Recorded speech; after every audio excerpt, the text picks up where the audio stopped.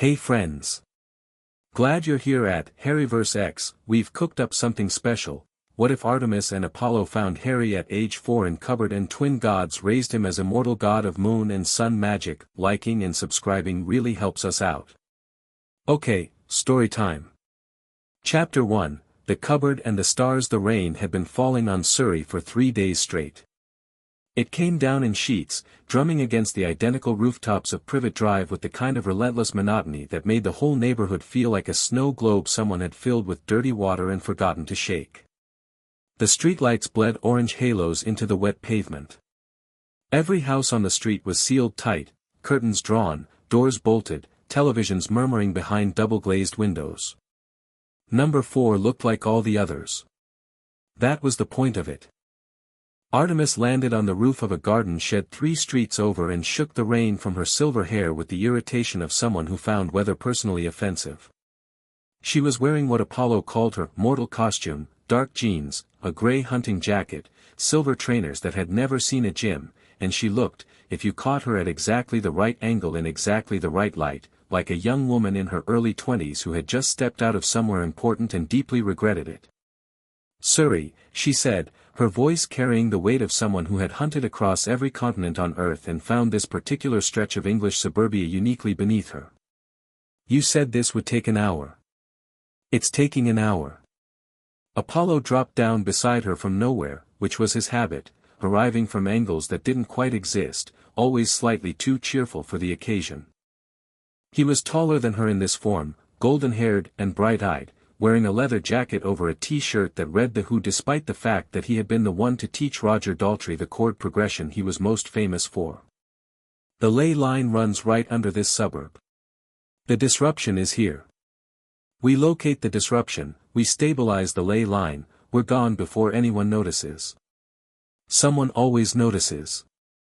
That's because you have a presence that announces itself, Artemis. Some of us have subtlety. She gave him a look that could have skinned a bear. You arrived in Athens last spring in a golden chariot. It was a metaphorical chariot. The mortals called it a solar flare. He grinned, and for a moment the rain seemed to ease slightly, as though the weather itself was uncertain how to respond to him. Come on. The disruption's 2 streets over. I can feel it. They moved through the rain like it wasn't there, because for them, strictly speaking, it wasn't. Mortals hurried under umbrellas. Gods walked where they chose and the universe generally had the good sense to accommodate them. Apollo felt the ley line beneath his feet like a bass note in a symphony, deep, resonant, running east to west under the whole suburb in a thread of ancient power that predated the houses, the roads, the country itself. Ley lines were the Earth's own nervous system, and this one had been singing slightly wrong for about 6 months. Nothing catastrophic. Just a persistent, low-level wrongness, like a string tuned a quarter-step flat. He had almost not bothered with it. There were bigger disturbances in the world, always were. But something had nagged at him. A feeling he couldn't name that sat just beneath the surface of his considerable divine awareness and refused to go away. They turned onto Privet Drive. Apollo stopped walking. Artemis took 2 more steps before she realized he'd gone still and turned back. What? He didn't answer right away. His head tilted, very slightly, like a musician catching a wrong note in an orchestra. His eyes, golden even in mortal form, swept the street slowly. The houses. The parked cars. The tidy gardens already battered by 3 days of rain. There's magic here, he said. There's magic everywhere. The ley line, not the ley line. His voice had changed. Not dramatically, Apollo rarely did anything dramatically unless he'd planned it, but the warmth had gone from it, replaced by something careful and precise. Something else. Something, he paused. Small. Artemis's attention sharpened immediately. She had spent millennia hunting things, and she understood, in the marrow of her divine bones, the specific quality of wrongness that Apollo's voice now carried. Not threat. Something closer to pain. Where? He pointed. Number 4, Privet Drive. They walked up the path together. The garden was immaculate despite the rain. Someone in this house cared very much about appearances. Window boxes.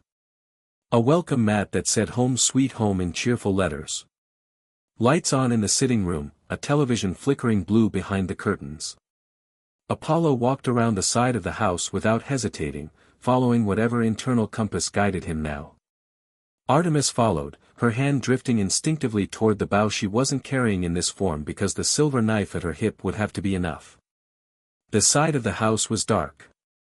A small window sat low in the wall, just above the foundation, half hidden by a dense evergreen shrub that had gone leggy and overgrown on this side where no one could see it from the street.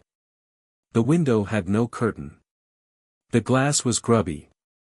Apollo crouched beside it. The room beyond was barely a room. It was the space under the stairs, the triangular cavity of dead air that most houses used for a vacuum cleaner and a broken umbrella stand. Except someone had put a cot in it. A thin mattress, gray with age. A single blanket that had been washed so many times it was more holes than wool. And in the cot, curled on his side with his knees drawn up to his chest and his dark hair plastered to his forehead with fever sweat, was a child. He was 4 years old. Maybe small even for 4. His clothes were several sizes too large, a t-shirt that hung off one shoulder, trousers that had been rolled up at the cuffs so many times the fabric had gone stiff. One shoe. The other was missing. There was a bruise across his left cheekbone that had gone green at the edges, which meant it was a few days old, not fresh, which somehow made it worse. He was shaking. Not crying, just shaking, the kind of quiet trembling that has long since given up expecting anyone to hear it. But the magic. The magic was extraordinary. It came off him in pulses, visible to divine eyes as something between gold and silver, a shifting, unsteady light that his body was producing without any control or intention, the way a struck bell keeps vibrating long after the hammer has fallen. Most 4-year-olds with latent magical ability produced a kind of ambient shimmer. This child was producing something closer to a contained fire. And underneath it, threaded through every pulse, was the specific resonance of a death curse survived. Apollo recognized it the way he recognized every note ever played by human hands, completely and immediately and with full understanding of what it meant. He survived the killing curse, he said. Artemis said nothing. She was looking at the bruise. Artemis. I heard you. Her voice was extremely quiet. Quieter than usual, which was quieter than most things. He's been in there a while. The cot, look at the marks on the wall. Those are tally marks. He's been counting something. Apollo looked. In the corner of the cupboard, just above where the child's head would be when he lay down, was a series of small scratches in the plaster. Groups of 5. Apollo counted them without wanting to. 243 days. He had been keeping track for 243 days. At 4 years old. For a long moment neither god said anything. Then Apollo stood up, and the temperature on Privet Drive dropped several degrees, because the god of the sun going cold was its own kind of weather system. The ley line, Artemis said. Yes. It's been disturbed because he's been disrupting it. Every time he has a nightmare, every time she stopped. Started again. His magic has nowhere to go. It's been bleeding into the ground. For 243 days, Apollo said. At least. They looked at each other across the small grubby window and the darkness beyond it, and something passed between them that didn't require words, a conversation conducted entirely in the language of divinity and old partnership that stretched back before Rome, before Greece, before the first human being had ever looked up at the sky and needed something to look back. Then Apollo straightened his jacket, walked to the front door of number 4, Privet Drive, and knocked. The sound that followed was the domestic shuffle of a large man interrupting his evening routine, the grunt of weight shifting from a sofa, footsteps heavier than strictly necessary, a security chain rattled. The door opened 4 inches and Vernon Dursley, pink-faced and suspicious in his dressing gown, looked out. Whatever you're selling, he began. We're not selling anything, Apollo said pleasantly. We're here about the child in the cupboard under your stairs. The 4 inches became 2. Don't know what you're talking about. Vernon. It was Petunia, appearing at her husband's shoulder, thin as a wire with a face that went very still in a way that wasn't stillness at all but rather the careful management of expressions that she had spent years practicing. Who is it? Nobody. Go back inside. My name is Apollo, said Apollo, and this is my sister Artemis, and we would very much like to come in. It's raining rather heavily. He smiled, and it was the kind of smile that suggested the rain was the least significant thing about this situation but that he was choosing to be civilized about it. You can't just, Vernon. Artemis spoke for the first time. She had come around from the side of the house and was standing slightly behind Apollo and to his left, and her voice had the quality of a bowstring pulled to full tension, not loud, but carrying an implication of release that every instinct in Vernon Desley's rather limited but quite finely tuned sense of self-preservation immediately registered. Open the door. He opened the door. The sitting room of number 4 was exactly what it looked like from outside, determinately ordinary, obsessively tidy, full of the specific aggressively pleasant decor of people who needed their home to say everything was perfectly fine.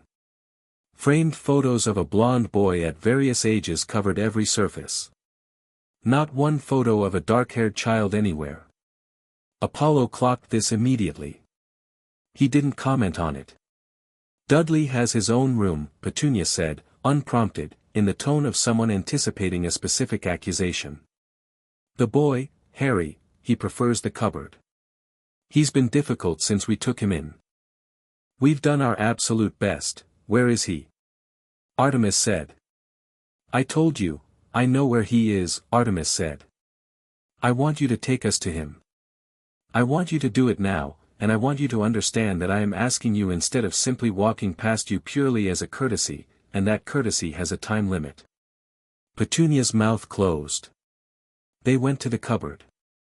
Vernon unlocked it. There was a lock on the outside, a padlock on a latch that had been screwed into the door frame with the kind of careful attention that meant it had been installed deliberately rather than improvised, and pulled the door open, and the small yellow light from the hallway fell across the thin mattress and the single threadbare blanket and the child who had stopped shaking, not because he'd improved, but because he'd gone very still in the way small animals go still when a larger thing is suddenly near.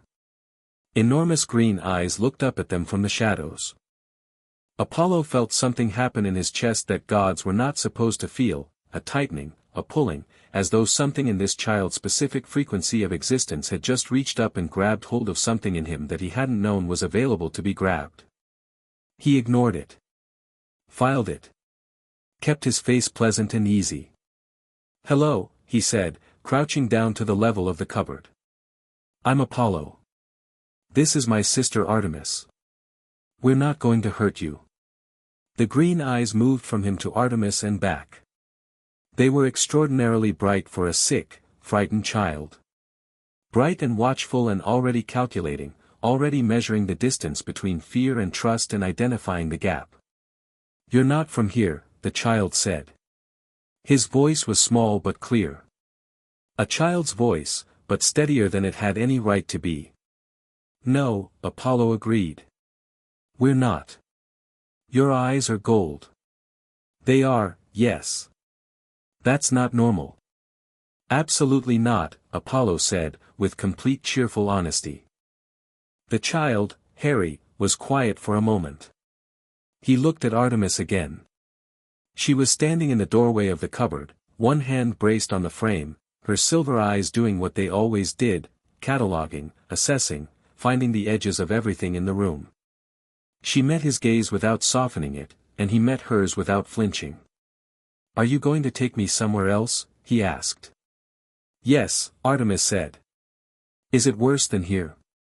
The silence that followed that question was not comfortable. It settled over both gods like something heavy and true, a 4-year-old who had been in a locked cupboard for 8 months, who had been counting the days, who had never in his short life been given enough reason to assume that elsewhere meant better. No, Artemis said, and her voice was different now. It still wasn't soft. But the tension had gone from it, and in its place was something older and more absolute, the certainty of a divine promise, which was not the same thing as a human promise at all. It is not worse than here. I can tell you that as a fact. Harry looked at her for a long moment. Then he held out his arms, the way small children do when they have decided to trust someone, completely, without qualification, offering the whole of themselves, because children do not yet know how to trust by halves. Artemis took him. She picked him up as though she'd done it before, which she hadn't, not in several thousand years, and held him against her shoulder, and the child pressed his face into her neck with the exhausted relief of someone who has been holding their breath for a very long time. Apollo stood up. He turned around to face Vernon and Petunia Desley, who had been standing in the hallway through all of this with the expression of people who had been hoping this situation would resolve itself in a way that required nothing from them, and he looked at them, and what happened to his face was not anger, exactly. It was worse than anger. It was the clear, full, unhurried attention of a God who healed things and therefore understood precisely what damage looked like and could enumerate every single piece of it. "He's been here since November," Apollo said. It wasn't a question. "He was left on our doorstep," Vernon started, "we never asked. He has a fever of 102. He has a healing bruise across his left cheek. He weighs approximately 28 pounds, which is the average weight of a child 2 years younger than he is. He has been sleeping on a mattress that was last replaced when Thatcher was in her first term, in a cupboard with no heat source, with a lock on the outside of the door." Apollo's voice stayed even throughout all of this.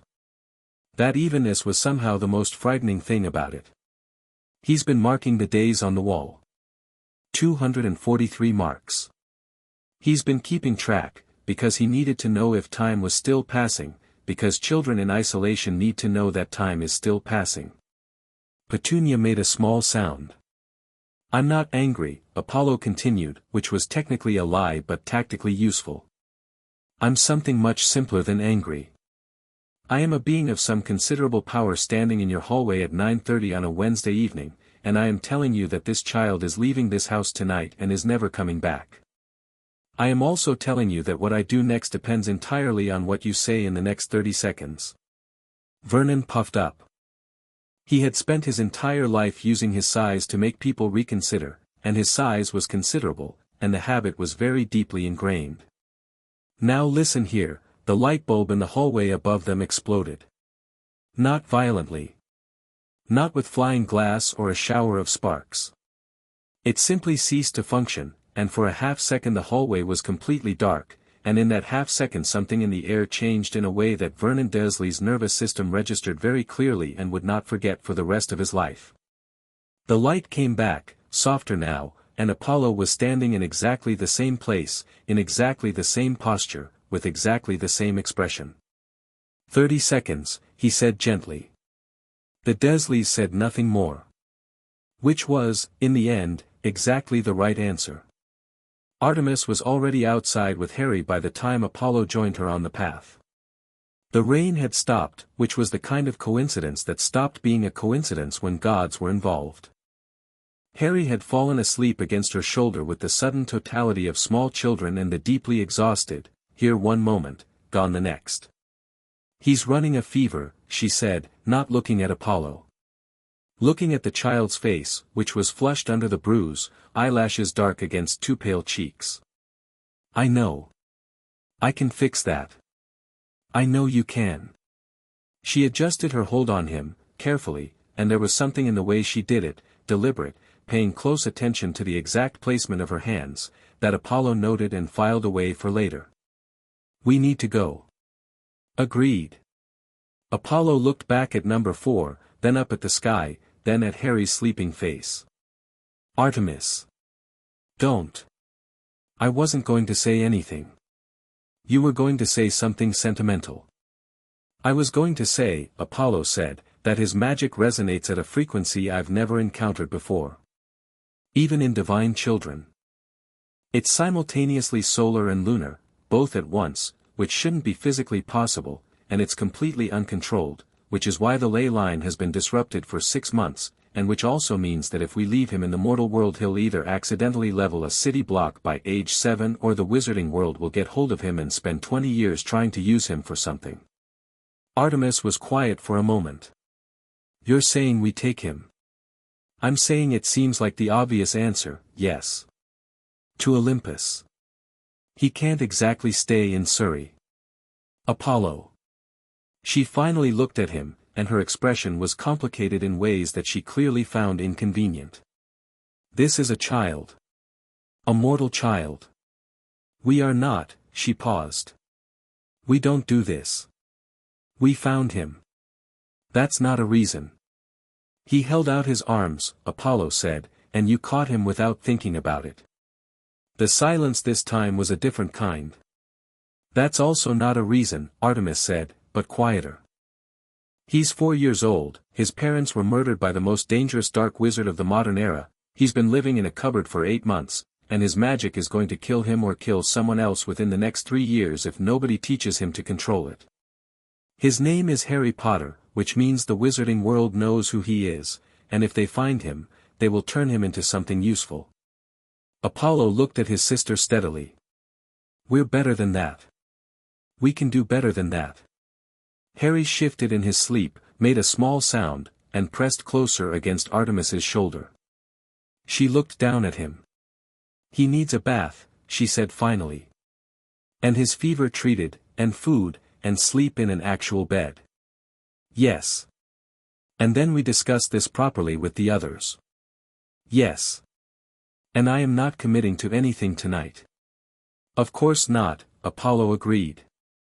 They stepped sideways out of the mortal world between one raindrop and the next, and Privet Drive was quiet again, and number 4 sat in the orange glow of the streetlights looking like every other house on the street, which was exactly what the Dursleys had always wanted. Olympus at night was not what mortals imagined. The ancient descriptions were technically accurate but spiritually incomplete. Yes, there were marble columns and fields of asphodel and light that came from everywhere and nowhere at once. But there were also arguments. Constantly. And someone's peacock had gotten into the garden again, and Hephaestus had left his forge running and the whole eastern wing smelled of hot iron and the particular kind of smoke that came from experimental metalwork, and Hermes was asleep on a cloud somewhere above the palace and making sounds that no one wanted to investigate. Artemis brought Harry through a side entrance she preferred for its complete lack of other gods in the immediate vicinity. She had a set of rooms on Olympus that she rarely used, she preferred her forests, her hunt, her moonlit mountain ranges, but the rooms were there, and they were quiet, and they had a bath, which was the immediate priority. The child woke up during the bath, which she'd been expecting, and the waking up involved approximately 4 minutes of confused, frightened crying that she handled with the practical efficiency of someone who had spent millennia dealing with wounded things, quietly, without fuss, letting him cry himself back to coherence while she held him out of the water so he didn't inhale any. When the crying stopped, he looked at her with red-rimmed green eyes and said, "Sorry," in the small automatic way of a child who had learned to apologize for crying. "Don't apologize," she said. "Aunt Petunia doesn't like it when you're not at Aunt Petunia's." He looked around the bathroom, the silver-veined marble, the tiles that caught the light in blues and greens, the towels that were large and impossibly soft and the precise shade of moonlight. A bathroom so different from the single cold water tap on the side of the house that he'd been permitted to use on Sundays that it might have been a different dimension entirely.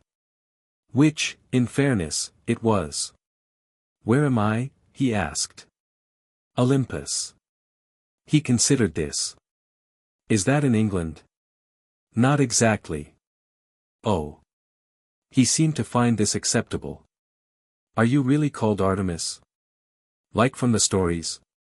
She handed him a towel. "What stories?" "At school, before they said I wasn't allowed to go anymore, we had books with Greek gods. Zeus and Poseidon and Apollo and Artemis." He looked at her with focused attention. "Artemis is the moon goddess. And the huntress. She has silver arrows." "I do have silver arrows," Artemis confirmed. "They're not here at the moment. Can I see them someday?" "Possibly." He nodded, apparently satisfied with possibly, and wrapped himself in the towel with the earnest determination of a child who had learned to manage most things independently. She found him clothes. This required a brief detour through divine logistics that mortals would have found incomprehensible, but that amounted to thinking about what was needed and it existing, and he got dressed with the focused attention he seemed to apply to everything, including the socks, which he checked twice. "You checked the socks twice," she observed. "If the socks aren't right you can't think properly," he said, with complete sincerity. She almost smiled. Almost. Apollo had set up the adjoining room with a bed that was, objectively speaking, the single most comfortable sleeping surface in the known world, and had arranged food on the table beside it, not a feast, nothing theatrical, just bread and cheese and fruit and a glass of something warm that smelled of honey and had mild healing properties that he'd calibrated carefully to a 4-year-old system. He was sitting in a chair by the window when they came in, lyre across his knee, playing something quiet and old that didn't have a name because he'd written it before music had names. Harry stopped in the doorway and stared. "The gold eyes again," Harry said. "Can't help it," Apollo said. "My natural state." "Don't worry, you'll get used to it." Harry walked in and sat on the edge of the bed and looked at the food and then back at Apollo. "Is that for me?" "All of it, yes." He ate carefully and thoroughly, which was worse than if he'd eaten desperately, because it meant that careful was what he'd learned. He ate like someone who had taught himself not to want too much in case it was taken away, measuring out the pace of it, checking the portions. Apollo played and said nothing, because he understood the particular importance of silence when something wounded was becoming brave. When Harry had eaten, he lay down on the pillow and his eyes went heavy immediately, but before they closed he looked at Apollo and said, with the sleepy directness of children who haven't yet learned to be indirect, "Are you going to send me away tomorrow?" "No," Apollo said. "Promise?" "Yes." "How do I know you keep promises?" "I'm the god of prophecy," Apollo said. "I don't make promises I'm not going to keep." Terrible for the brand. Harry seemed to find this satisfying. His eyes closed. Within 60 seconds he was asleep, and the magic came off him even then, that strange double signature, solar and lunar braided together in a way that Apollo had spent the last hour trying to understand and was no closer to understanding. It was beautiful, actually. Strange and uncontrolled and raw as an open flame, but underneath the chaos of it there was something with tremendous structural integrity. Something that knew, even if its owner didn't yet, what it was supposed to become. Artemis was standing by the door, arms crossed, watching Harry sleep with an expression she clearly didn't realize was on her face. Apollo watched her for a moment, then looked back at the child, then looked at her again. "You're going to argue," she said, without looking at him. "I wasn't planning to argue." "You're going to make a case." "I don't need to make a case," Apollo said. "You already decided." She was quiet. "You didn't set him down," Apollo said. "From the time you picked him up until he sat on the bed himself, you didn't set him down. You could have put him in a chair, handed him to me, any number of practical options. You held him. He was asleep. It would have woken him." "Artemis." She looked at her brother, and her expression was multiple things at once in the way that a god's expression sometimes was, layers of feeling laid over each other, none of them quite canceling the others out. Wariness. Something fierce and territorial that was newer and more surprising than it should have been. Uncertainty, which was the rarest thing of all. "The council," she said. "I'll handle the council." "Zeus won't, Zeus will do what I ask," Apollo said, "because I'm going to ask nicely for exactly as long as it takes him to say yes, and he's going to say yes because the alternative involves me being dramatically inconvenient for several centuries and he knows it." Despite herself, Artemis's mouth curved slightly. "You're going to threaten Zeus." "I prefer the word persuade. What do we even call what we're doing?" "He's mortal." We can make him immortal," Apollo said. "It's been done before. Dionysus. Heracles. Asclepius before the unfortunate incident. It's within our gift, jointly. And his magic, Apollo looked at the sleeping child, at the silver gold light pulsing softly around him even in sleep. Artemis, his magic is already half divine. Something happened when that curse hit him. I don't know what, I've never seen anything like it, but something in the universe intervened when he survived, and whatever it was, it left a mark. The scar, she said. The scar. And more than the scar. He carries something. A resonance. Apollo set the lyre aside. I think we found him because we were supposed to find him. Not because of fate, I'm not saying that. I've spent 600 years arguing with the fates and I'm not about to start agreeing with them now. But I think whatever happened to him called out, and we were the ones close enough to hear it. Artemis looked at Harry for a long moment. He asked if it was worse than the cupboard, she said quietly. 4 years old. And that's the bar. That's the entire height of his expectations. Worse than a cupboard. Yes. We can do better than that. Significantly better, yes. She looked at him. Together, she said. Equally. I am not, she paused. I won't be a secondary figure in his life. I won't be the distant one while you take the lead. Of course not. He needs both of us. He needs, Apollo thought about the way the magic looked coming off the child, solar and lunar, both threads equally present, equally necessary. He needs exactly both of us. And when he's old enough. His mortal world. The wizarding world. He has a history there, a destiny that those people believe in very strongly. When he's old enough, Apollo said, he'll make his own choices. That's the whole point. He gets to be the one who decides. Another long silence. Then Artemis uncrossed her arms, moved to the chair on the other side of the bed, and sat down. I'm not committing to anything, she said. Absolutely, Apollo agreed, picking the lyre back up. Tomorrow we speak to the council. Tomorrow. And you handle Zeus. My absolute pleasure. And, she stopped. Looked at Harry's sleeping face. Something crossed her expression that she didn't name. And if he wakes up again, don't let him think he's alone. I won't, Apollo said. He played, soft and quiet, through the rest of the night, and Artemis stayed, and the light around the sleeping child gradually steadied from chaotic to calm, not controlled, not yet, but finding a rhythm, pulse by pulse, as though even in sleep something in Harry Potter recognized that the people watching over him were not going anywhere. The council the next morning was exactly as complicated as expected and resolved exactly as Apollo had predicted. Zeus, seated on something that was definitely a throne regardless of what he chose to call it, listened to the proposal with the expression of a man who had long since accepted that his twin children were forces of nature that operated best when not actively opposed. Hera was coldly interested. Poseidon was uncharacteristically quiet, studying the mortal child standing beside Artemis with genuine curiosity. Athena had a look that Apollo recognized as the one she wore when she was thinking very quickly and had already identified several angles that others hadn't.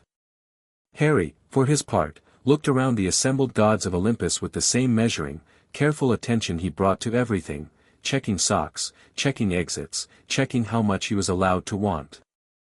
He didn't look frightened. This, more than anything, was what made everyone pay attention. Zeus stood up from his throne, a physical gesture that he made when he wanted to establish size as a conversational tool, and he was enormous, which was technically always true but more visible when deliberate. He looked down at the child from a height that made mountains seem modest. Harry looked up. You're Zeus, Harry said. I am, said Zeus. You're bigger than I thought. A beat. Then, from somewhere in the assembled council, something that sounded like Hermes unsuccessfully suppressing a laugh. Zeus looked at Apollo. Apollo looked back with the expression of someone whose expression was entirely under control. The child is insolent, Zeus said. The child is 4, Artemis said. And he's been through considerably more than you have this week, which is saying something. His name is Harry, and he's staying. You don't simply decide, I don't, Artemis said. We do. Apollo and I, jointly. It's within our right and our gift. We're not asking permission, Zeus. We're informing the council. Zeus was quiet for a moment. His eyes moved back to Harry, to the light that moved around the child even here, even in the full presence of divine power where it should have been overwhelmed. He watched it. Solar and lunar, braided, impossible. Show me, he said, and his voice had changed, less theatrical, more genuine, the voice of an extremely old being who has seen nearly everything and is now encountering something unexpected. Harry didn't know what he meant. He looked at Artemis. Just be still, she told him. He stood still. And the magic moved around him, unhurried, unstable, beautiful, reaching up toward the vast ceiling of the council chamber in twin threads of gold and silver that twisted around each other without merging, distinct and cooperative at once, two lights that were different things but went the same direction. Zeus sat back down. The theatricality had left him, replaced by something more careful and more real. There is an old word, he said, eventually, that we have not used in many years. It means given by gods. Made divine by choice and love rather than by birth. He looked at Apollo, then at Artemis. You are certain? Yes, they said together. Zeus looked at Harry once more. Then let it be so. The process of conferring immortality and dual divine power on a mortal child was not a ceremony. There was no ceremony for it, because it had happened so rarely that no one had thought to design one. What it was this: Artemis placed her hand on the child's left shoulder and opened something in herself, not the hunt, not the moon's cold light, but something older and deeper, the specific frequency of what she was, and let it move through her hand into the child's body the way that moonlight moves through still water, changing the color of everything it reaches. Apollo placed his hand on Harry's right shoulder and did the same, opened the warm channel of what he was, solar and creative and healing and prophetic, and let it pour through the contact without controlling where it went, trusting the child's own magic to receive it correctly. Harry made a sound, not pain, or not only pain, but the sound of something tremendous being introduced to something small and the small thing discovering it is not, in fact, small at all. He went rigid between them, his eyes open and flooding with light, not one color but two, silver from the left, gold from the right, fighting briefly for dominance and then, as divine magic sometimes does when it encounters something genuinely extraordinary, simply deciding to coexist. The tally marks on the walls of a cupboard on Privet Drive didn't stop existing. The bruise on the child's face didn't unhappen. But the child standing between two gods on Olympus, small enough to fit under a staircase, with borrowed clothes and mismatched shoes and a scar on his forehead shaped like lightning, that child stopped shaking. And the magic, for the first time in 8 months of pressing itself against the walls of a locked door looking for somewhere to go, found its shape. It went up. Both threads of it, silver and gold, spiraling upward toward the sky above Olympus, and through the sky, and outward, until somewhere above the atmosphere they became, very briefly, two stars that hadn't been there before, one the color of moonlight, one the color of summer noon, burning next to each other, distinct and together, both permanent. Harry looked up at Apollo's face and said, with the absolute sincerity of a 4-year-old who has just had the foundations of his world completely rearranged and has decided to proceed anyway, does this mean I live here now? Yes, Apollo said. With you and Artemis? With us. Harry thought about this. Okay, he said. I need to check the socks again. The left one came down during all that. Apollo laughed, genuine, surprised, full. It rang off the marble of the council chamber and bounced across the faces of assembled gods who had not expected to be charmed today. Artemis crouched down in front of Harry and fixed the sock with a precision that suggested she'd been doing it for years. Better, she said. Better, Harry said. And that was that. Chapter 2, 7 Years of Stars and Fire. The first thing Harry learned on Olympus was that gods argued constantly. Not the dramatic, lightning-bolt variety of argument that the old myths described, though that happened too, occasionally, and was genuinely impressive, but the ordinary, persistent, daily variety. Who had left the celestial forge running? Whether Apollo's latest musical composition was innovative or simply loud. Whether Artemis's hunting party had the right to use the eastern mountain range for 3 consecutive months without consulting Poseidon about the watershed. Harry found this deeply reassuring.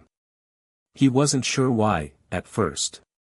Later he would understand that it was because people who argued were people who were present, who cared enough about things to disagree about them, who hadn't gone away. The cupboard had been quiet. He filed this understanding away at age 4 without the vocabulary to express it and simply enjoyed the noise. His first week on Olympus was mostly recovery. The fever broke on the second day under Apollo's hands, which glowed faintly gold when healing, something Harry watched with absolute focused attention and no fear whatsoever. The bruise on his cheek faded. He slept enormous quantities, the deep unguarded sleep of someone whose body had decided that now, finally, it was allowed to repair itself. He also ate constantly, which Apollo found both heartbreaking and logistically straightforward, and asked questions at a rate that impressed even Athena, who had visited on the 3rd day under the guise of bringing a book as a gift but actually to evaluate the child that her twin siblings had apparently collected. "What's that?" Harry pointed at the book. "A history of the mortal world," Athena said, which was a simplification but a workable one. "All of it?" "Volume 1 of several thousand." Harry's face did something complicated that landed on determined. "Can I borrow them?" Athena looked at Apollo over the child's head with an expression that said several things simultaneously, the topmost of which was "I see what you mean." "You can have them," she said. By the end of the first month, Harry had read the first 40 volumes and had opinions. By the end of the first year, he had stopped apologizing for crying, stopped checking whether food was going to be taken away, and called Apollo by name without the careful deference he'd initially layered around it like patting around something breakable. He called Artemis Artemis, always. She had asked him not to call her anything else, but he said it the way you say the name of something that belongs to you, not the way you say the name of something you're afraid to break. He called Olympus home. Not immediately. But by the time he was 5, it was simply the word that came when he needed it. The magic training started because of the incident with the fountain. Harry had been 6. He'd been in a disagreement with Hermes' son, a quick, clever boy named Elias who visited Olympus twice yearly and who had decided on this particular afternoon that Harry was too serious about his books, and Hermes' son had knocked said book into the reflecting pool in the East Garden, and Harry had been angry in a way that he didn't have enough experience with to manage, and the fountain had erupted. Not a small eruption. The fountain was a 12-foot marble structure featuring 3 bronze horses, and the eruption sent all the water, the horses, and approximately 40 square feet of marble flagging 20 feet into the air in a column of silver-gold fire that burned cold and hot at once and left, when it came back down, a scorched circle in the garden and 3 very startled peacocks. Hermes' son looked at the scorched circle. Looked at Harry. "Cool," he said, with the simple admiring pragmatism of a divine child, and retrieved the book from where it had landed in a rosebush. Harry looked at his own hands, which were trembling slightly and giving off the last of the flare, not fear trembling, but the aftershock of power that had moved through a channel too small for it. He went and found Artemis. She was in the armory, doing what she did most afternoons, which was maintaining equipment with the focused methodical attention that he had come to understand was her version of thinking. She had a hunting knife across her knee and a whetstone in her hand and the particular set to her expression that meant she was working something out. "I broke the fountain," Harry said from the doorway. She looked up. Looked at him. Looked at the faint residual shimmer around his hands. "The East Fountain?" "The big one." "The horses?" She was quiet for a moment. "Were you angry?" "Yes." "At the fountain?" "At Elias. He threw my book in the water." He paused. "He said sorry after. And he got the book back. It's only a bit wet." "So you're not angry now?" "No. I'm worried about the fountain." "The fountain can be rebuilt." She set the knife down and looked at him properly, the full weight of her attention, which was one of the things he'd learned to value because she didn't give it easily. How did it feel when it happened? He thought about it. Honestly, the way he'd learned to think about things that mattered, without rushing to the comfortable answer. Like something that needed somewhere to go and found a door.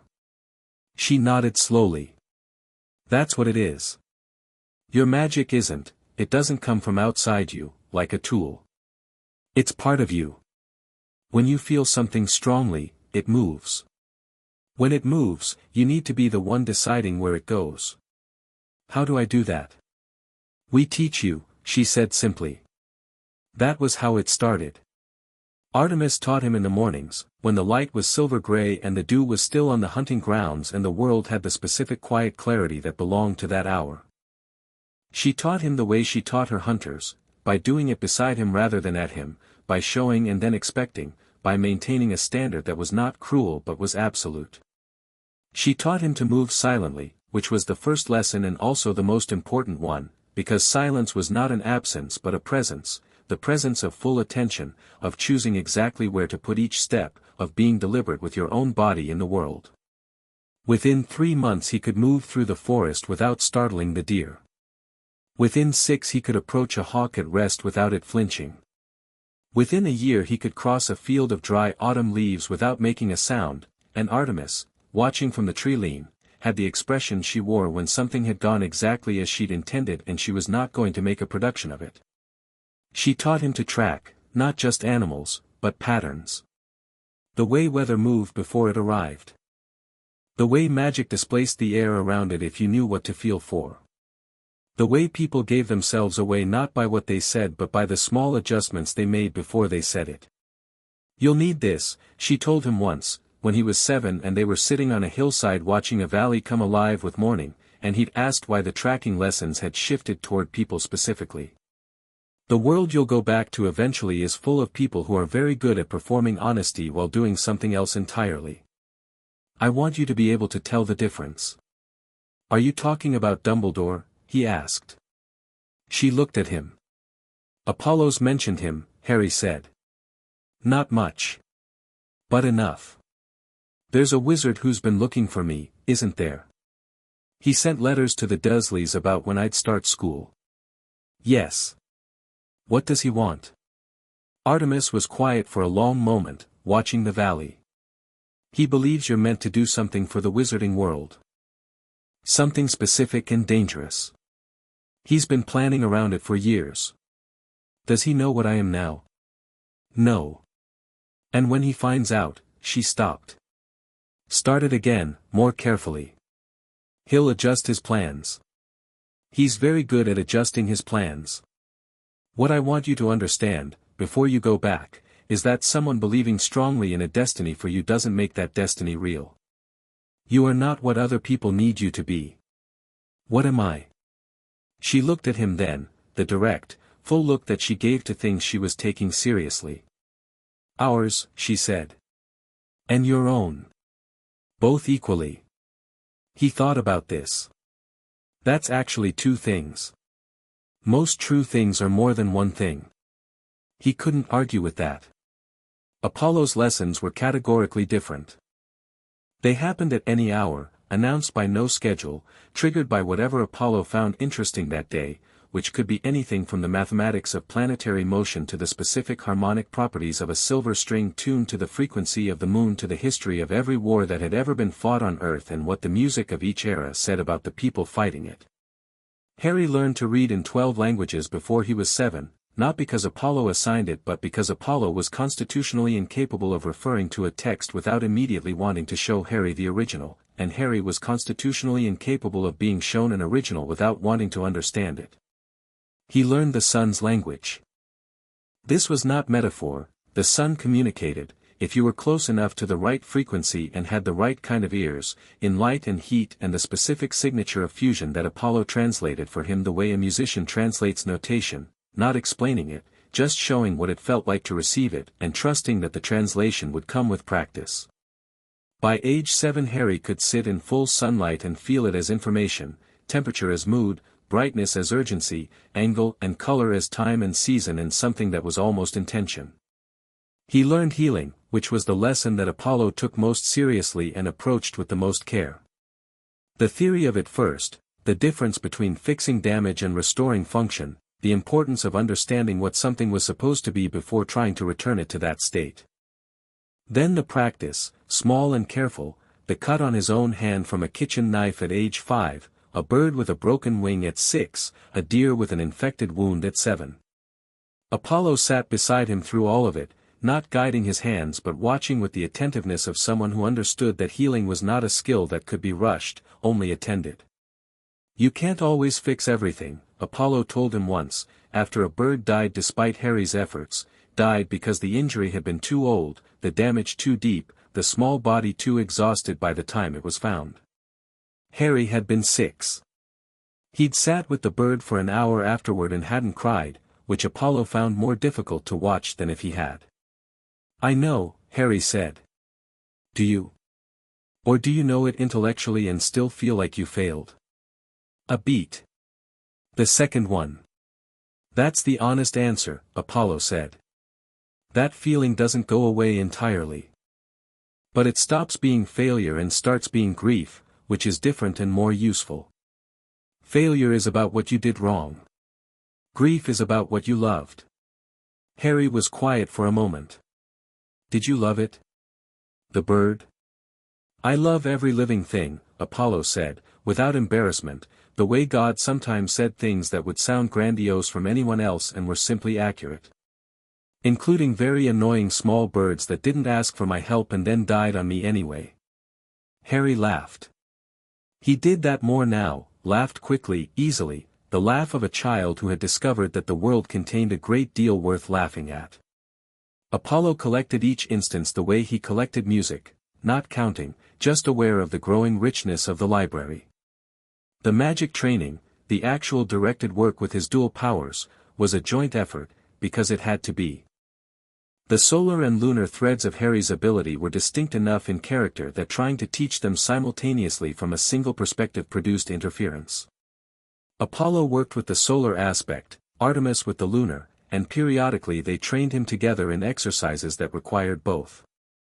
This was where Harry was most himself, in those joint sessions. Most completely, visibly, exactly what he was. The lunar magic was silver and quiet and precise, it worked in clarity and truth, in revealing what was hidden, in pulling back the obscuring layer of illusion that the world routinely placed over itself. Under Artemis's guidance Harry learned to use it the way she used her sight in the forest, not brute force illumination but the careful, patient removal of darkness from exactly the right angle. By age 8 he could cast a moonfire circle, a ring of silver light that revealed everything within it as it truly was, stripping glamours and compulsions and false faces with the calm completeness of a full moon cresting a clear horizon. The solar magic was gold and expansive and relentless, it worked in warmth and truth of a different kind, in the honest clarity of full noon light that left nothing in shadow, in creative power and destructive force held in constant tension that had to be managed deliberately or it would resolve itself however it pleased. Apollo worked with Harry on control first, for years, because solar power without direction was the most dangerous thing Harry owned. But once the control was there, once Harry understood the discipline of it not as a cage but as a choice, the range of what it could do was staggering. At age 9, during one of their joint sessions in the training ground Hephaestus had built them, a wide valley of stone and fireproof material that Apollo had requested, somewhat tactfully, after the fountain incident, Harry produced for the first time a true dual casting, solar and lunar power deployed simultaneously from separate hands, two distinct working in coordination, each doing something the other couldn't. He was targeting a series of stone constructs that Hephaestus had made for the purpose, articulated stone figures the height of a man, designed to move and require genuine combat. The right hand produced a pulse of sun fire that struck the first construct and shattered it cleanly. The left hand produced a moonfire wave that swept across the second and third and revealed the fourth, which had been glamour to look like open ground, standing exposed behind it. He hit the fourth with both at once, a convergence that produced a flash of light the color of neither gold nor silver but something that existed between them, a color that had no name, and the construct ceased to exist in any structural sense. Harry stood in the settling dust, breathing slightly harder than normal, both hands still lit. Then he looked at Artemis and Apollo, who were watching from the edge of the valley. Again, he said. Apollo turned to Artemis. She turned to Apollo. Again, they agreed simultaneously. He was 8 when he asked about his parents. He'd known their names for a while, James and Lily Potter, both magical, both dead on the same night he'd gotten his scar, both heroes in the wizarding world by all accounts. He'd read about it in the histories of the British magical community that Athena had provided. He'd known, in the factual sense, since he was about 6. But knowing was different from asking, and asking was different from sitting with the answer. He found Apollo in the music room, a room that was technically a music room but was also, at various times, a library, a thinking space, a place where Apollo went when the rest of Olympus felt too bright, at 9 in the evening with a bronze lyre and no particular urgency. "Tell me about my parents," Harry said. Apollo set the lyre down. "What do you want to know? What were they like? Not what the books say. What they were actually like." Apollo was quiet for a moment. Not the quiet of someone composing a comforting lie, but the quiet of someone taking a question seriously. "I didn't know them personally," he said. "I know the magical world, in the broad sense, but not every person in it. But I know things about people who are remembered the way they're remembered." He paused. "Your father was brave in the specific way of people who find it difficult to be afraid, which sounds like strength but can also be a vulnerability, because courage that comes easily sometimes doesn't calculate the cost. Your mother was brave in the harder way, the way that knows the cost and pays it anyway. She's the one who died facing the curse rather than stepping aside. She didn't have to. There was a way out." Harry processed this. "Why didn't she take it?" "Because you were behind her." Silence. "She loved you," Apollo said, simply. "Whatever else happened that night, whatever choices and tragedies and failures of other people led to it, she loved you. That part is not in any doubt." Harry sat on the floor beside the chair, which was his preferred listening position, and was quiet for a while.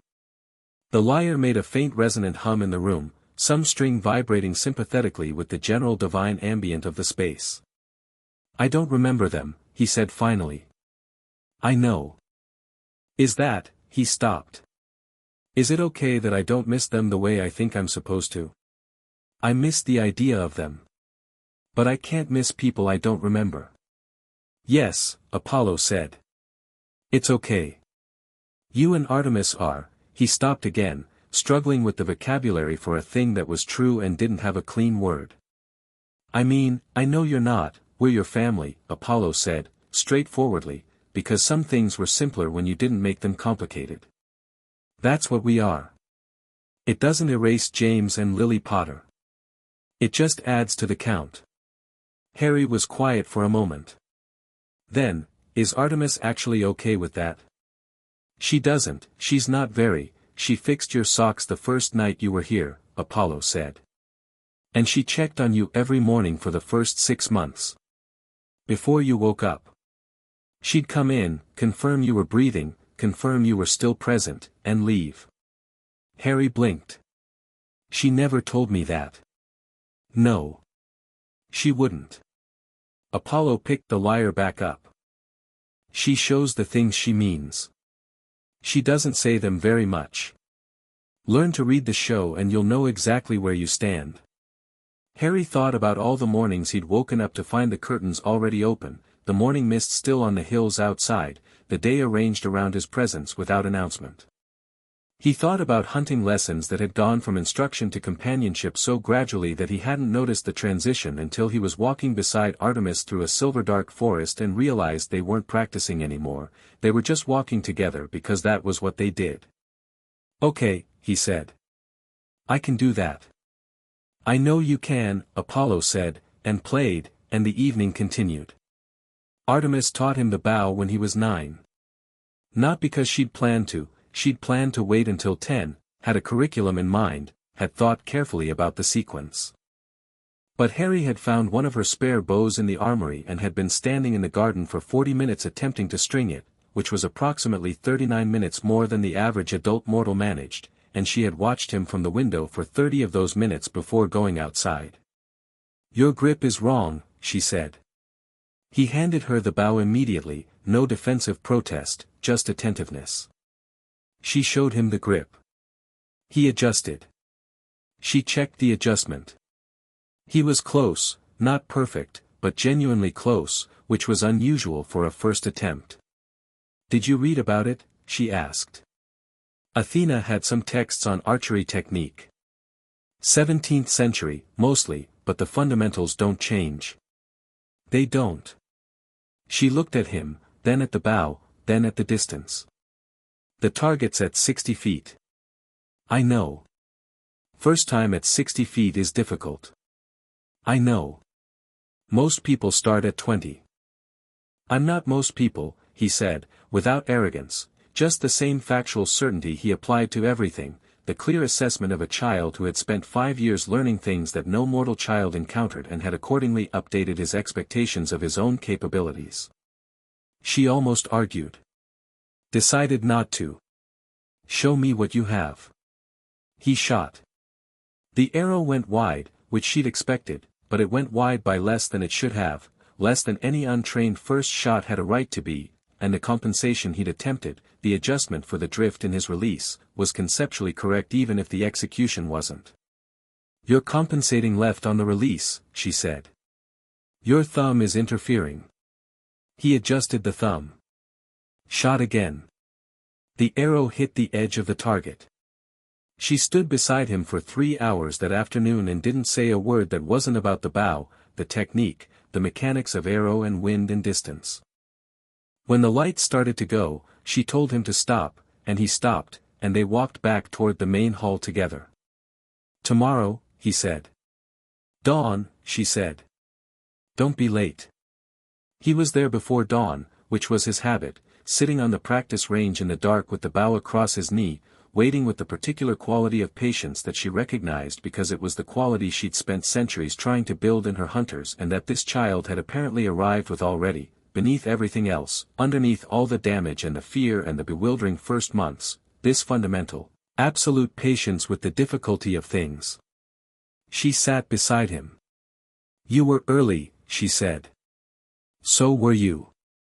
She didn't answer. The sun came up, golden and slow, and Harry lifted his face toward it with the unconscious reflex he'd developed for receiving Apollo's aspect of his power, and the light lit him up, literally, a faint solar shimmer catching on the edges of his dark hair and green eyes, the mark of what he was. "Artemis," he said, not looking away from the dawn. "Yes. I'm glad you found me." She was quiet for a moment. The sunrise continued. A hawk passed overhead on its morning thermal, slow and deliberate. "So am I," she said. She didn't say it like a revelation. She said it like a fact she'd established some time ago and was simply confirming. The way you confirm the time, or the weather, not discovering it, just acknowledging what's already true. Harry smiled. He had a particular smile, she'd noticed it because she noticed everything, that he used only when something landed exactly where he needed it to. Not the easy, frequent laugh that Apollo had coaxed out of him in the first year. This one was quieter and meant more. He picked up his bow. She picked up hers. They shot into the dawn until breakfast, and neither of them spoke much, and it was one of the better mornings in a long series of better mornings, which was the only way to describe what the years on Olympus were, taken together, a long series of better mornings. He was 10 when he had his first genuine fight with Apollo. It had been building for a few weeks. Harry had found a prophecy. Not the prophecy, exactly, though that was connected to it, just a record of it, a fragment of one of Apollo's older prediction archives, in a room he wasn't supposed to be in, which he'd accessed by the simple method of asking Athena how the locking mechanisms worked and then reverse engineering them, which Athena had apparently not anticipated when she'd explained the theory. The prophecy concerned him. His scar. Voldemort. The words "neither can live while the other survives" sat in his mind with the weight of something he couldn't put down. He found Apollo in the music room and put the fragment on the table between them. Apollo looked at it. His expression, normally easy and warm and quick-moving, went very still. "You broke into my archive," he said. "Yes. I'm going to deal with that in a moment. First," he looked up. "What do you want to know? Is it real?" Harry said. "Is that what I'm for? Kill Voldemort or get killed by him, those are the options, pick one, and everything you and Artemis have done is just," he stopped. Started again. "Is this why you took me? Because of the prophecy?" "No," Apollo said, immediately and without qualification. "We took you because you were in a cupboard and you were 4 years old and you held out your arms and Artemis caught you. But you knew about the prophecy." "I knew about it. I didn't tell you about it. Those are different choices and I made both of them deliberately, and I stand by both of them, and if you want to be angry at me for it then be angry." Harry was angry. It came off him in a wave, the solar magic flaring gold around his hands, the lunar answering in silver, the double signature of his power responding to genuine emotion, which it did now in a controlled way, shaped and directed rather than the chaotic eruption of the fountain, but fully felt. "Why?" he said. "Why not tell me?"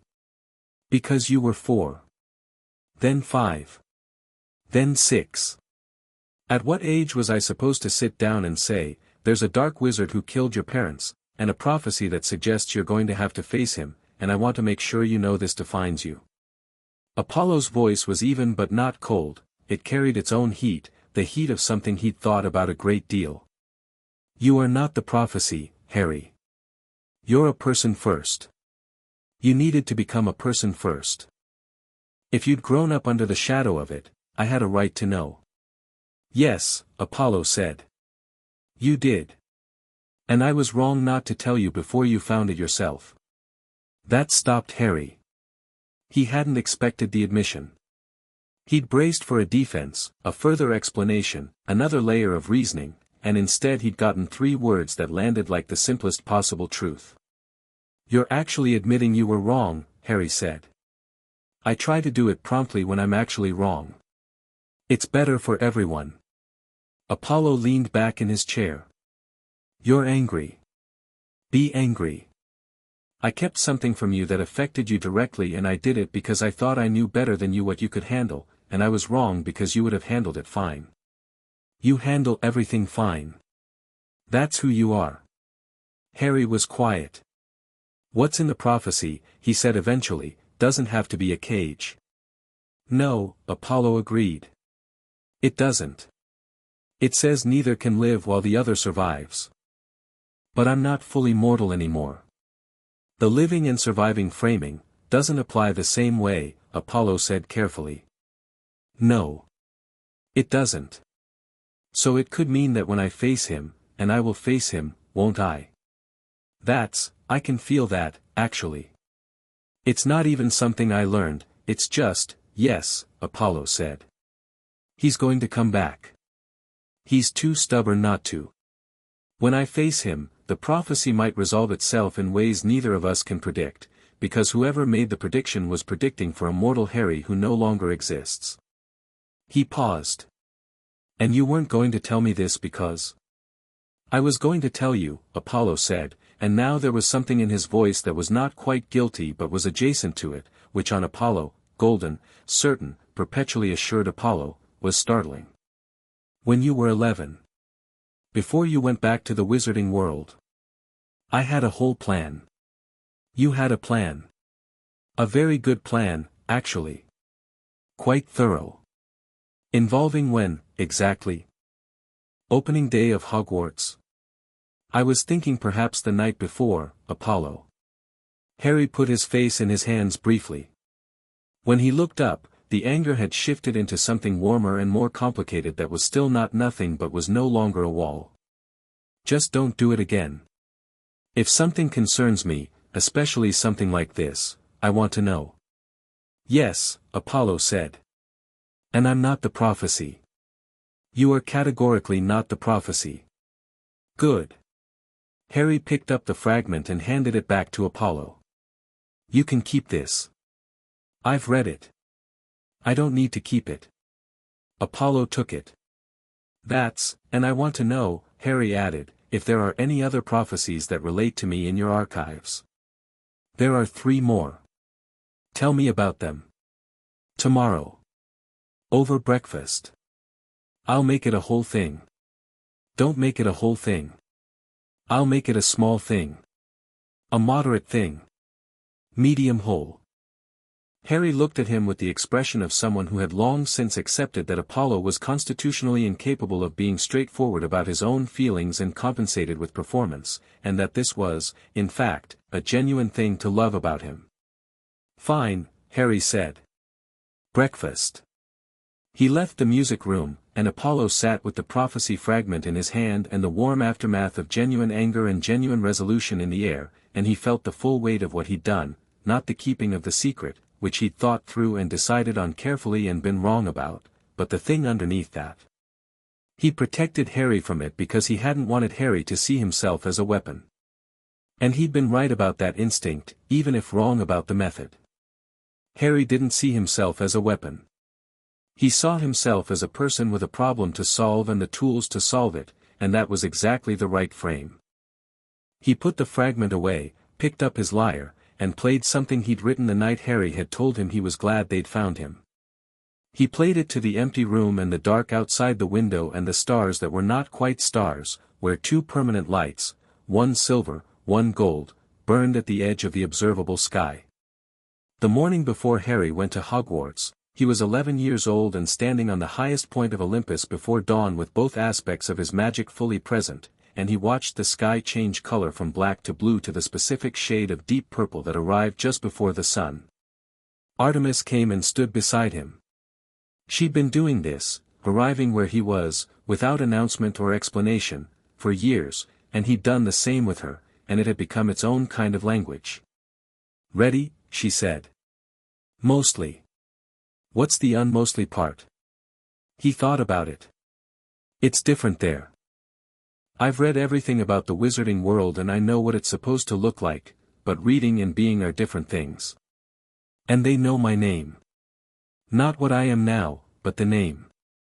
Harry Potter. They have expectations. Let them. You're not worried that they'll, no, Artemis said.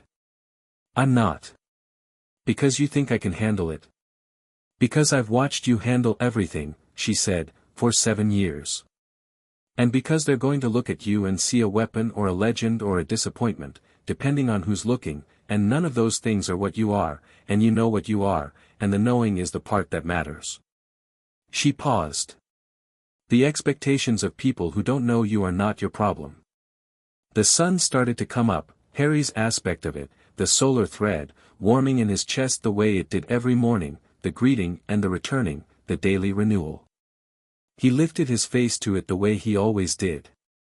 Apollo wants to walk me through Diagon Alley, Harry said. He told me. He has a disguise. He's had 12 disguises in the last month. He keeps asking me which one is most inconspicuous. What do you tell him? That his fundamental problem is not the hair. Harry laughed. What are you going to do while I'm at Hogwarts? Hunt, she said. Check in. Keep an eye on the school. A pause. Make sure the castle still has enough of the old magic in it to manage what you bring with you. You think Hogwarts can handle me? Hogwarts is 4,000 years old and built on one of the strongest ley lines in Britain. It'll be fine. She looked at him sideways. Besides, it already tried to send you letters. It wants you. The 17 letters. They'd arrived over the course of a week, owls descending on Olympus with an increasingly baffled persistence, one after another, the Hogwarts owl system apparently unable to compute why its target was not responding and defaulting to escalation. Apollo had kept them in a pile on the kitchen table and refused to open them on the grounds that Harry should open his own letters, until there were so many that the pile had become a structural engineering concern and Hephaestus had made a comment. Harry had opened all 17, read them in order, and sorted them by date. I'm going to miss this, Harry said. Not mournfully.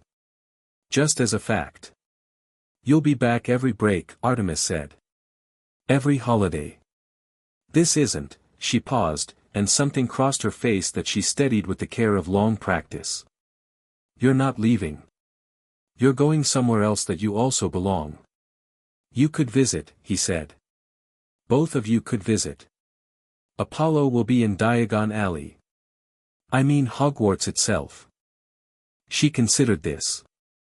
We'll see. Which, he knew, was her version of yes. The sun was fully up now, and the light was gold and pouring, and on Olympus a door opened somewhere in the main hall and the sound of Apollo attempting to make breakfast without divine assistance. He maintained firmly that cooking was better without magic, a position he alone in the universe held, drifted across the morning with the smell of slightly burnt bread and something that might have been ambitious about eggs. He's going to burn the kitchen down before I even leave, Harry said. He burns it down at least twice a year, Artemis said. It's fine. Harry smiled. Looked at the sky once more. Picked up the silver gold of what he was, the whole of it, both threads, complete and fully his, and held it in his hands like something he'd earned, which it was. Let's go eat, he said. Before there's nothing left. They went back together into the warm noise of the morning, and the day that would become the beginning of something enormous started the way the best days usually did, not with ceremony, but with the ordinary and beloved routine of people who had chosen each other and kept choosing, every morning, without making a production of it. Chapter 3, The Boy Who Arrived. The Hogwarts Letter, the real one, the official one, not one of the 17 increasingly baffled follow-ups, had come in July, and Harry had read it at the kitchen table with a cup of tea that Apollo had made correctly for once, and had said, and put it down, and eaten his breakfast. Apollo had watched him over the rim of his own cup. That's it. It's a good HM. There are gradations. There's excited HM, there's thoughtful HM, there's, which one was that? Harry had picked the letter back up and read it again. All three, a bit. That had been 2 months ago. Now it was the 1st of September, and Apollo was standing on the Muggle side of King's Cross Station in what he considered his most inconspicuous mortal disguise, dark coat, sunglasses, hair pulled back, looking exactly like a very attractive man trying not to look like a very attractive man, which was arguably more conspicuous than just looking like one. The glasses aren't helping, Harry said, pushing his trolley toward the barrier between platforms 9 and 10. They reduced the eye situation. Everyone's still looking at you. Everyone looks at me. This is baseline. I've had this problem since before England existed. Apollo fell into step beside him, hands in his pockets, scanning the crowd with the alert casualness of someone who was simultaneously tracking 12 things and finding them all mildly beneath his concern. Are you nervous? No. It's okay to be nervous.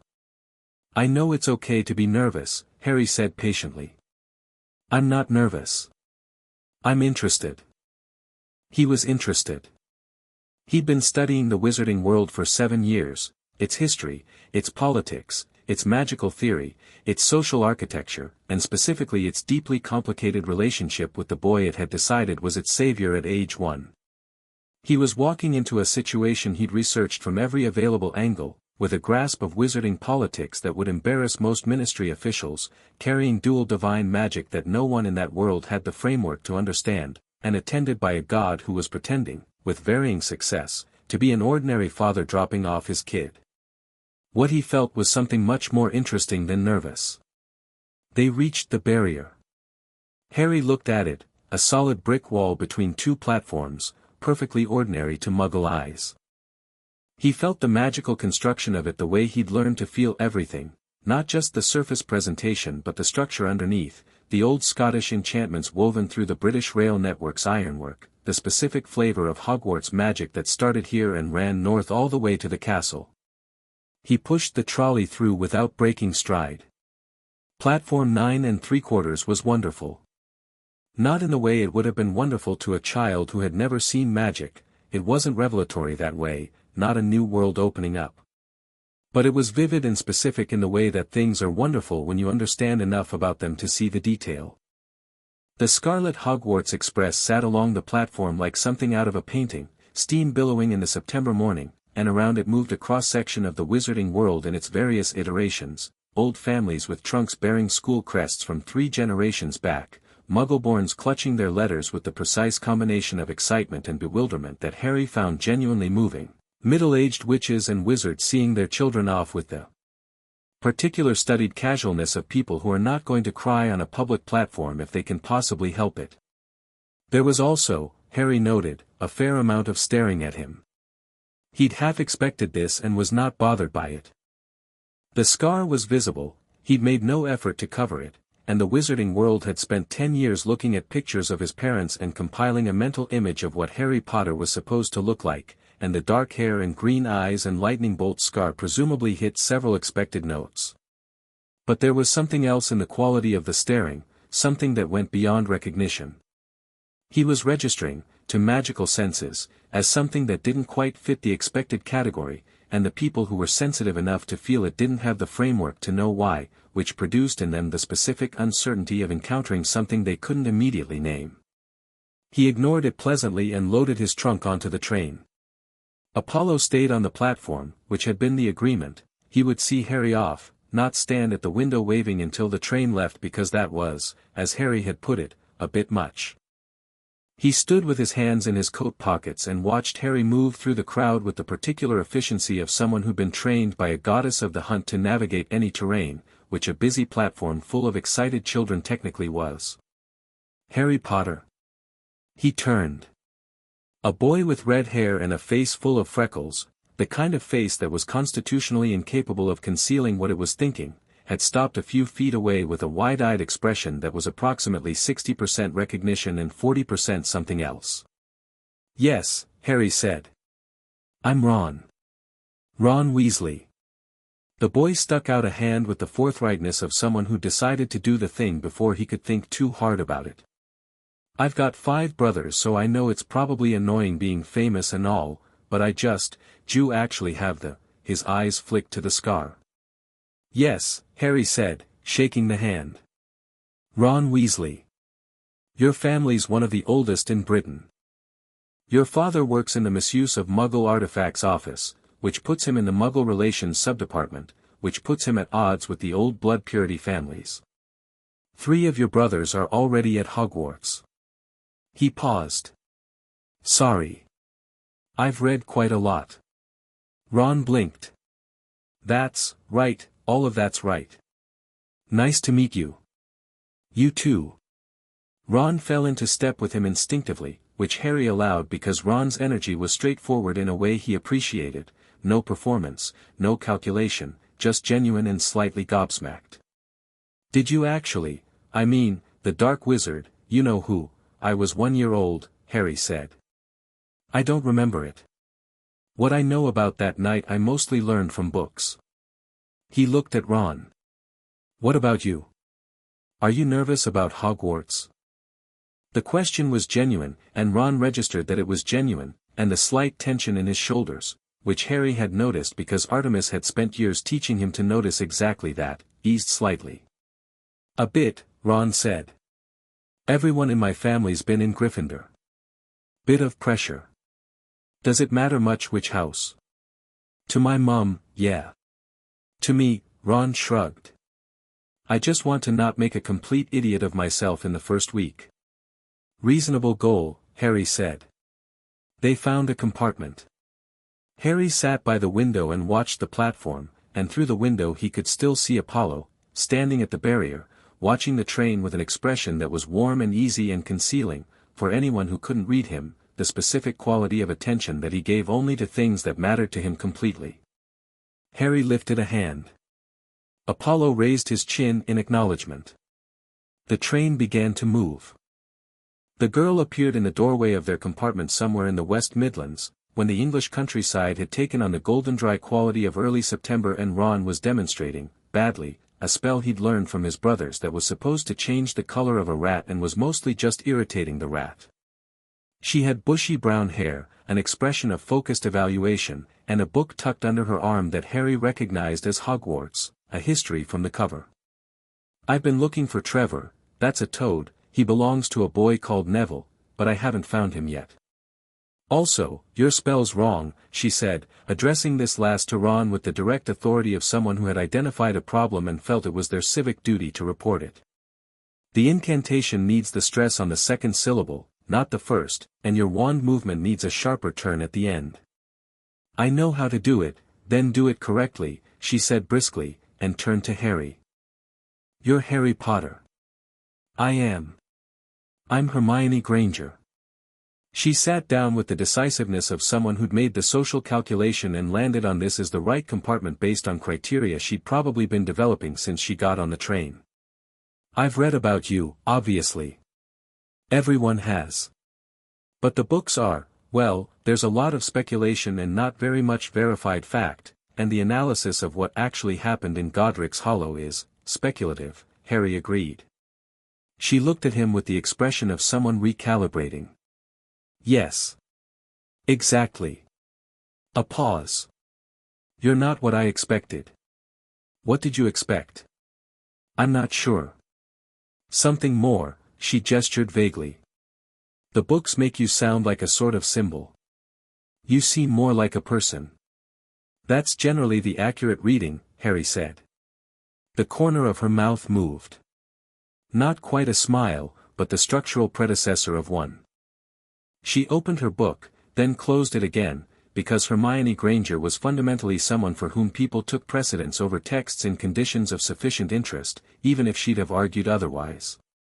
How much do you actually know about the wizarding world? Given that you didn't grow up in it. Quite a lot. Have you covered the theoretical basis of transfiguration? Gamp's law and the elemental exceptions, the principle of material equivalence, and the 3 stages of animagus transformation.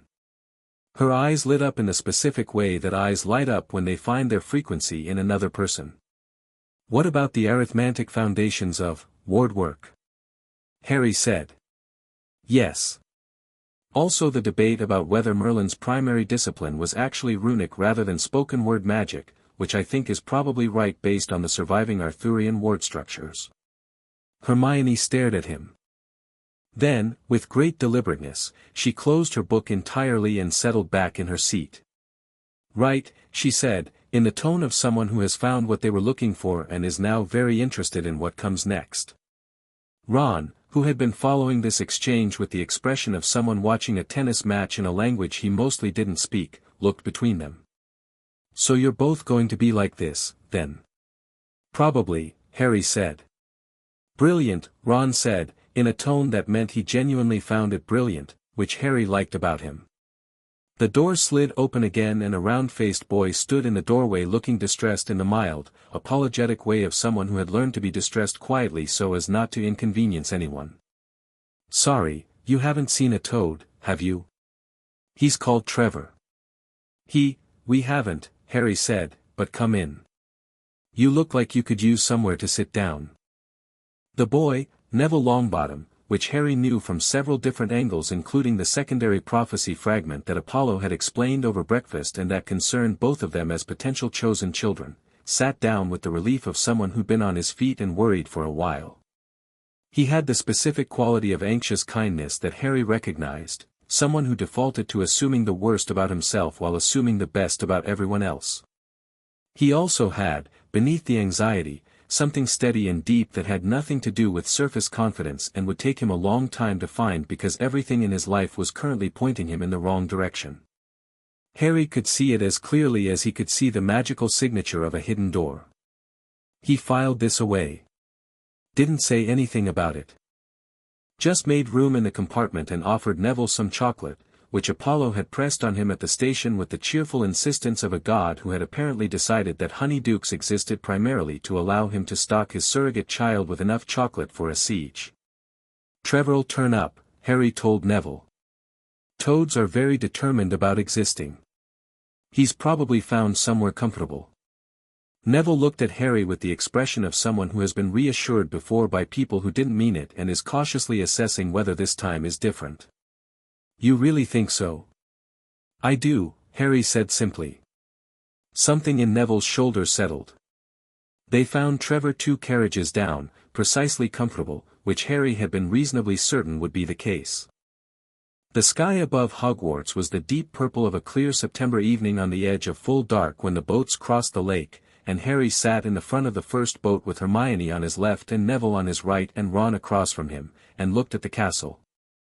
It was vast in the way that things are vast when they've been old for a very long time, not just in size but in accumulated weight, the weight of everything that had happened within and around those walls for 4,000 years. The magical resonance of it came across the water before the castle itself fully resolved out of the dark, and Harry felt it the way he'd learned to feel the ley lines under Surrey on the night he'd been found, a deep, steady note, complex with age, woven through with the specific magical signatures of every witch and wizard who had ever lived and worked and learned, and occasionally exploded something inside those walls. It was one of the most magically saturated places in Britain, and it felt, to Harry's particular dual sense, like, home was the wrong word, because he had a home, and it was somewhere else, and this was different. It felt like a place that had been waiting for a while and was now satisfied with what had arrived. "It's magnificent," Hermione said quietly, beside him.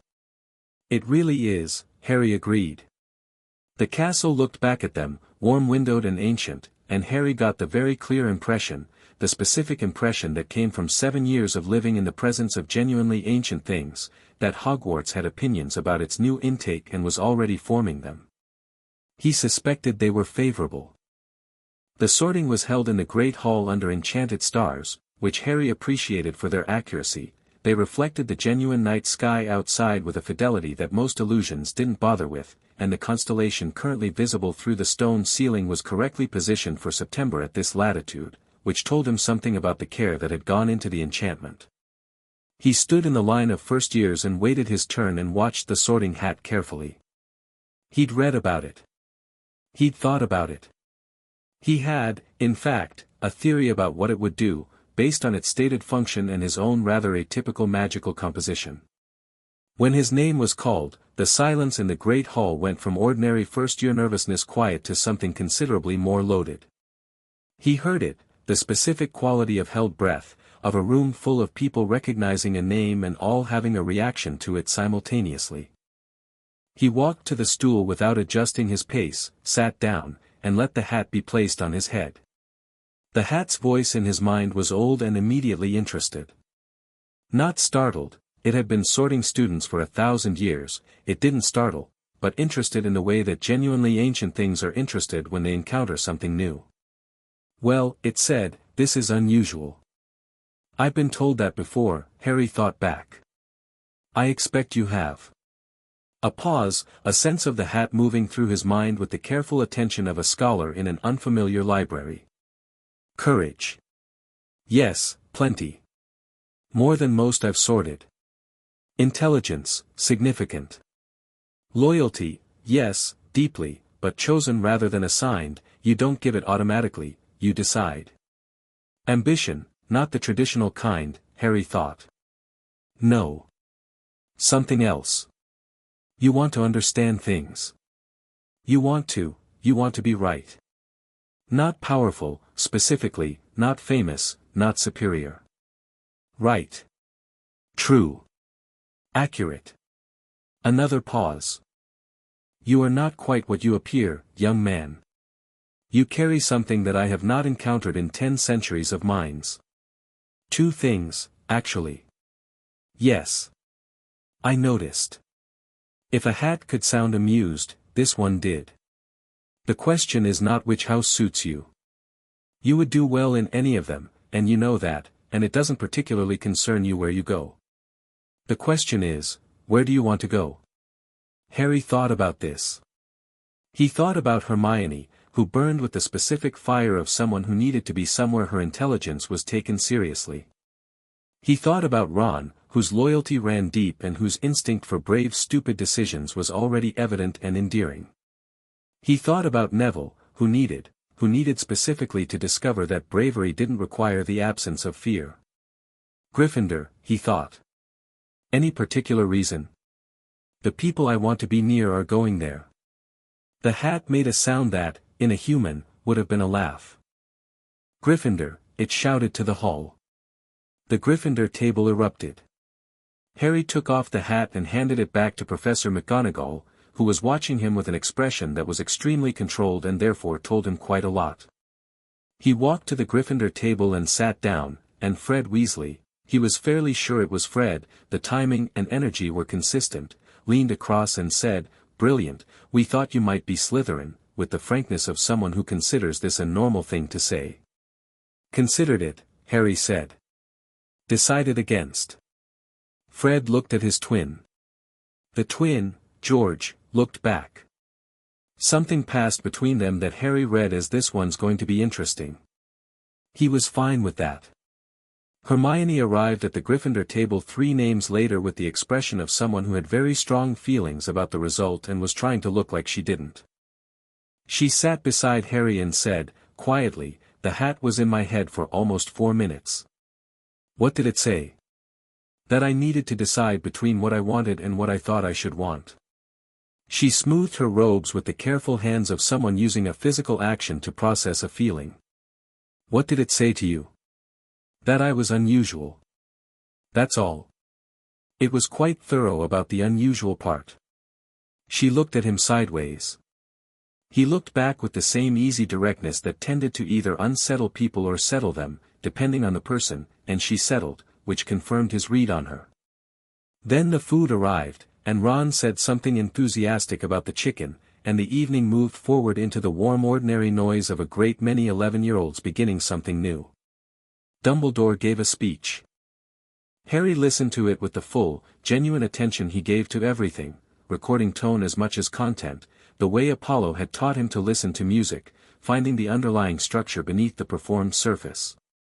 Albus Dumbledore was, he concluded, genuinely extraordinary. Not in a threatening way, not yet, or not obviously. But in the way of someone who had been the most powerful and brilliant person in most rooms for so long that he had developed a relationship with that position that was no longer conscious. He moved through his own influence the way fish moved through water, too thoroughly accustomed to it to notice its presence until it was gone. His speech was warm, funny, odd in the theatrical way of the deliberately peculiar, and beneath all of it was a quality of attention that swept the hall with the practiced sweep of a man taking stock of his territory.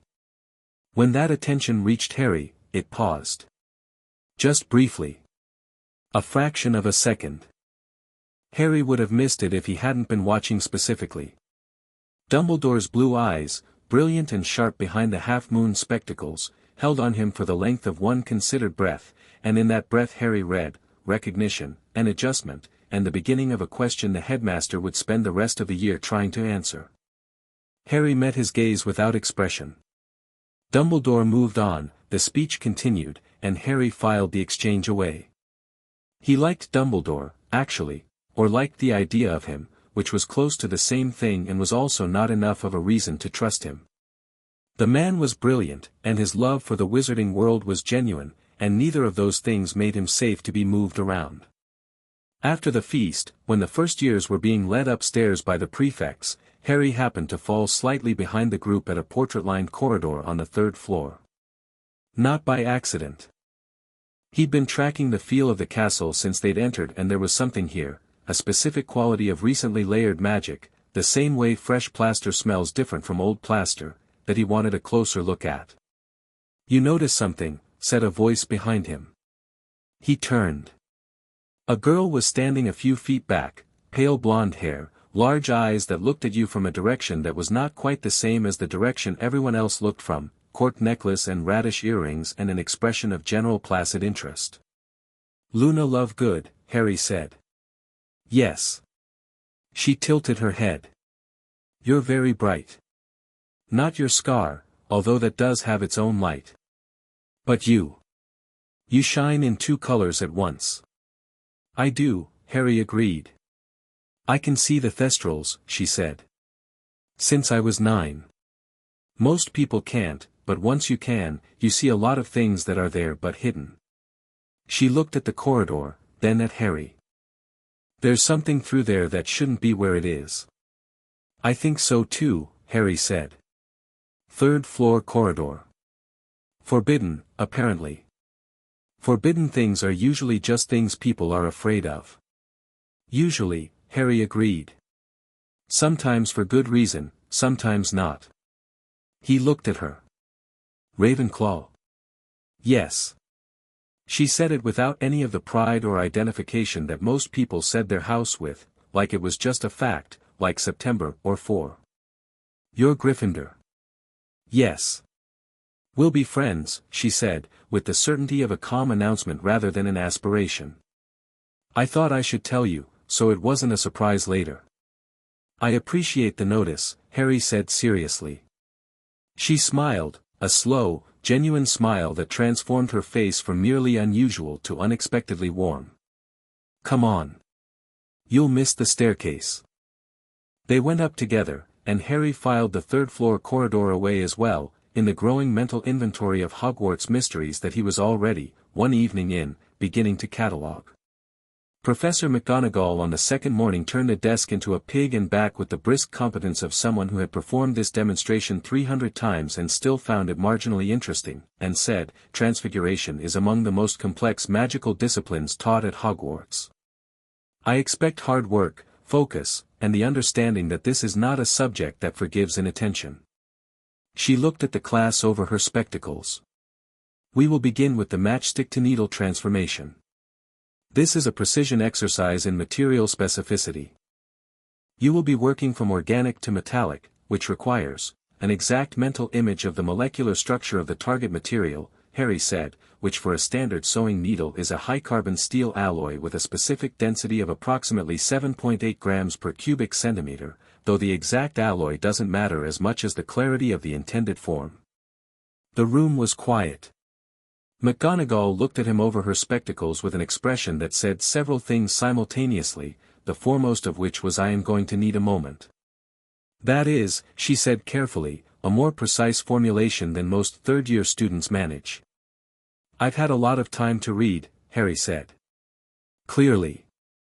She set her own transfigured needle on the desk. Demonstrate. He picked up his matchstick.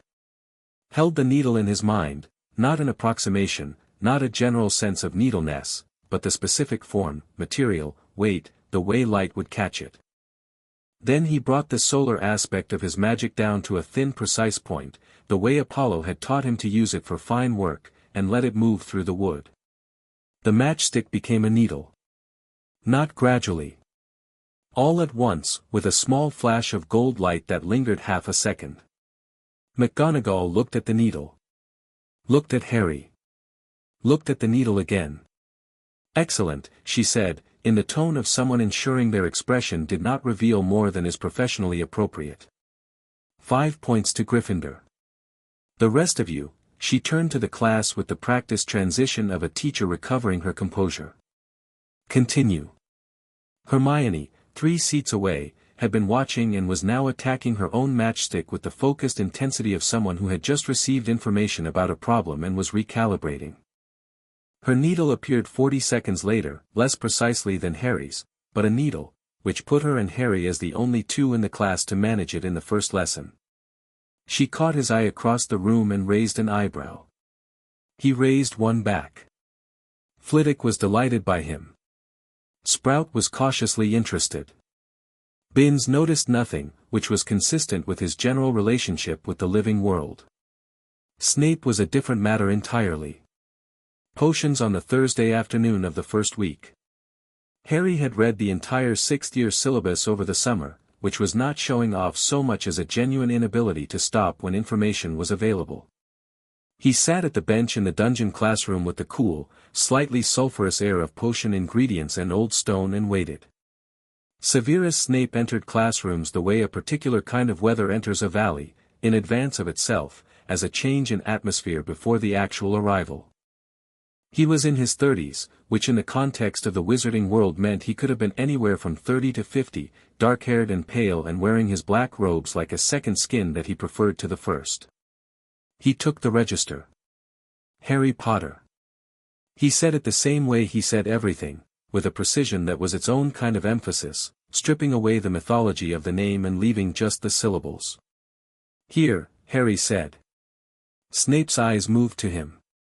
Black, sharp, with the specific quality of someone who was performing an assessment and was also aware that he was being assessed simultaneously, which he found, Harry read this clearly, unexpected.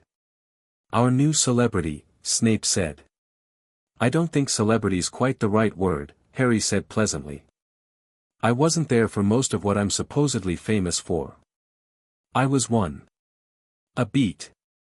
Snape's expression didn't change. But something shifted in the quality of his attention, a minor recalibration. Indeed. Tell me, Potter, since you've apparently had opinions from birth, a light ripple of uncertain laughter from the Slytherin side of the room, what would I get if I added powdered root of asphodel to an infusion of wormwood? A powerful dreamless sleep potion called the Draught of Living Death, Harry said. Asphodel's soporiferous properties are significantly amplified by the wormwood base. The interaction is exothermic at room temperature, which means if you add the asphodel too quickly to a hot infusion you get a runaway reaction that produces a toxic vapor instead of a sedative compound. Snape was quiet for exactly 2 seconds. Where would you look, he said, without adjusting his tone, if I asked you to find me a bezoar? The stomach of a goat. Though the potency varies significantly based on the goat's diet, mountain goats browsing on diverse vegetation produce higher quality bezoars than pastured animals, which is why the quality grading system for commercially sold bezoars has 5 categories instead of 3. Another silence. What is the difference, Snape said, with the careful precision of someone who has chosen this question specifically, between monkshood and wolfsbane? They're the same plant. Aconitum. The name varies by regional tradition and intended use. Wolfsbane in the context of the wolfsbane potion because aconite is one of 3 key anti-inflammatory components that suppress the transformation response, monkshood in older poisoning literature because the flower resembles a monk's cowl. Harry looked at Snape with the clear, undefensive attention he brought to all academic exchanges. Though there's an interesting question about whether the wolfsbane potion is actually achieving what Slughorn's published research suggests or whether the mechanism is something different. The transformation is suppressed but the werewolf's mind remains, which suggests the potion isn't interfering with the lycanthropic curse at the level of the transformation itself but at a higher order level that controls the behavioral. That will do, Snape said. He turned to the class and began his introduction to potion making. Harry let him, and didn't volunteer any further contributions, because he'd understood the nature of the exchange. It wasn't a quiz, it was a measurement, and the measurement had been taken and they both knew the result. After class, in the corridor, Hermione fell into step beside him. He hated you before class even started, she said, not unkindly. He doesn't hate me, Harry said. He's just recalibrating. You answered every single question. He kept asking. You could have let him, win. Harry said. I wasn't competing with him. He was assessing my knowledge base. I showed him my knowledge base. He glanced at her. He's brilliant, actually. The questions were chosen very specifically, each one had a follow-up trap if you answered too simply. He was testing whether I'd surface answered or actually understood. Hermione processed this. You think he was impressed? I think he was interested, Harry said. Which is more valuable? Ron, catching up from behind with the slightly glazed look of someone who had just endured potions and found it a full contact sport, said, all right, but he was clearly furious at you. He was clearly surprised, Harry said. It looked like fury. Different thing. Ron looked at him. How do you know the difference? Practice, Harry said simply, and they went to Transfiguration. The incident with Neville happened in the second week of October, and it was the first time Harry used his power openly in front of students, and he never thought twice about it. Flying lesson. Madam Hooch. Standard first-year broomstick drill, stand beside it, say up, try to look like you're not about to be humiliated in front of 40 people. Neville's broom shot up and hit him in the nose, which was exactly the kind of thing that happened to Neville in the first weeks. His magic was unsettled by nerves in a way that compounded the nervousness, a feedback loop that nobody had apparently helped him interrupt. Harry had been watching this and had been thinking about how to be useful without being obvious when Madam Hooch arrived and moved the lesson forward. 20 minutes in, Neville's broom went badly wrong. It was a combination of factors, his grip, his nerves, a bad lurch forward when he got altitude, and then the panicked overcorrection that sent him sideways off the broom at about 30 feet. He fell. Harry's hand moved before he'd consciously decided to move it. The lunar magic left his palm as silver light, not a spell, nothing trained, just the fast instinctive application of a specific thing he could do, which was to catch, and hold, and settle. Neville stopped falling approximately 15 feet from the ground, suspended in a field of silver light, and descended the remaining distance at the speed of a leaf rather than a person. He landed on his feet. Looked at his feet. Looked up. The entire class had gone silent. Madame Hooch was staring at Harry with an expression he couldn't fully read. It had shock in it, and something calculating beneath the shock, and underneath that a professional assessment that was still running. Harry lowered his hand. "I know," he said. "Against the rules, magic in the corridors, or in this case fields, that was not a spell," Madame Hooch said. "Mr. Potter, that was," she stopped herself. Visibly reordered. "Are you hurt, Mr. Longbottom?" "No," Neville said, in the faintly wondering tone of someone who had been expecting pain and received the opposite. "Thank Merlin." "Class, on the ground. Mr. Potter, I need a word." He gave her one, or about 30 of them, actually, delivered quietly and clearly and without apology, explaining what he'd done in practical terms without explaining what he was, which was a distinction that required some care but was manageable. Madame Hooch listened, and when he was done she was quiet for a long moment. "What are you, Mr. Potter?" she said finally, not unkindly. "Complicated," he said. "But not dangerous. Not to anyone here." She looked at him for another long moment, and then she said, "I'm going to have to mention this to the headmaster." "I know," Harry said. She did. Dumbledore's response was to send Harry a note requesting a meeting at his convenience, which Harry read, reread, and then responded to with a brief note saying that Thursday at 4 was convenient and he looked forward to the meeting. The "at your convenience" was noted. The response to it was noted.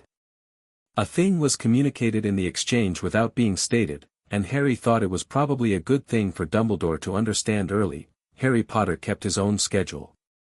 The Thursday meeting was warm and full of tea and entirely without productive information on Dumbledore's side, which was both predictable and interesting in its execution. Dumbledore was a masterful social operator. He offered enough of himself to feel open while being carefully closed, used questions to reveal information while implying he already knew the answers. He had clearly read everything available about Harry's situation, up to and including the Dursleys, and the specific combination of sympathy and expectation in his manner told Harry that Dumbledore had a plan for him, and the plan involved Harry being defined significantly by his past. "You seem very settled for someone who has spent, I understand, most of his life away from the wizarding world," Dumbledore said, with the gentle inquiry of someone leaving a door open. "I was raised well," Harry said. "Yes. By whom, exactly, may I ask?" "Family," Harry said pleasantly. A beat. Dumbledore's eyes, the brilliant assessing blue, moved over Harry's face with the attention of someone reading a text in a difficult language. "Of course. I hope you know, Harry, that Hogwarts is your home, and that my door is always open to you." "Thank you," Harry said. "That's genuinely kind." And meant both sentences fully. Dumbledore looked at him and Harry held the gaze and thought, clearly and without malice, "I see you, and I'm not afraid of you, and I understand what you're trying to do, and you should know from this moment that it's going to be considerably more complicated than you've planned." He didn't say this. He drank his tea. "One more thing," Dumbledore said. "The third-floor corridor. I would strongly advise against." "Yes, you mentioned it at the feast," Harry said. "I've stayed off the third floor entirely." This was technically true.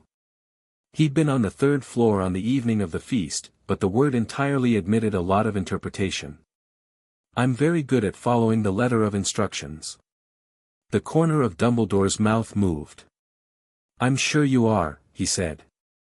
Harry went back to Gryffindor Tower and found Ron and Hermione arguing about chess, and Neville carefully potting a plant that Sprout had given him, and the fire going orange in the common room, and Luna Lovegood, who was not a Gryffindor but who had apparently adopted a policy of simply appearing wherever she found interesting, reading upside down in an armchair in the corner.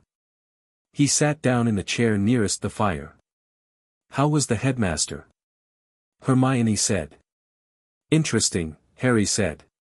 "He has excellent biscuits." Ron perked up. "What kind?" "Ginger snaps. And some sort of lemon one." "Worth going to the headmaster for, then." "Arguably," Harry said, and picked up his charms reading, and the night settled around the four of them in the common room with the easy warmth of something that had already decided to be a permanence, even this early, even in the first weeks of a year that was going to be much more than anyone was currently admitting.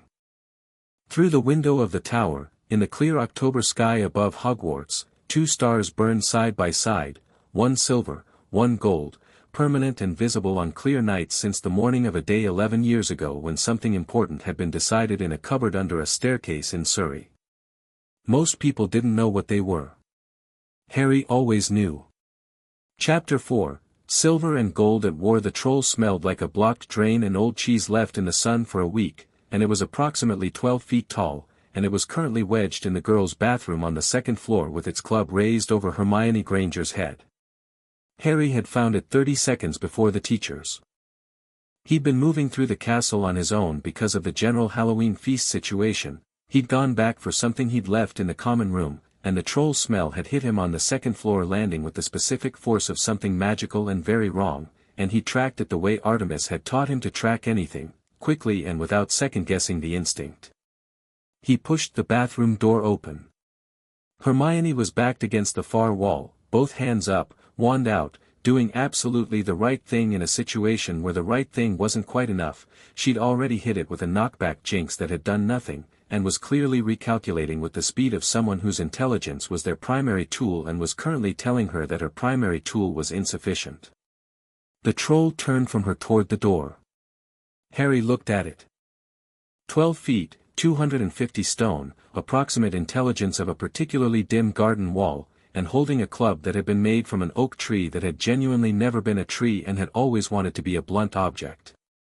"Get behind something," he told Hermione. "I have a plan, so do I. Mine's faster." The troll swung.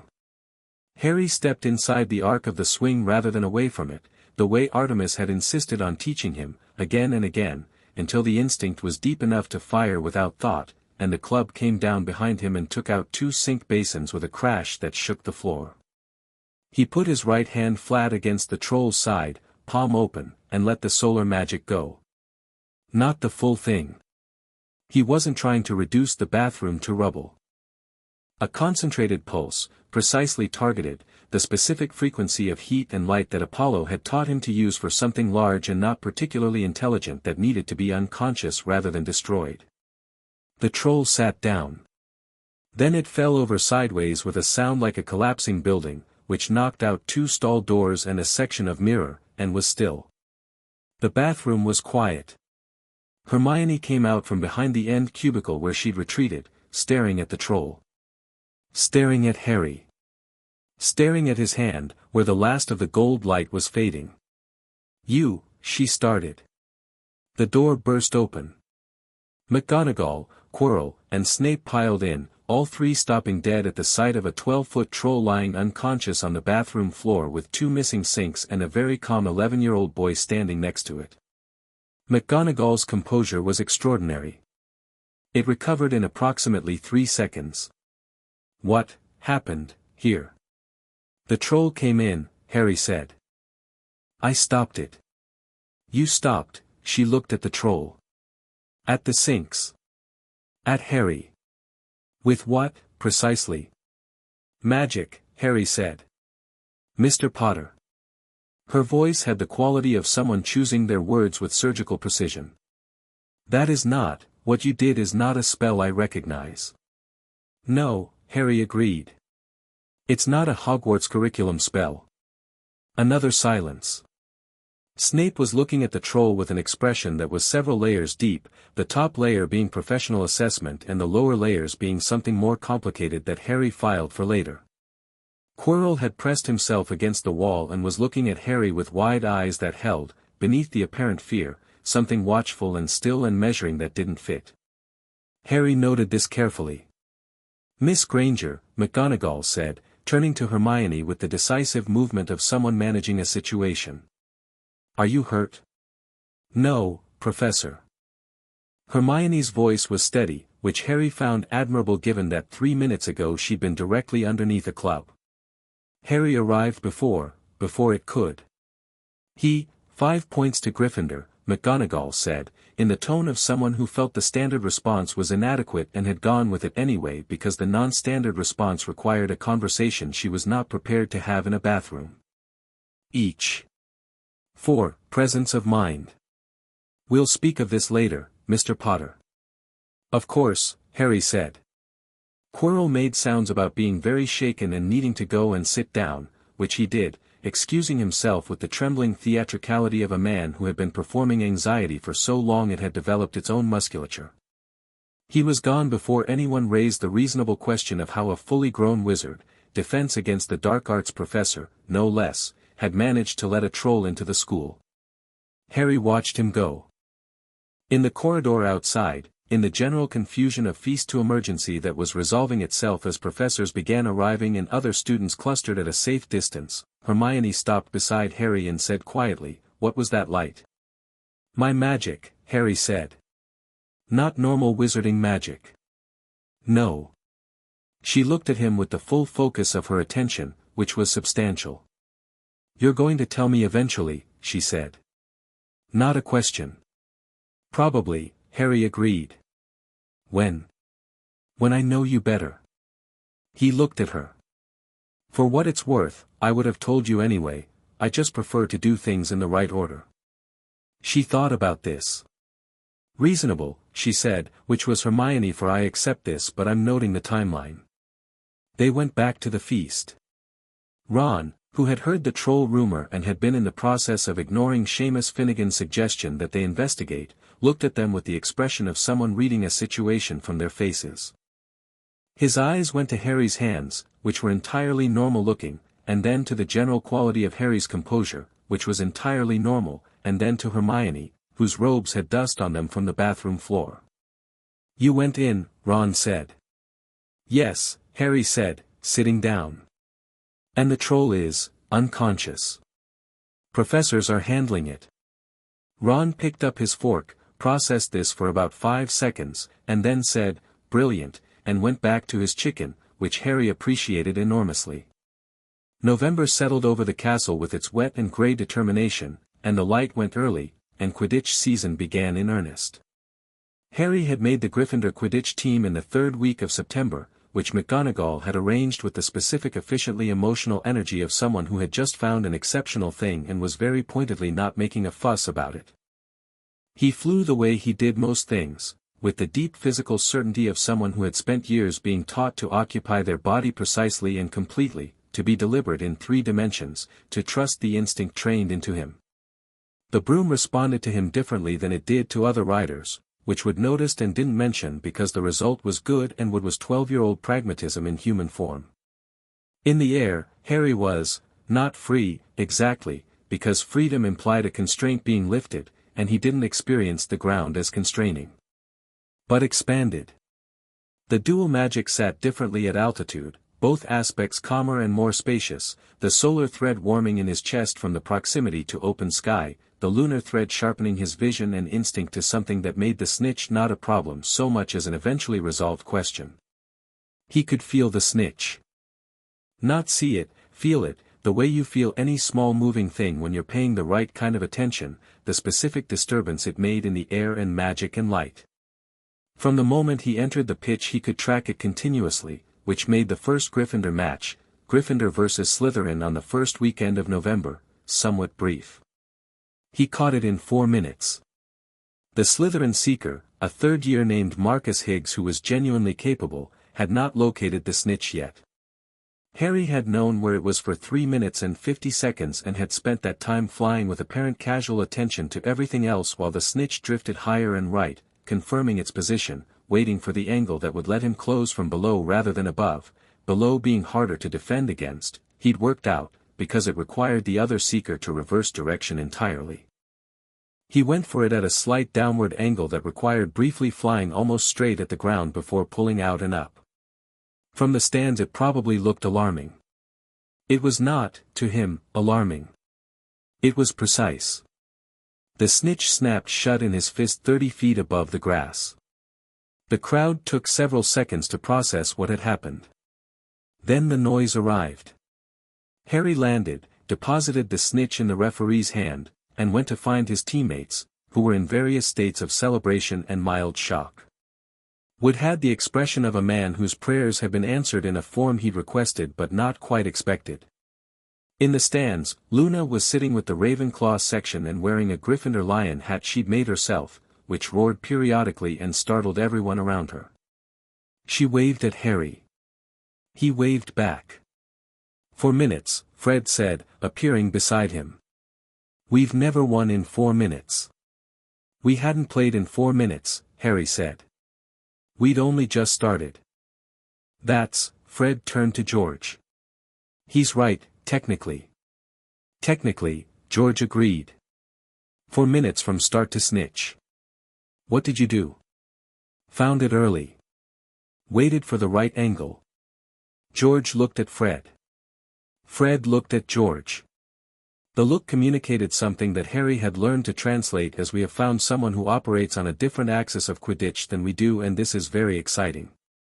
In the changing rooms afterward, Higgs from Slytherin stopped Harry at the door, not aggressively, just stopped, blocking the path with the flat assessment of someone who has just been beaten and wants to understand it. "You knew where it was from the start," Higgs said. "Yes," Harry said. "How?" Harry considered the question honestly. "I feel it," he said. "It's hard to explain. It makes a specific kind of disturbance. Once you've found it once, you remember the disturbance and look for it." Higgs stared at him. I know," Harry said pleasantly, and went in. The mirror appeared in December. Harry found it on the 14th, during the late-night library run he'd established as a regular habit, when Filch was predictably in the East Wing.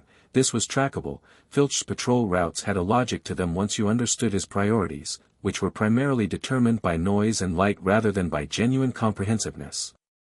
The room on the 5th floor that Harry had been using for private study had been sealed without announcement, which had led to the detour that led to the room 3 corridors further east that turned out to contain a mirror. It was very large. Ornate frame, slightly tarnished, inscription across the top, Eris stra eru oit ube kafru oit anwosi.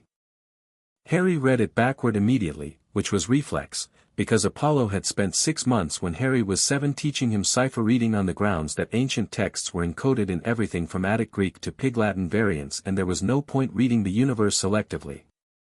"I show not your face but your heart's desire." He stood in front of it.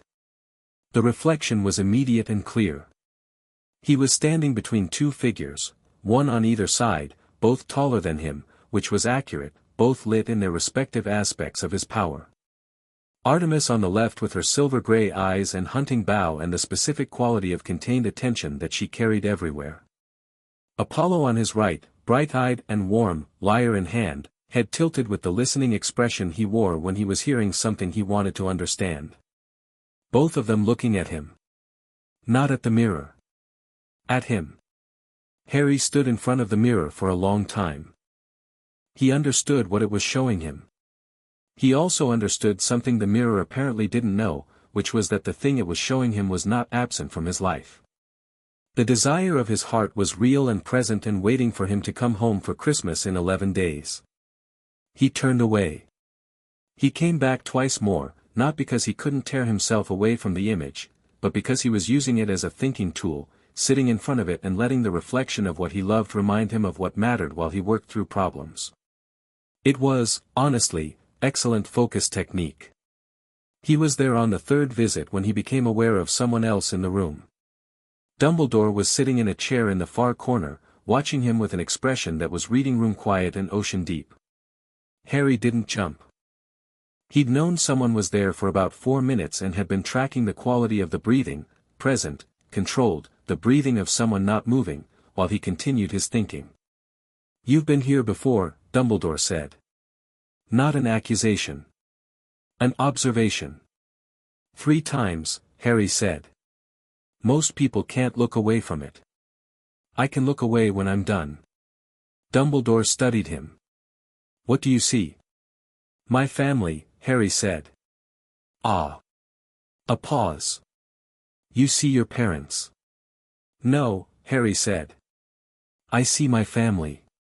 He said it with the specific weight of a distinction that mattered, and Dumbledore heard the weight. His eyes moved to the mirror, then back to Harry, and the readjustment was visible in the small recalibrations of his expression, the reordering of a plan encountering new information. This mirror will be moved tomorrow, Dumbledore said. I caution you not to go looking for it. I won't, Harry said. I've gotten what I needed from it. A pause. Which was? Clarity, Harry said simply. Dumbledore looked at him for a long moment with the full attention of his extraordinary mind, and in that moment Harry thought, you are trying to map me. You have a model of who I should be and you are adjusting it every time I don't fit, and the model will never be quite right because it starts from the assumption that I am a child who needs guiding toward his destiny, and that assumption is wrong at the foundation. You're very composed, Harry, for someone your age, Dumbledore said. I've had good teachers, Harry said. Who taught you? Family, Harry said, the same way he'd said it before, with the same warm closure. Dumbledore nodded, slowly, and something in his eyes was, not defeated, not quite. But recalibrated significantly. Merry Christmas, Harry said. And to you, Dumbledore replied. Harry went back to Gryffindor Tower and packed his trunk for the holidays, and the mirror sat in its room with no one left to show its secrets to, reflecting only the empty air. He came back for the spring term with a tan that had no earthly meteorological explanation and the easy quality of someone who had been somewhere entirely right for them and was now returning to somewhere that was also right, just different. Hermione noticed the tan. She also noticed something else, a slight shift in Harry's energy, a kind of settled certainty that had been present before but was now more fully weighted, as though the holidays had confirmed something he'd needed confirming. She catalogued this and said nothing, because she had learned that Harry moved at his own pace and information extracted at the wrong moment was just noise. Quirrell, when term resumed, was worse. This was visible to Harry in the way that changes in something you've been watching are always visible, incremental to an outside eye, but significant in aggregate. Quirrell was getting thinner. Not ill-thin, but stretched thin, the specific quality of someone whose resources were being drawn on faster than they were being replenished. He shook more. He avoided Harry specifically in the corridors, which Harry noted as significant because avoiding someone specific was a decision, not an accident. The turban, which Harry had been interested in since September, was more interesting now. He'd identified the magical signature coming off it in the first week of November, layered, careful, constructed with some sophistication to blend into Quirrell's own ambient magic, but distinct to a sufficiently sensitive reading. It resonated at a specific frequency that Harry had studied in Athena's histories and Apollo's own accounts, the frequency of a soul that had been divided deliberately and was now existing in a state of fragmentation, sustained by borrowed life rather than genuine vitality. He'd known since November, essentially, what was on the back of Quirrell's head. He'd told no one. Not because he was afraid or uncertain, but because the chess pieces were still being moved and he wanted to understand the full board before deciding what to do about any particular piece. He told Hermione in March. They were in the library, late, the last occupied table, and Hermione had been following her own thread of investigation since January, the three-headed dog on the 3rd floor, which she'd identified from Hagrid's unguarded comment about Fluffy and the concealing of whatever Fluffy was guarding.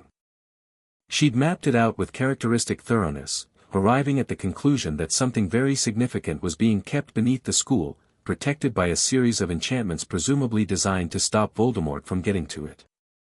What I haven't worked out, she said, tapping her notes, is who's the inside threat. Someone in the school let the troll in.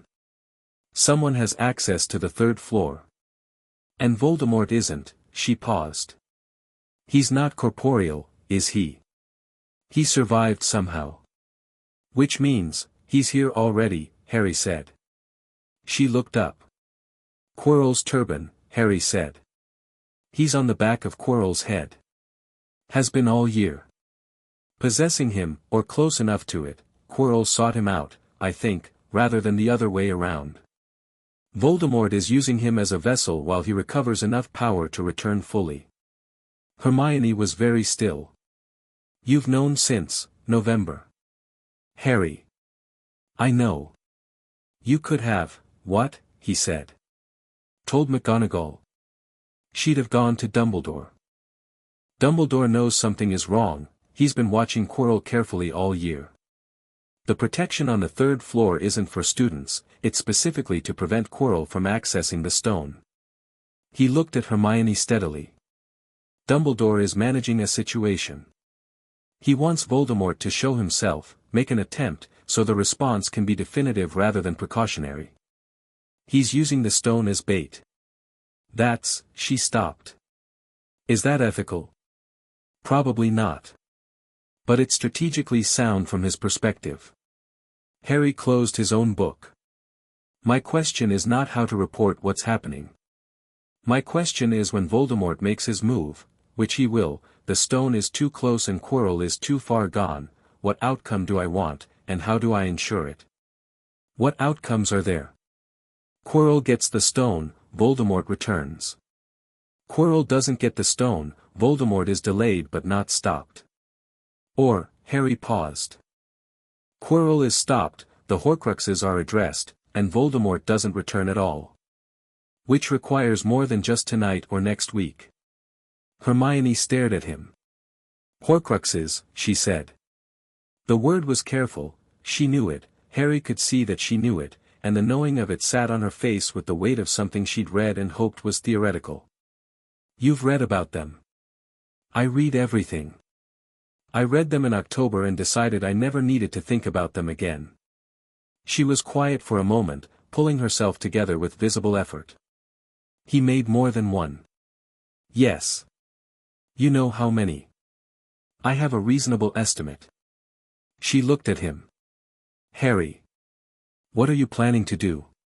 He met her gaze. What needs doing, he said. All of it. Not immediately, some of it can't be done immediately, but eventually, all of it. And tonight? When Quirrell, I'll know when Quirrell moves, Harry said. I've been tracking his pattern for months. When he goes for the trapdoor, I'll know before he gets there. He looked at her. I'm not asking you to come. Obviously I'm coming, Hermione said. She said it exactly the way Artemis said self-evident things, as if the alternative was so clearly not a real option that naming it was barely worth the words. Harry looked at her for a moment. You're very good, he said simply. Yes, she agreed, and went back to her notes. Quirrell moved on the 15th of June. Harry felt it at 11:40 in the evening, not a sound, not a visual, but the specific change in the school's ambient magic that comes when something significant starts happening, the way the forest goes quiet before rain. He was already awake, sitting on his bed in the dark, and he dressed without hurrying and went downstairs. Ron was in the common room. This was unexpected, but perhaps it shouldn't have been. Ron had been tracking the situation from the outside, he was observant in ways that didn't announce themselves, and 3 months of living near Harry and Hermione while things were clearly developing had left clear marks. Tonight? Ron said. Tonight. Ron stood up. He was wearing his day robes over his pajamas, which suggested he'd made the decision to be ready and then fallen asleep in the chair waiting. Right, then. Hermione came down the stairs 2 minutes later, fully dressed, book bag over her shoulder, which was Hermione. The three of them went to the 3rd floor. Fluffy was already asleep, the harp was playing itself in a corner, which confirmed Quirrell had been through already. Harry looked at the harp for a moment, at the automatic sustaining enchantment on it, and thought about the architecture of the obstacle course below. Dumbledore and other professors had contributed individual protections, the kind of chain that had a logic to it, that was meant to be solved rather than broken. Harry opened the trapdoor and jumped through without checking what was below, because he'd known what was below since February. Devil's Snare received him. He walked through it, pushing both aspects of his magic outward in a warm steady field that the plant recoiled from immediately, and waited at the edge for Hermione and Ron, who were considerably more dramatic about it. Hermione produced a fire, Ron fought through the last tendrils, and then they were through. Keys. Flying, hundreds of them, the enchanted snitch room. Harry took a broom from the wall, went up, and located the right key in 45 seconds. It was the one with the bent wing, damaged from a previous catch, flying erratically because of the damage. He brought it down. Hermione unlocked the door. The chess game. Ron looked at the board, looked at the pieces, and Harry watched something settle in his friend's face, the specific settling of a person who has found the thing they're actually good at and is allowed to be good at it without qualification. Ron walked the board like a general reviewing a battlefield. "I know what to do," Ron said. "I know you do," Harry said. Ron played the board with a cold precision that Harry found genuinely impressive, sacrificing pieces with a ruthlessness that was not cruelty but strategy, the understanding that you had to give up the protected positions to win. He sacrificed his own queen, eventually, which opened the path to the king. "Go," Ron said. "The knight's going to take me." "Ron, Harry." Ron looked at him straight. "Go." Hermione looked at Harry. Harry looked at Ron, reading him. The fear was there, the pain from the knight's subsequent move was certain, but underneath both was a total absence of doubt. Ron had made the calculation and committed to it. "We're coming back for you," Harry said. "I know," Ron said. "Now go." They went. The troll was already unconscious on the other side. Quirrell had dealt with it, which confirmed he was ahead of them. The final room was a logic puzzle of potions, which Hermione solved in approximately 2 minutes, one hand moving across the bottles while her mind ran the solution. Harry could visibly watch her construct through her expression. "The small round bottle," she said. "Forward. The nettlewine gets you back." "You go back," Harry said. "Get Ron to the hospital wing. Get a message to Dumbledore." "Dumbledore's not in the castle," Hermione said quickly. "I heard McGonagall saying someone, probably Quirrell, using Voldemort, sent him a message pulling him to London." "Of course they did," Harry said. He looked at Hermione. She was doing the thing she did when she was afraid and refusing to show it, standing very straight, chin up, not showing teeth. "I'll be fine." "I know," she said, with the conviction of someone who had decided to know this. "But Harry, Hermione." He held her gaze. "Go get Ron." She took the nettlewine, turned back, and stopped. "Be careful," she said, and then moved before he could respond to it. Harry drank the small bottle. He stepped through the black fire. The last room held the mirror of Ariste, replaced from the 5th floor and repositioned here, and Quirrell, who was standing before it with the frantic attention of someone who has found what they're looking for and cannot yet grasp it. "You," Quirrell said. "Me," Harry agreed. Quirrell turned. The man's face was gaunt, the skin under his eyes shadowed with the specific exhaustion of a person who had been hosting something that used him hard. But beneath the exhaustion his eyes were alert and intent. "I wondered," Quirrell said, and his voice had a quality to it now, not the stammer, which Harry had long since identified as affectation, but a layered quality, 2 registers slightly out of sync. "You knew, didn't you? You've known all year." "Since November," Harry said. Quirrell looked at him. "And you waited." "I was learning." "What were you learning?" Harry looked at Quirrell, looked through Quirrell, at the thing wearing him, the fragment of a soul sustaining itself on borrowed vitality and dark ambition. He felt something about it that was not pity exactly, but was adjacent to it, the specific feeling of looking at what a person had chosen to become and understanding all the choices that had led there. "Tom Riddle," Harry said. Something changed in Quirrell's posture. Absolute stillness, of the kind that is not calm at all. "Don't use that name," Quirrell said, and the double-register voice had collapsed into one, deeper, colder, the voice of something that had not been warm in a very long time. "It's your name," Harry said. You chose a different one, but names are like that, the original one stays true. I've read about you. The brilliant orphan boy, the Muggle-born mother and the Muggle father who left, the orphanage, the extraordinary raw talent. You were remarkable. Stop. You were, Harry said, and meant it. Everything you could have been, you had the ability for all of it. You chose this instead. He looked at the wrapped turban, at the concealed other face. You were so afraid of dying that you made yourself into something that couldn't live. The stillness broke into movement. Quirrell's hands came up, and the magic that poured from them was dark and old and full of rage, the specific rage of something that has been named correctly and cannot stand it. Harry stepped sideways. He didn't raise a shield. He didn't cast.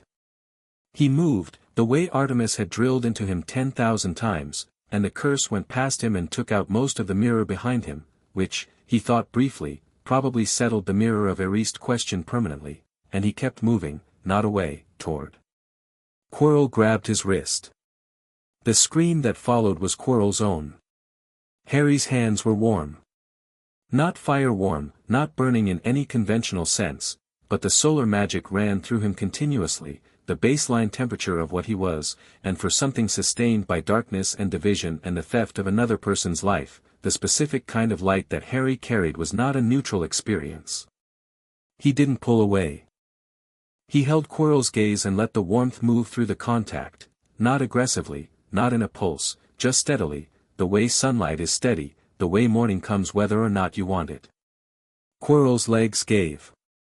He went down on the stone floor, and the wrapped turban came loose, and for a moment there was another face there, barely a face, almost nothing, white and flat and clinging to the back of Quirrell's head with the desperate tenacity of something that had survived past all reason and intention. "This isn't finished, boy," the fragment whispered. "I am not done, I know," Harry said honestly. "Not tonight." But Tom, he looked at the ruined remnant of Tom Riddle's soul with something that was genuinely sad and genuinely final at once. Eventually there won't be anywhere left to run. He reached past Quirrell's prone form and took the stone from Quirrell's pocket where it had apparently landed. Quirrell had gotten it from the mirror, in the confusion of the attack, which answered that question, and held it in his hand and looked at it. A small red rock. The power to turn anything to gold, and to produce the elixir of life, which extended the life of the person who drank it indefinitely. He put it in his pocket. He left Quirrell on the floor. The fragment of Voldemort that had been riding him was already dispersing, unable to maintain its hold on a vessel it had destroyed, unable to reconstitute without a host, fading the way smoke fades when it runs out of fuel. It was not dead. But it was considerably less. Harry went back through the black fire and walked through each room in reverse, and collected Ron from the chess room, stunned but intact. The knight had caught him on the shoulder rather than the head, which was bad but manageable, and carried him most of the way up the stairs because Ron's legs weren't fully cooperating.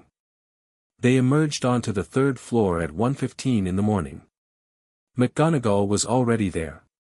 And Snape. And Hermione, who had apparently made excellent time and had the expression of someone who had delivered a situation report and was now waiting for the outcome with controlled urgency. She looked at Harry. He nodded. She closed her eyes briefly with the expression of a person who has been very afraid and is now releasing the fear with intention. "The stone," Snape said. His eyes were on Harry's pocket with the attention of someone who had known what was down there and had a complicated relationship with every element of tonight's outcome. Harry took the stone from his pocket and gave it to McGonagall. "For Dumbledore," he said. "He should decide what to do with it. I'd suggest not keeping it in the country, but that's his call." McGonagall took the stone, looked at it, looked at Harry. "Mr. Potter," she said, in the carefully controlled voice of someone who had about 8 different things to say and was choosing which one got to go first. "Are you hurt?" "No." "And Quirrell, in the last room? He'll need the hospital wing. It's been hard on him, the possession. He'll need care." Harry paused. "Whether there's anything of Quirrell left after this year to come back to, I don't know. But he should have the chance. The expression on Snape's face during this was something Harry would think about later, when he had time to unpack it. It was complex in a way that most of Snape's expressions were not allowed to be complex. There were 3 or 4 things in it simultaneously, and the top ones were not the most significant. The stone, Snape said again, quieter. You could have kept it. I don't need to live longer than I'm already going to live, Harry said. And making gold seems like it would get boring quickly. Ron, leaning against the wall and conscious enough now to follow the conversation, made a sound that was an attempt at a laugh, cut short by his shoulder. Only you, he said. Only you, Harry. McGonagall dispatched Snape to retrieve Quirrell, which Snape did, without comment, which was itself a kind of comment, and took the students to the hospital wing, where Madame Pomfrey descended on Ron with the focused efficiency of someone returning to their purpose. In the quiet of the ward, with Ron being attended to and Hermione sitting in the chair beside his bed and writing in her notebook, because some people processed through action and for Hermione action included documentation, Harry sat on the windowsill and looked out at the Hogwarts grounds in the dark. The lake was flat and silver under a clear sky. The Forbidden Forest was quiet. Somewhere up there, past the atmosphere, 2 stars burned permanently at the edge of visible space. He could feel them tonight more clearly than usual. Or maybe he was just looking. He thought about Tom Riddle. About the face on the back of Quirrell's head, not fearsome, not powerful in the moment of confrontation, just desperate. Clinging. The face of someone who had given up everything in exchange for the inability to stop existing, and now could not stop existing and could not do anything else either. I show not your face but your heart's desire. The mirror's inscription had shown him Artemis and Apollo. What would the mirror have shown Tom Riddle? He thought about that for a long time, looking at the lake, and what he felt was not satisfaction and not triumph but something older and more complicated, the specific weight of understanding someone and still opposing them, of knowing where a thing began without being able to undo the beginning. He would need to find the Horcruxes. Not this year, not all of them this year. But the map existed in his head now, the full picture, and the patience for it was there because Artemis had built patience into him with 7 years of morning lessons and Apollo had built the long view into him with 6,000 years of stories about what happened when you rushed things that needed time. He could wait. He could be thorough. He would dismantle Tom Riddle's immortality piece by piece, not because a prophecy said so, not because anyone needed him to, but because it was the right thing to do and he was in the position to do it, and those 2 facts together were, in his experience, sufficient reason for most things. The stone in McGonagall's pocket would go to Flamel, who would destroy it himself. Harry had sent a note, quiet, 3 weeks ago, when he'd worked out the chain, because Nicholas Flamel had been ready to let it go for a while and was just looking for the right moment to say so. This was the right moment. Hermione looked up from her notebook. He's asleep, she said, meaning Ron. Pomfrey says the shoulder's fine. Good. Harry. She closed the notebook. What you said to me in the library, all of it, the Horcruxes, the plan, the full picture. She looked at him. How long have you had that? Most of it since before school started, Harry said. The rest filled in during the year. Why tell me in March? He looked at her. Because by March I knew I could trust you with it. She held his gaze, and what was in her expression was complex and a little raw and absolutely genuine. You trusted me, she said. Yes. That's not, she paused. Most people don't decide to trust me. I'm not, I know I'm a lot. People find me, brilliant, Harry said. And precise and loyal and exactly the person I want knowing what I know. Hermione. He held her gaze. You're not a lot. You're enough. Exactly enough. She looked at him for a long moment, and then she looked at her notebook, and when she looked back up her expression had the particular quality of a person who has been given something they've needed for a while and is not quite sure yet what to do with having it. Right, she said. Good. Good, Harry agreed. Ron snored.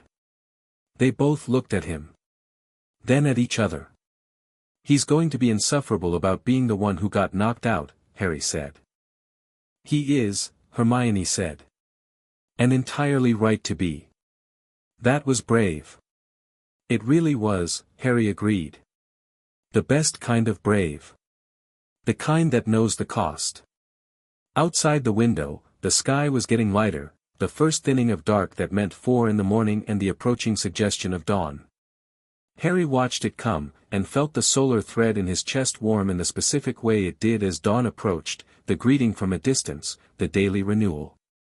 Somewhere over Surrey, a god who was currently in London reviewing his archives and trying not to worry, and failing, because worry was its own kind of love, felt his ward wake into the new day and exhaled something he'd been holding since 11:40 the previous night.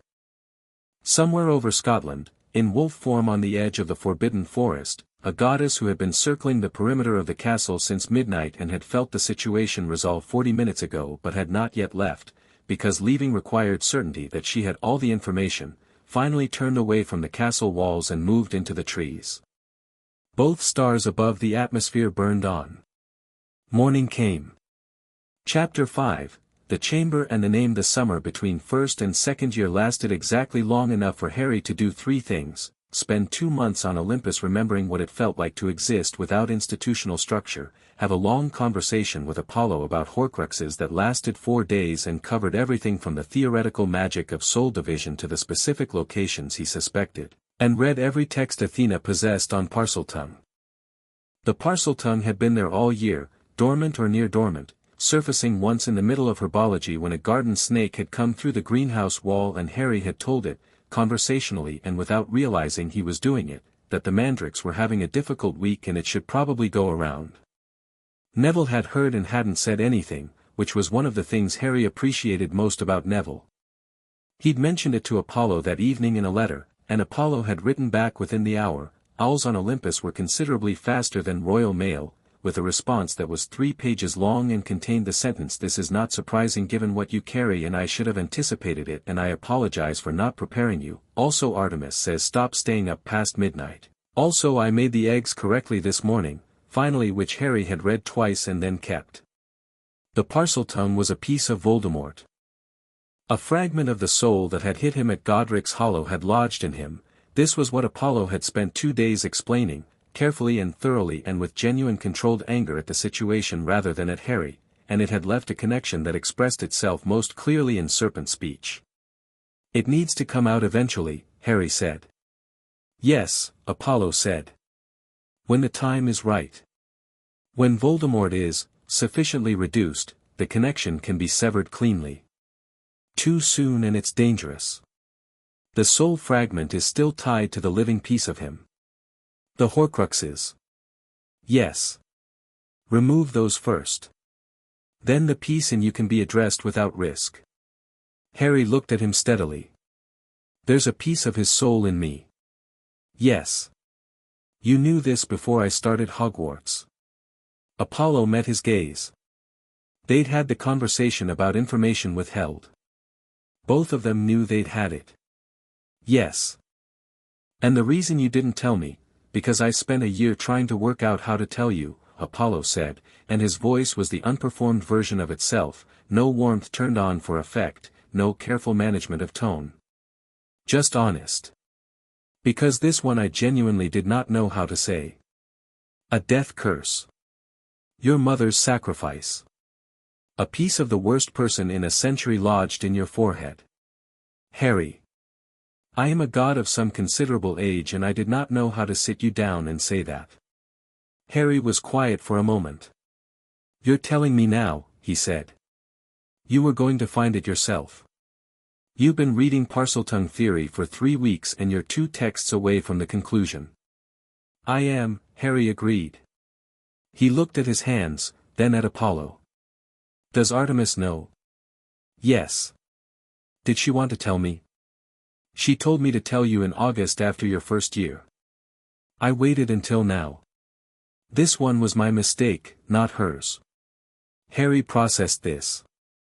He reached for the anger, it was there, it was legitimate, he could feel the shape of it, and then looked at what was underneath the anger, and what was underneath was something that was not forgiving exactly, because the thing hadn't been done to him with bad intention, but was something more like, I understand what happened here and I am not going to let it become a wall. Tell me the rest, he said. Whatever else there is that I should know. The full Horcrux inventory as I understand it, Apollo said. 6 made. 1 destroyed last year at Hogwarts, the diary. 1 currently around the neck of a Death Eater. 1 is an object that was Helga Hufflepuff's. 1 was Rowena Ravenclaw's. 1 is his snake, Nagini, which is the most recent and the most dangerous. And 1 is you. 7 total fragments including the piece still in him. Yes. That's a lot of work. Yes. But manageable, Harry said, and the way he said it was not bravado, it was the assessment of someone who had been taught to evaluate problems by breaking them into their component parts and addressing each one sequentially, and who had looked at this problem and found it large but not beyond what was available to him. Apollo looked at him for a moment. You're remarkable, do you know that? You've mentioned it, Harry said. It's less convincing from someone who's objectively biased. I was saying it before I was biased. You're always biased. I'm the god of truth, Apollo said. I'm constitutionally incapable of false statements.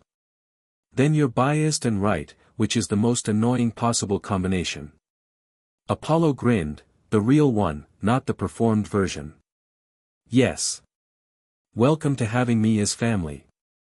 He went back to Hogwarts in September with a list and a plan and the specific easy patience of someone who intended to be thorough. The castle felt different in second year. Not worse, different, the way a place feels when you know it well enough to notice the changes. Dumbledore had reordered something on the 3rd floor. The defense position had been filled with someone new, which Harry knew before arriving because Athena had mentioned a name in passing that August, Gilderoy Lockhart, who had written 7 best-selling books about his own adventures, all of them substantially fictional. He found this mildly funny. He found the actual man, encountered in the corridor on the first morning, considerably more interesting, not for the reasons Lockhart intended. Lockhart had the specific energy of someone who had spent 20 years performing a version of himself and had long since forgotten the original, which produced a surface that was very polished and a center that was hollow in ways he'd presumably stopped noticing. His magic was technically adequate and superficially impressive and had the structural depth of a stage set. He was also, Harry noted, genuinely frightened of something. Not Harry specifically, not immediately, but the encounter registered as threat in Lockhart's eyes for a fraction of a second before the performance reasserted itself. Ah, Harry Potter, Lockhart said, producing a smile that had been designed specifically for situations like this, warm, knowing, the smile of a man who considered himself the acknowledged expert on Harry's kind of remarkable. I thought I might be seeing you. We'll have a great deal to discuss this year, I think. About handling the unusual. Managing the burden of fame. He winked. I've had some experience. I've read your books, Harry said pleasantly. All 7.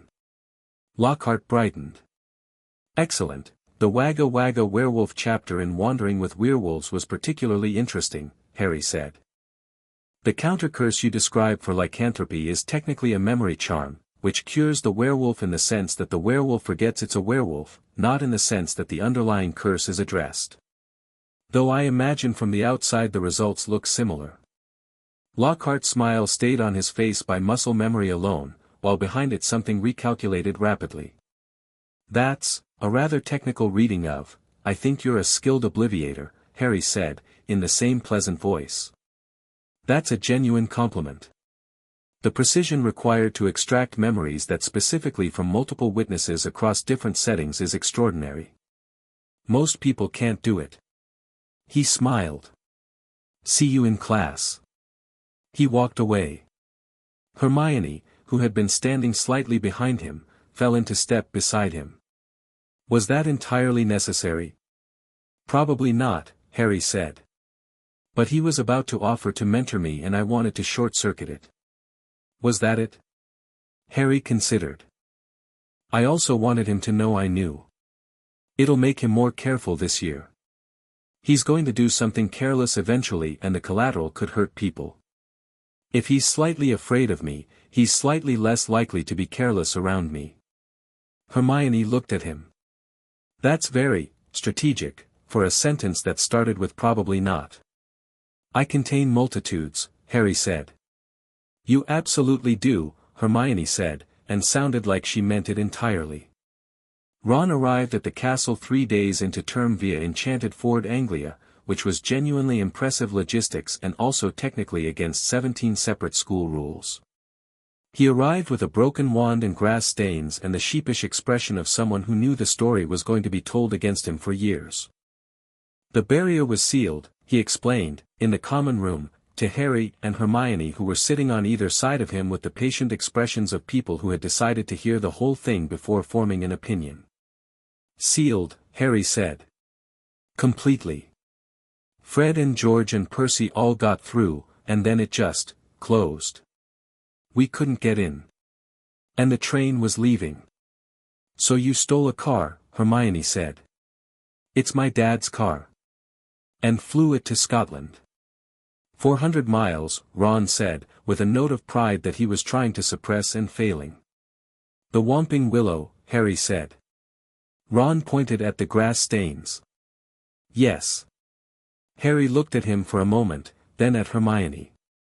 Something passed between them, the silent conversation of people who have been through several things together and have developed a vocabulary for this is ridiculous but we love him. Right, Harry said. Next time the barrier seals, send an owl. I did send an owl, Ron said. The owl arrived at the same time I did. Fair enough, Harry said. Are you hurt? Pride, mostly. Least serious injury you've had in this school, Hermione said, and Ron looked at her and then laughed, and the evening moved forward. The writing appeared on the wall of the second-floor corridor on the 31st of October, the chamber has been opened, enemies of the air beware, in what was blood, or something with a strong resemblance to blood, and below it was Mrs. Norris, Filch's cat, hanging from a torch bracket by her tail, petrified. Harry stood in the crowd that gathered and read the message and thought, the basilisk is awake. He'd known the chamber existed. He'd known about Salazar Slytherin's monster from Athena's histories. The common theory was a basilisk that had been there for 1,000 years, which meant the creature they were dealing with was the largest and most powerful specimen anyone in the modern era had encountered. He'd also known, from the same histories, that the chamber could only be opened by the heir of Slytherin, and that Tom Riddle had opened it 50 years ago, and that the method of opening it was Parseltongue. And he knew who was opening it now. The diary. The diary that he hadn't destroyed last year because the opportunity hadn't clearly presented itself, and because he'd been tracking Quirrell and hadn't had the attention to spare, and because, if he was being honest with himself, he'd been waiting to see it, to understand it, before addressing it. That had been a mistake. He didn't make a habit of mistakes and he was not gentle with himself about this one. He filed it, noted it, and moved forward. The question now was, where was the diary, and who had it? He started tracking. The basilisk attacks came in a specific pattern, not random, which confirmed deliberate targeting rather than genuine rampage. The creature was being directed. It moved through the plumbing system, which he'd identified by the third attack, because a basilisk that old and large had to be moving somehow and the castle's medieval plumbing was both extensive and warded against detection in ways that were old enough to have no modern magical signature. He tracked the victims, nearly headless Nick, Colin Creevey, Justin Finch-Fletchley. Indirect eye contact each time, reflection, ghost, camera lens. The basilisk's lethal gaze was being encountered at one remove, which meant either the creature was moving carelessly or the person directing it was deliberately pulling its attention at the last moment. Deliberately, he concluded. The Horcrux diary was compelling someone, probably a student, probably a first year based on the access patterns, to open the chamber, but whoever was holding the diary wasn't trying to kill anyone yet. Tom Riddle at 16 had been many things, but wasteful wasn't one of them. He was building toward something. He found Hermione in the library on a Thursday evening in November, surrounded by the organized chaos of active research, for books open simultaneously, notes in 3 colors, the specific quality of sustained concentration that she wore when she'd been at something for hours. Basilisk, she said, without looking up. Yes, Harry said, sitting across from her. I've been checking the attack patterns against the bestiary and the castle plumbing records from 1350. She pushed a set of notes toward him. It's a basilisk. Has to be. The petrification rather than death, combined with the pipe sounds, here, and here, and here, she tapped 3 points on a rough map of the castle. The movement pattern centers on this section of the second-floor plumbing, which connects to Moaning Myrtle's bathroom, Harry said. She looked up. Yes. You already knew. I've been tracking it since the first attack. Why didn't you? I wanted to see your analysis, he said. I wanted to know if I'd missed anything. She looked at him, reading that. Did you? Myrtle, he said.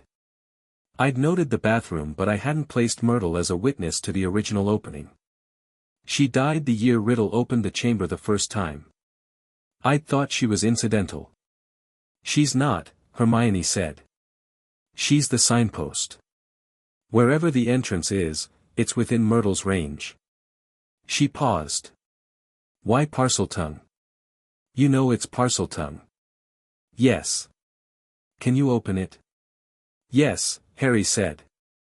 But I'm not doing that until I know who has the diary.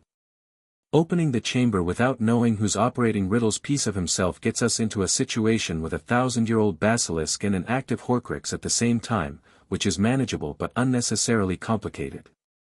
How do you find who has the diary? I've been watching the first years, Harry said. Specifically the ones who are showing signs of memory gaps. The diary creates a relationship, the person writing in it gets responses, gets validation, gets heard, and gradually the conversation shifts from them telling the diary things to the diary telling them what to do, and they stop remembering the gaps where Riddle takes over. He looked at her. I've narrowed it to 3. Hermione stared at him. You've been, Harry, how long have you been doing this? Since October.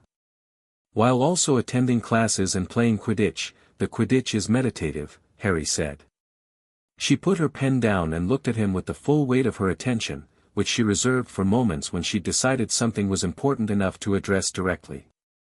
I want to help, she said. Not reactively. Properly. I want to be part of the actual plan, not just the parts you decide are safe to tell me about. You've been part of the actual plan since I told you about the Horcruxes in first year, Harry said. But you're tracking things on your own and telling me after. I tell you when I have something conclusive, he said. I don't want to bring you a half-formed theory. I would like the half-formed theories, Hermione said, with great precision. I am extremely good at half-formed theories. Harry, that's what I'm for in this arrangement. You provide the unusual information gathering and I provide the analysis framework and together we get to the conclusion faster than either of us would alone. But that only works if you bring me the half-formed things. He looked at her. You're right, he said. She blinked. Oh. She'd clearly been prepared for more resistance. Good. I'll bring you the half-formed things. Thank you. Currently, the Slytherin locket, Harry said, which is Horcrux number 3 and which I believe was stolen from the Black family home at some point in the last 15 years, which means someone in the Black family tree knows something about its location. The Hufflepuff cup is almost certainly in Gringotts, which will require planning.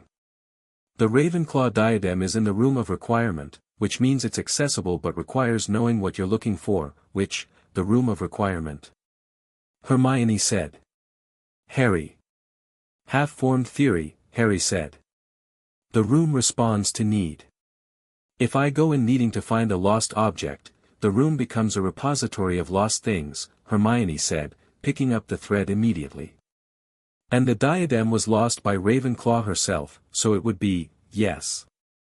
Yes, that's very plausible. What's the condition of the object? Would it be, hidden, not destroyed? Riddle hid it there when he returned to Hogwarts to ask for the defense position. It's intact. So we could. Second year is not the time for Gringotts, Harry said. But the room of requirement is viable when we have a quiet window. And the diary. The diary first, Harry agreed. That one's active and it has a basilisk. They worked through the evening together, Hermione's analysis sharpening Harry's intelligence and Harry's intelligence giving Hermione's analysis material it had been missing, and by 10 o'clock they had a picture that was more complete than either would have built alone. The 3 first years Harry had flagged were Ginny Weasley, a quiet Hufflepuff girl named Ada Macmillan, and a Slytherin first year named Not.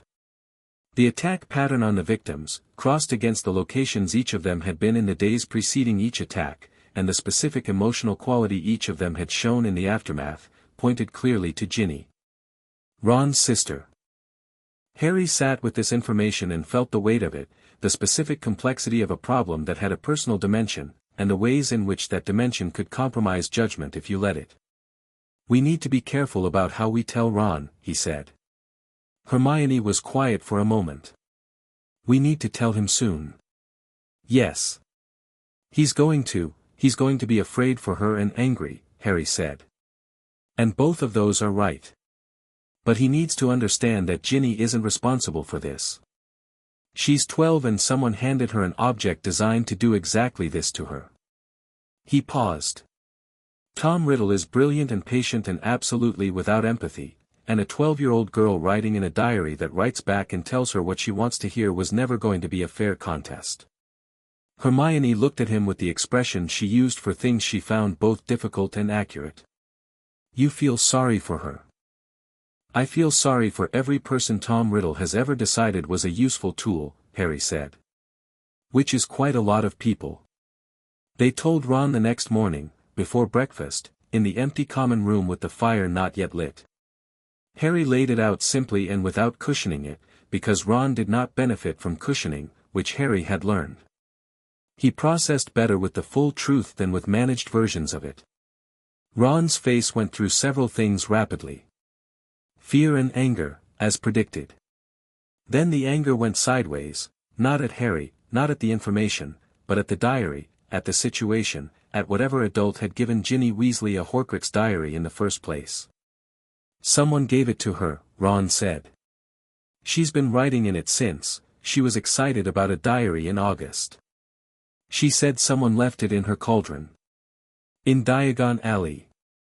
Harry thought about Lucius Malfoy in Flourish and Blots, where he'd seen the encounter from across the shop, the condescension, the barely contained contempt for the Weasley family, and the brief moment when Malfoy had leaned into Ginny's cauldron while apparently checking her textbooks. I know who gave it to her, Harry said. Ron looked at him. Later, Harry said. One thing at a time. Right now the priority is Ginny, and the diary, and the chamber. He held Ron's gaze. She's going to be all right. I'm going to make sure of that. I need you to trust me. Ron was quiet for a moment, the specific quiet of someone who was afraid and was choosing trust anyway. Yeah, he said. All right. A beat. Can I come? You can watch the entrance, Harry said. Someone needs to. Bit insulting. Bit necessary. The entrance is in Myrtle's bathroom and if someone else tries to open it while I'm inside, fine, Ron said. Fine. I'll watch the entrance.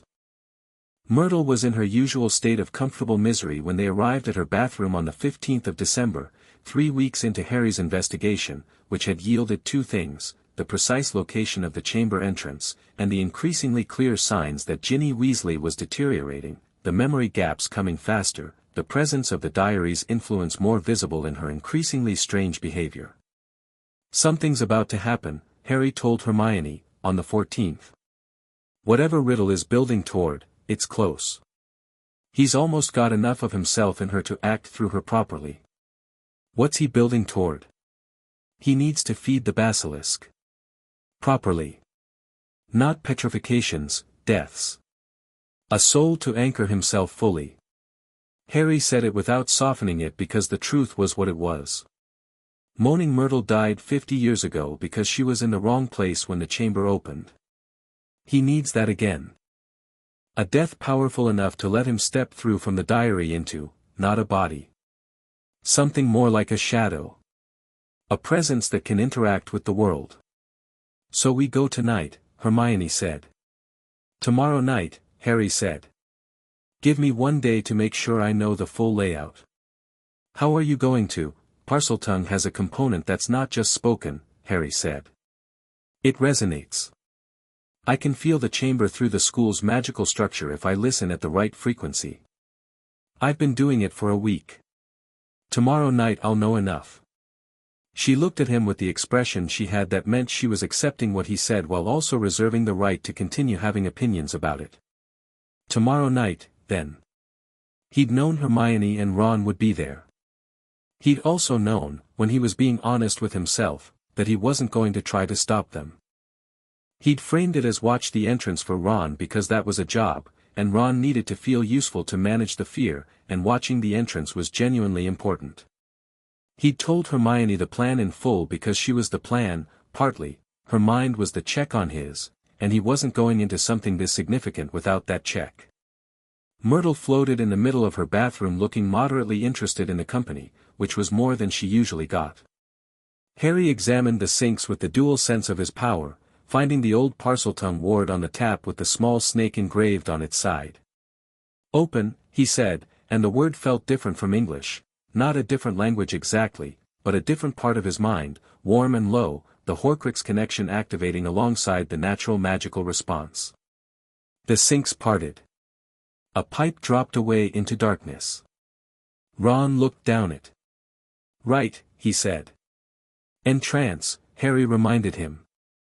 Entrance, Ron agreed, and then pulled Harry into a brief, awkward, entirely Ron hug that lasted exactly 3 seconds and communicated something that Ron was clearly not going to put into words. He let go, straightened his collar, and went to stand by the bathroom door with his wand out. Harry looked at Hermione. Don't tell me to stay, she said. Wasn't going to, Harry said. He dropped into the pipe. She followed. The descent was long and dark and smelled of old water and older magic, the kind of old that predated the castle itself, Salazar Slytherin's own working running through the bedrock beneath Hogwarts. Harry landed in a damp tunnel, stood up, and let the dual magic come into his hands, not deployed yet, but present, ready, the gold and silver of it lighting the tunnel sufficiently to see by. Hermione landed beside him, cast a quick lumos, looked at the tunnel. Medieval construction. Pre-castle, probably. This predates Hogwarts by at least 200 years. Slytherin built it before the school, Harry confirmed. Come on. The tunnel was long and littered with the detritus of a very old very large snake, shed scales the size of roof tiles, bones of animals that had found their way in over the centuries, passages that branched and rejoined in a layout Harry tracked by feel rather than sight. He could sense the chamber ahead, the specific density of ancient magic, the compressed power of a space that had been sealed for 50 years with a sleeping basilisk and the accumulated magical resonance of everything Salazar Slytherin had ever cared about. He could also sense something else. Wrong. Ahead and wrong, the specific quality of a soul fragment operating at full capacity in a medium it had nearly fully consumed, and beneath that, something flickering and faint and afraid. He moved faster. The chamber itself was vast and dark and built to a scale that understood its primary occupant, high stone arches dripping with moisture, a long reflecting pool running down its center, the ceiling lost in darkness. At the far end, a massive carved face of Salazar Slytherin stared from the wall with the serene contempt of someone who had been right about everything and was waiting for history to catch up. In front of it, Ginny Weasley was lying on the wet stone floor, and she was almost not there.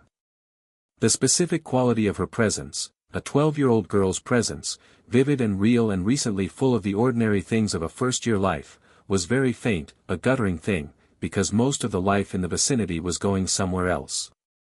Standing over her, visible only to magical sight, was Tom Riddle. Not the fragment. Not the whisper. The projected form of Tom Marvolo Riddle at 16, constructed from Ginny's life force with the deliberate patience of someone who had planned this exact moment for 50 years, and he was beautiful in the specific manner of things that are wrong, too sharp, too clear, more vivid than the stone around him and more real than the girl he'd taken it from. He was also holding Harry's wand.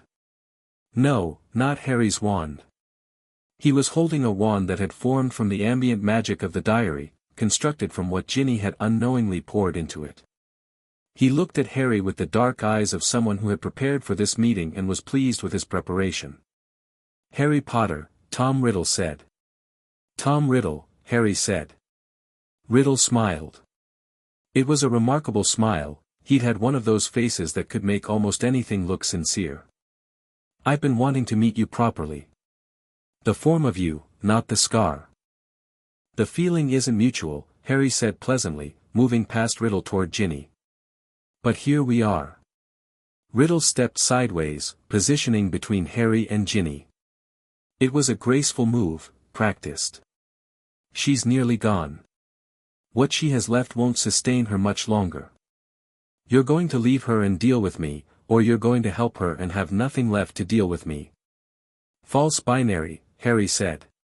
He looked at Hermione without looking away from Riddle. "Hermione."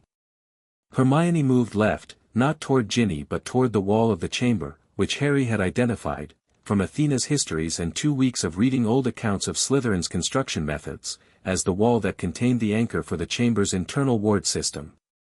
She'd known this since yesterday and had spent last night identifying the specific countercurse. Riddle looked at her. For the first time, something in his expression shifted, not quite uncertain, but recalibrating.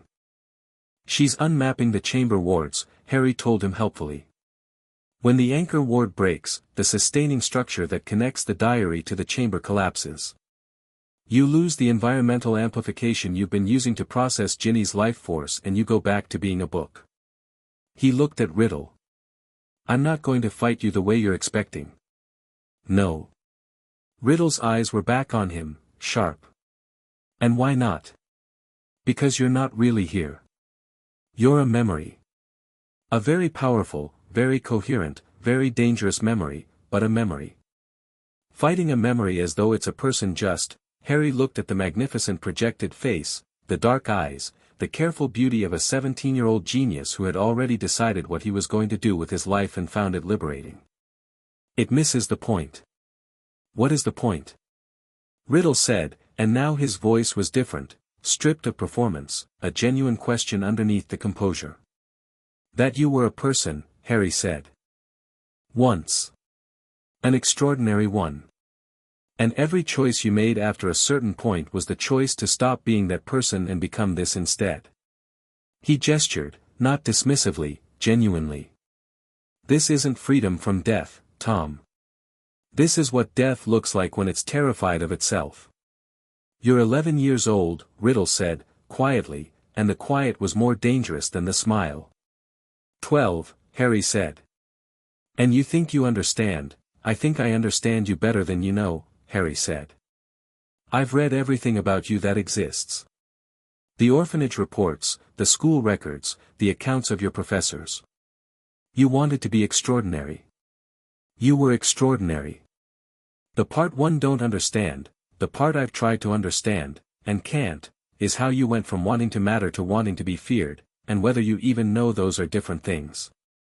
Riddle stared at him. Behind him, Hermione reached the ward anchor. The countercurse she'd prepared hit the wall with the specific sound of old magic being addressed by precise new magic, not a crash, just a deep settling, a harmonic resolution, and the quality of the chamber's magical atmosphere changed immediately. The dense amplification that had been processing Ginny's life force thinned, and the chamber became just a room again, a very old, very large room, and Tom Riddle became what he actually was. A page. He flickered. The beautiful face stuttered like a projected image losing its light source. "No," he said, and now the composure was gone, just the thing underneath, which was not magnificent at all, just afraid and very determined. "No, I will not." Harry reached into his pocket and took out the diary. He'd had it for 3 days. He'd found it in Ginny's dormitory, tucked behind her pillow with the specific care of something hidden rather than just put away, after he'd confirmed she was the carrier. He'd left a copy in its place, a replica with no magic in it, and he'd been carrying the real one since because carrying it was part of what came next. He looked at it. It was a small black diary with T.M. Riddle embossed on the cover, and it had been Tom Riddle's first and most beloved creation, the first piece of his soul he'd ever divided and stored, made when he was 16 with all the terrible creativity of a brilliant frightened boy who had found a solution to his fear and had never once asked whether the solution was worth the cost. "Don't," Riddle said. "Sunfire," Harry said quietly. Not to Riddle. To himself, or to the magic, or to both. He looked at the diary and let the solar magic come, not a pulse, not a strike. A sustained, deliberate burning. The specific frequency of full solar power brought to a point and held, which was the hardest thing Apollo had ever taught him and the most useful. The diary caught. Not ordinary fire. The sunfire was gold-white and steady, and it burned without accelerating, without consuming anything around it, just the diary, just the paper and the ink and the piece of soul inside, being addressed by something that was in every meaningful sense the opposite of what Riddle was. Tom Riddle, the projection, the memory, the beautiful terrible coherent fragment, screamed. It was not a sound that belonged in a human throat, but it had started from 50 years ago, and Harry heard it all the way to the end and didn't look away from it, because Apollo had told him once that witnessing things mattered, that looking at hard things directly was its own kind of honesty, and he owed Tom Riddle at minimum the dignity of being looked at in the moment of his undoing. The diary burned to nothing in approximately 40 seconds. The chamber went quiet. Harry turned immediately to Ginny, crouching beside her, one hand against her forehead, the healing aspect of his magic, the part of him that understood what something was supposed to be and worked toward returning it to that state, moving through the contact steadily. She was cold and very pale and her pulse was thread-thin, but she was there. "Ginny," he said. "Come back." It took 3 minutes.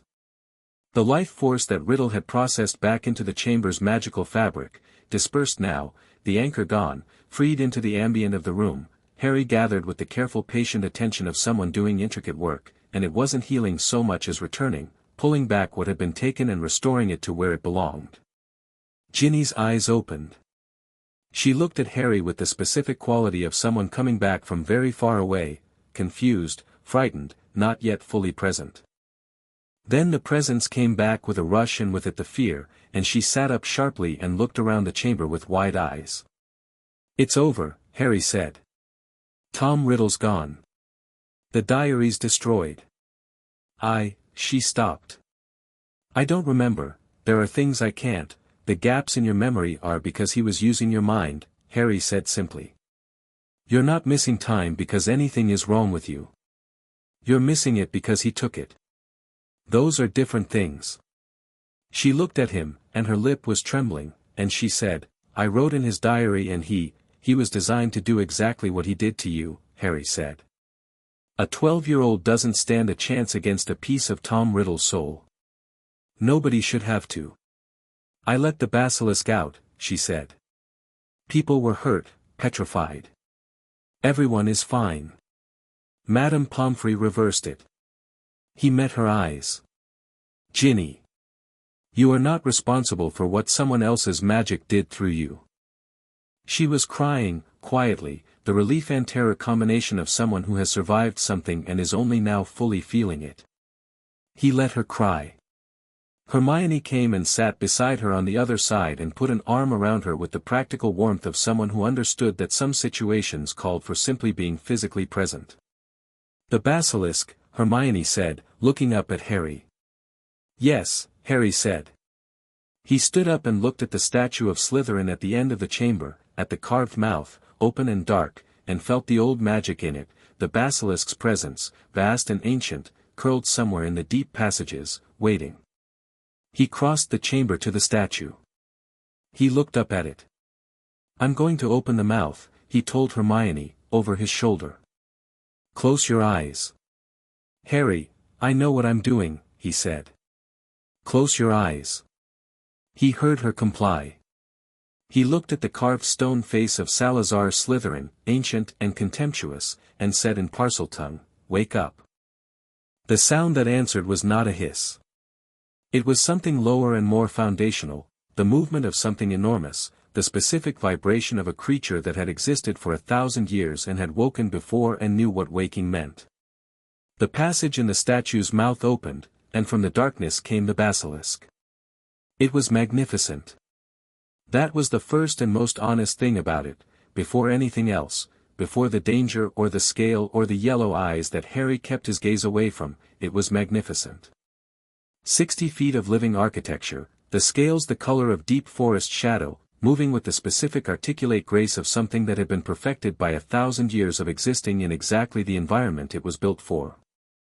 It emerged from the passage and stopped, tasting the air with a tongue the size of a surfboard, and its presence in the chamber was a kind of weight, not threatening yet but present, the full attention of a very old very large creature considering the small thing standing in front of it. Harry looked at it. Not at the eyes, at the body, the form, the living creature that Salazar Slytherin had created and hidden and forgotten to give a purpose beyond destroy, and that had spent 1,000 years waiting for someone who spoke its language. He spoke its language. "You've been here a long time," he said, in Parseltongue. The tongue moved. The head tilted, enormously, slowly, with the unhurried attention of something that had nothing to be hurried about. "Long," it agreed. Its voice was not a voice exactly, more a resonance, felt in the chest rather than heard with the ears. "Waiting." "For him," Harry said. "The air." The air commanded. "I waited." "The air is gone," Harry said. "What he commanded you to do, it's over. The school above you is full of students who have done nothing to you or to anyone." The basilisk was still. "The air commanded," it said again. "The air is dead," Harry said, which was accurate in every meaningful sense. "And what you've been used for, what you were made for, Salazar Slytherin is also long gone. What you were commanded no longer needs to be obeyed because the one who commanded you no longer exists to command." He watched the creature process this. He could see it in the quality of the stillness, something old being asked to accommodate something new, a creature of pure instinct and ancient instruction meeting the fact that the instruction had ended. "What remains?" the basilisk asked. "You," Harry said. "If you choose." Another long stillness. "I am a thing of dark places," the basilisk said. "I have killed. I was made to kill." "You were made to obey," Harry said. "That's not the same as being made to kill." Obedience and death were what he asked for. "What you are is a living thing that has been here a very long time and deserves more consideration than being used as someone's weapon." He wasn't sure where this was going. He hadn't planned it, he'd planned for a confrontation, had come prepared for what needed to happen if the creature attacked or couldn't be reached.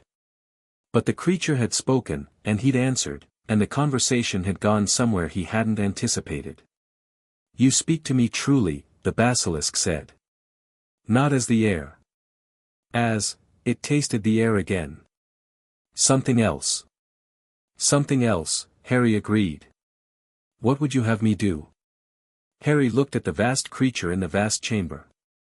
Looked at the space it had occupied for 1,000 years, the passages designed for its specific dimensions, the pool and the dark and the deep old foundations of a school it had never been part of.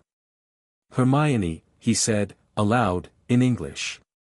"Can the room of requirement contain a very large snake?" There was a pause. "Theoretically," Hermione said, from somewhere behind him with her eyes still closed, and her voice had the quality of someone who has decided to simply keep up. "The room is functionally unbounded in the right configuration. There is a room," Harry said to the basilisk, "in the school above us. A room that becomes what is needed. I believe it could become what you need. Better than a sealed chamber. I do not know this room." "I do," Harry said. "I can show you." The basilisk looked at him for a long time. The yellow eyes, death in direct contact, the most specific kind of mortal danger he'd ever stood next to, moved over him slowly, not in threat but in the way that old things look at new things, taking their measure. "You are not afraid," the basilisk said. "No," Harry agreed. "Why?" Harry thought about it honestly. Because being afraid of you wouldn't change what you are or what I am. And I'd rather understand you than be afraid of you. The basilisk lowered its head. It was not submission. It wasn't quite anything Harry had a word for, more a recognition, a decision, the specific movement of a creature that has been waiting for someone to talk to for 1,000 years and has finally found one. "Show me the room," it said. Getting a 60-foot basilisk out of the chamber and through the school to the room of requirement took 2 hours and required, among other things, navigating 3 sets of old passages that connected the chamber to the castle's underfoundation, a brief detour to avoid Filch, and Hermione navigating ahead with her eyes closed using a system of verbal direction from Harry that they developed in real time and worked better than it should have. They installed the basilisk in the room of requirement at 3 in the morning, the room having obligingly configured itself as an enormous underground space, warm and dark and with adequate ventilation. The room was considerably more cooperative than Harry had anticipated, which suggested the castle had opinions about the situation and had decided to be useful. "Right," Hermione said, when they emerged into the corridor and the room's door had sealed behind them. "That happened." "It did," Harry agreed. "You talked a basilisk into choosing better than it was designed for," Harry said. "Yes." Hermione looked at him. "You're the strangest person I've ever met," she said, with the specific warmth of a compliment that sounds like observation. "I know," Harry said.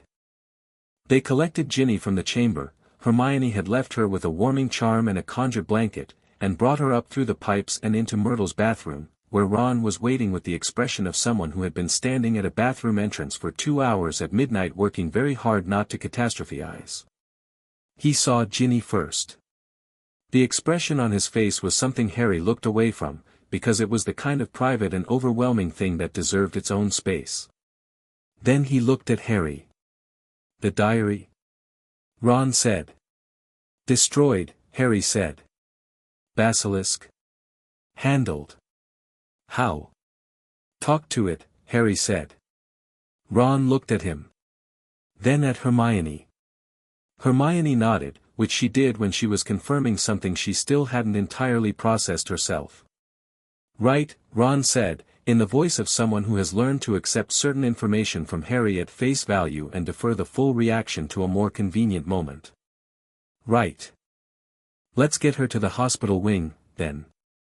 They went through the quiet castle, the 4 of them, and Ginny walked between Ron and Hermione with the slightly unsteady quality of someone reclaiming their own legs, and Harry walked slightly ahead and tracked the castle's sleeping magic and thought about Lucius Malfoy and about a locket and about the long patient work ahead. Madame Pomfrey received them without comment on the hour. She had, Harry suspected, developed a policy of pragmatic acceptance about whatever state Harry Potter arrived in her ward, and took Ginny with the focused attention of someone assessing a situation and knowing exactly what to do about it. In the corridor outside the hospital wing, Dumbledore was standing. Waiting. He must have been notified. Of course he had. The Chamber of Secrets had opened and something large had moved through the school's magical structure. Dumbledore would have felt that the way a conductor hears an instrument go wrong. He looked at Harry with an expression that was, for the first time in their acquaintance, not primarily managed. "The chamber," he said. "Closed," Harry said. "Ginny Weasley is all right. The diary, the Horcrux, is destroyed." The word Horcrux landed between them with the weight of something that had been not said for a long time. Dumbledore's eyes moved, a single tell, the only tell Harry had ever seen from him. "You know," Dumbledore said. "About all of them," Harry said. "I have for a while." Dumbledore looked at him with the full weight of his extraordinary mind, and in that look Harry saw the map of the older man's plans, the long patient careful architecture of someone who had been moving pieces for decades and had just realized that one of the pieces knew it was a piece and was not playing along. "Harry," Dumbledore said, and his voice was quieter than usual. More genuine than usual. "How much do you know about yourself? About what's in the scar?" Harry said. "Yes. I know." Silence. "And you're not," Dumbledore stopped. "Afraid?" Harry said. "No." "The solution," Dumbledore said, carefully, to that particular problem, is not a pleasant one. I know the shape of it, Harry said. I also know that the solution you're currently envisioning is not the only possible one. Not anymore. Dumbledore looked at him. Really looked, past the performance, past the plan, past the 11 years of architecture he'd built around the name Harry Potter. And what he saw, Harry knew, was not a weapon or a pawn or a boy with a destiny. Just Harry. Exactly Harry. Unreduced and unafraid and entirely his own. Get some sleep, Harry said. We should talk properly. Not tonight, but soon. There's quite a lot to discuss. He went to bed. Behind him, for the first time, Albus Dumbledore did not have the next move planned. Chapter 6. The God of Two Lights. The Hogwarts Express at the end of second year was louder than the first, which Harry attributed to the specific relief of a school year that had genuinely frightened people resolving into summer. Students who'd been quiet and watchful since October were laughing too loudly in compartments, eating too much chocolate, filling the train with the compressed energy of something that had been held in check for months and was now releasing all at once. Harry sat by the window and watched England arrive in pieces, industrial Midlands giving way to greener things, the motorways thinning out, the sky going wider. Hermione was beside him with a book she wasn't reading. Ron was playing chess against himself, winning as both sides with equal conviction. Neville was across from Harry with Trevor in his lap, looking out at the countryside with the expression he wore more often now, less braced for something to go wrong, more simply present. Luna was in the compartment too, which was not unusual anymore.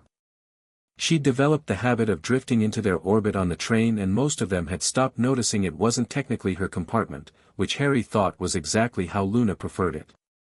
You're thinking about next year, Hermione said, not looking up from the unread book. I'm thinking about several things, Harry said. The Horcrux list. Among them. Which one first? The locket, Harry said. Mundungus Fletcher stole it from Grimmauld Place in '89. He fences things. The chain of sale isn't impossible to follow if you start from the right end. He looked at the window. I've already sent 2 letters. Hermione put the book down. You've already sent 2 letters. It's been a productive fortnight. Harry, it's been 3 days since the chamber. The chamber was resolved, Harry said. The list isn't. She looked at him with the expression she reserved for moments when she found him both admirable and mildly exhausting, which had become a specific and frequently deployed expression over the course of their friendship. The locket is one thing. The cup in Gringotts is another. The cup is a third-year problem, Harry agreed. Maybe fourth. Gringotts requires access, and access requires a reason, and I'm working on the reason. And the one in you, she said, quietly, carefully, because they'd talked about this only once and she'd been careful with it ever since, treating it as something that deserved particular handling. Last, Harry said. After everything else is gone. When the connection between the piece in me and the rest of what Riddle is has been sufficiently reduced. He said it matter-of-factly, the way Artemis said hard things, not performing calm, just genuinely having made peace with the difficulty of it. It's manageable. It's a piece of a Dark Lord's soul in your head, Hermione said. Yes. It's also not going anywhere in the meantime, and it doesn't affect me the way it would affect someone who hadn't been rebuilt, essentially. He glanced at her. Apollo has been researching extraction methods since I was 7. He's not going to run out of ideas.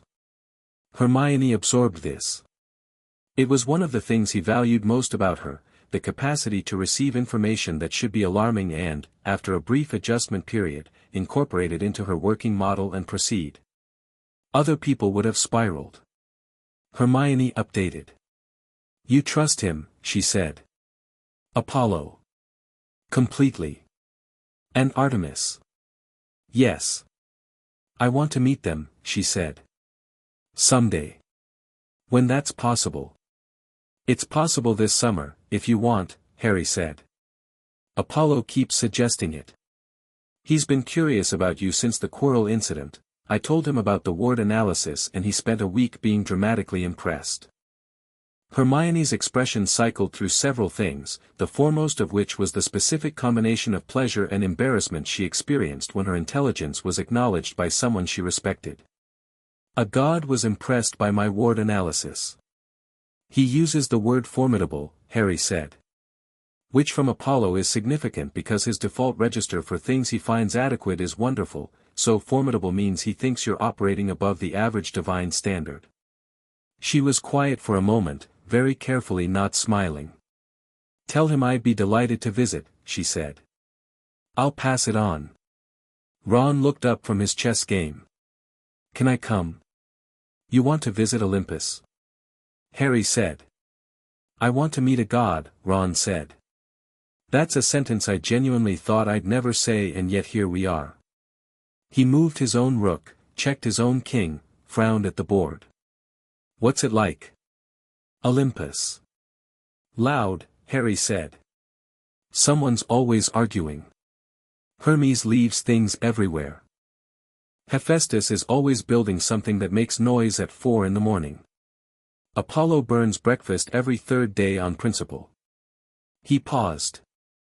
Also genuinely the most beautiful place in the known world and outside of time in ways that take some adjusting to. And Artemis? Neville said, from his corner. He'd been listening with the quality of someone who doesn't insert himself into conversations but doesn't miss anything either.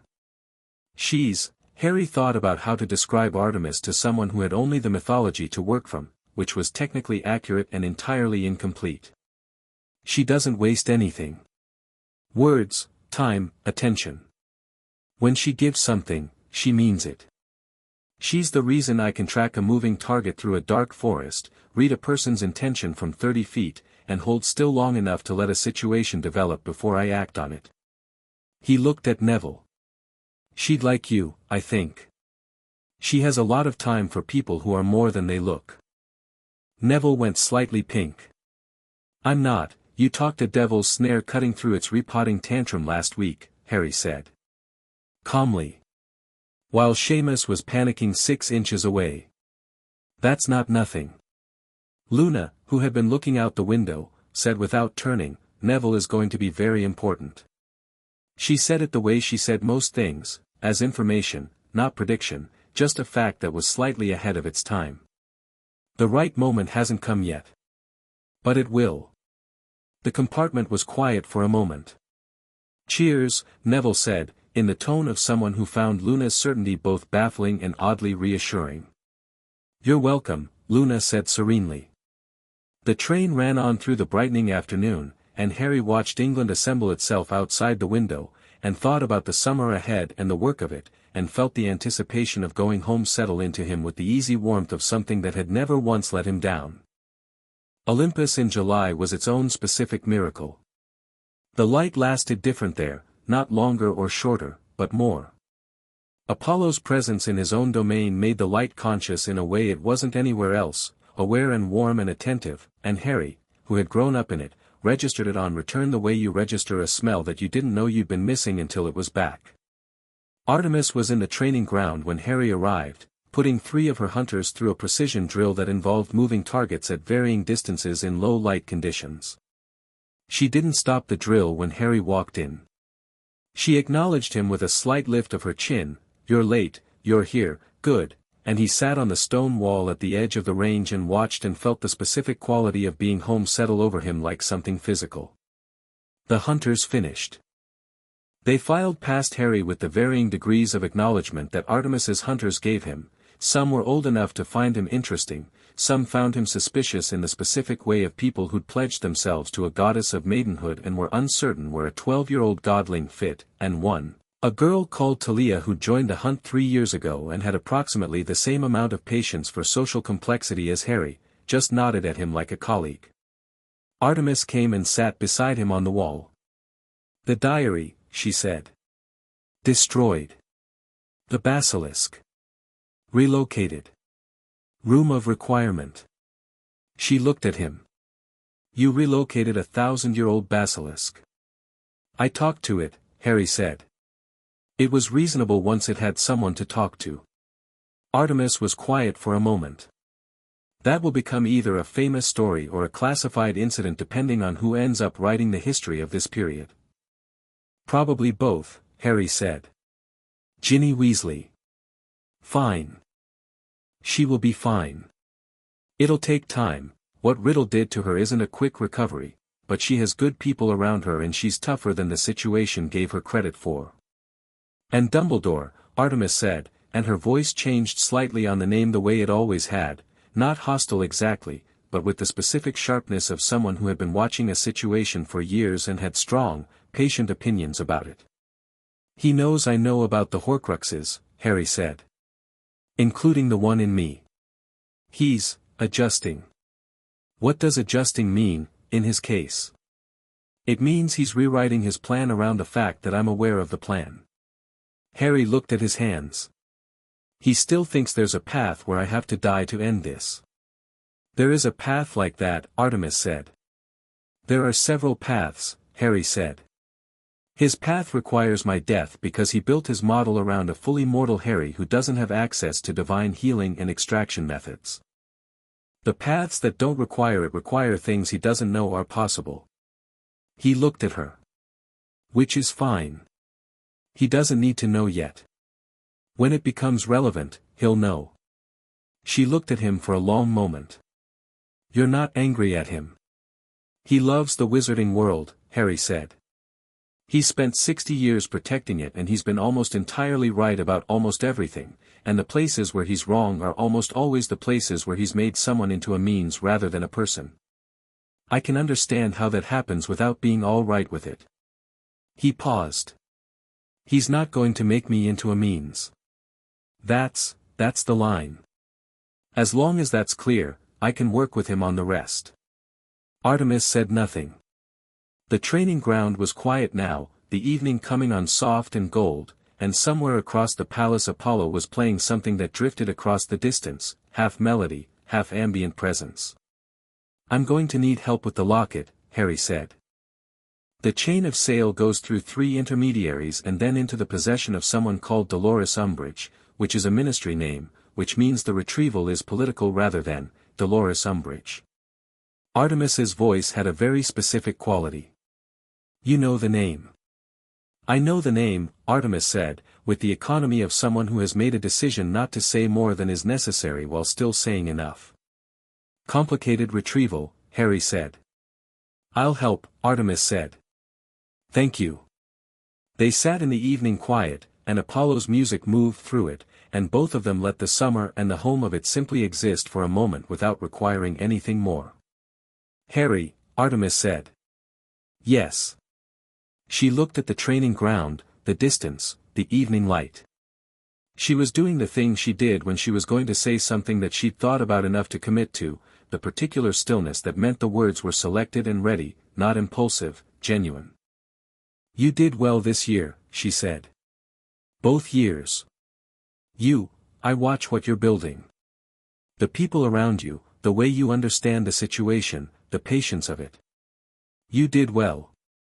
He knew what that cost her to say, not because she didn't mean it but because she said things she meant with specific intention and those things carried weight accordingly.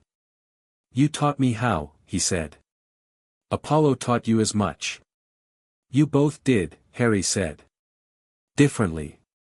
Both necessary. She nodded once, which was Artemis for accepted and returned. Apollo arrived from across the courtyard with the general energy of someone who had seen Harry arrive from a window and had been restraining himself for 20 minutes, which was visible in every line of his posture.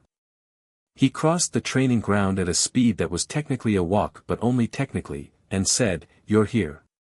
Finally. Do you know how long I've been? 20 minutes, Harry said. I saw you at the window. Apollo stopped. The window is very small. Your silhouette is unmistakable. I will have you know that my silhouette is considered. Sit down, Harry said, and moved over on the wall to make room. Apollo sat. He looked at Harry with the warm comprehensive attention that was his specific way of checking whether someone he loved was all right, not asking directly, just looking, finding what was there and what wasn't. The Horcrux, he said. The diary. Gone. Clean destruction. Sunfire. Yes. It took about 40 seconds. Apollo nodded, and something in his posture shifted, the specific release of something he'd been holding. Good. And you're intact. You feel intact. I'm fine, Apollo. You went into a chamber with a 1,000-year-old basilisk, and talked to it, Artemis said. Apollo looked at her. He talked to it. Relocated it to the room of requirement, she said. Apollo looked at Harry. It was reasonable once, Harry started. Once it had someone to talk to, Apollo finished, and his expression was multiple things simultaneously, the uppermost of which was a kind of exasperated wonder that had become, over 12 years, its own specific form of love. Of course it was. Of course you talked the basilisk into a better situation. This couldn't just be a normal, was it ever going to be normal? Harry said. No, Apollo admitted. No, I genuinely don't know why I keep expecting, he stopped. Laughed, the real version, the surprised one. Tell me everything. All of it, from the beginning. Leave nothing out. Harry told them. It took 2 hours and 3 different location changes, the training ground, the kitchen for food that Apollo made badly and Artemis made correctly, the music room eventually because Apollo gravitated there when he was processing things he found significant. Harry told them about Riddle's projection, about Hermione and the ward anchor, about the conversation in the chamber, about the basilisk and the room of requirement, about Ginny and the life force retrieval and the conversation with Dumbledore in the corridor. They listened the way they always had, Apollo with questions interspersed, following threads, pulling on things he found interesting, Artemis with absolute silence and complete attention, storing everything. At the end of it, Apollo was quiet for a long moment. The extraction, he said finally. The soul piece. I want to show you what I have. He went to his archive and came back with 3 scrolls, which he spread on the table with the focused attention of a physician who has been working a problem and has something to show for it. Harry leaned over them and read. The theory was complex but not incomprehensible, a procedure that required the containing piece of Voldemort in Harry to be sufficiently isolated from the other Horcruxes before it could be safely drawn out. Isolated not physically but magically, each Horcrux that was destroyed removed one node of the network, weakened the structural connection that kept the soul fragment in Harry anchored to the living piece of Voldemort. Remove enough of them and the piece in Harry would be connected to nothing, floating free of the network, extractable without the backlash that would otherwise kill him. All but one, Harry said. Destroy all but one of the other Horcruxes, then the piece in me can be extracted. And then the last one, the remaining Horcrux and the living piece of Riddle, can be addressed without any soul network remaining, Apollo said. He becomes fully mortal. No more anchor points. Whatever kills him stays killed. It's like taking down a tent, Hermione had said, when Harry had described the network to her in the library in February. Remove the poles and the whole thing collapses. She'd been right. She was almost always right about the structural metaphors. The locket first, Harry said. Then the cup. Then the diadem, that one I can do myself, the room of requirements accessible and I know what I'm looking for. Then Nagini, which is the difficult one because she's with Voldemort wherever he's currently reforming. He's in Albania, Apollo said. Harry looked up. You know where he is. I've had an eye on him since the Quirrell situation. He's in a forest in Albania, approximately nothing, sustained by magical creatures he's persuading and occasionally consuming. He's been rebuilding for 1.5 years and Apollo paused. He's more desperate than he was. Losing the diary set him back significantly. He's looking for a way to return that doesn't require another host. Which means he's going to find one, Harry said. Eventually. He's not capable of giving up. It's not a character flaw, it's a structural feature of what he's become. Apollo rolled the scrolls. We have time. Not infinite time, but time. The locket, Harry said again, and looked at Artemis. She met his gaze. I'll start the retrieval process. Give me 2 weeks. Take 3, Harry said. Umbridge is going to require patience. The corner of her mouth moved. I have patience, she said. Patience and extremely good aim. Third year arrived with a new professor on the Hogwarts Express, which Harry identified before the train even moved. He was in the corridor outside their compartment, checking the magical signature of the train, habit, not anxiety, the way Artemis had trained him to always know his environment, and he felt the specific resonance of a werewolf in one of the forward compartments. Old bite, long established, the specific magical frequency of lycanthropy that he'd studied in enough theoretical depth to recognize immediately. He found the compartment, a sleeping man, shabby robes, the gaunt look of someone who had been ill regularly for a long time and had learned to function around it. Youngish face with old damage on it. A battered case with the initials RJL on the lock. Lupin. Remus Lupin. Harry knew the name from multiple sources, from the Order of the Phoenix files that he'd found referenced in Athena's historical records, from the file on James Potter's closest friends, from the story of the night at Godric's Hollow, assembled from fragments over 7 years. He knew the name and the history and the specific tragedy of someone who had been made a monster at age 5 and had spent his whole life since trying to be good enough to make up for a thing that wasn't his fault. He went back to the compartment and sat down and thought about what it meant that Dumbledore had hired Remus Lupin this year. Hermione was watching him. You recognized the new professor. Remus Lupin, Harry said. Defense against the dark arts. He knew my parents. Ron straightened. Your parents? He was one of my father's closest friends. Part of a group of 4, Lupin, James Potter, Sirius Black, and Peter Pettigrew. Harry paused. 3 of those 4 people I need to talk to before the year is out. Neville looked up from Trevor. Sirius Black escaped from Azkaban last week, he said, with the careful tone of someone contributing information they know is significant and is watching to see what Harry does with it. I know, Harry said. He's supposed to be a, Neville hesitated. Everyone says he's dangerous. That he supported, I know what everyone says, Harry said. I also know that the evidence for what he supposedly did consists primarily of the testimony of people who had reasons to want him convicted, and a scene that eyewitnesses described in ways that don't entirely add up if you read them carefully. He looked at Neville. I'm not saying he's innocent. I'm saying the case against him has some interesting gaps. Ron frowned. The ministry gave him a trial with no veritaserum and no wand examination, Harry said. In the immediate aftermath of Voldemort's fall, when everyone was frightened and grieving and very interested in having someone to blame. Those aren't the conditions that produce reliable justice.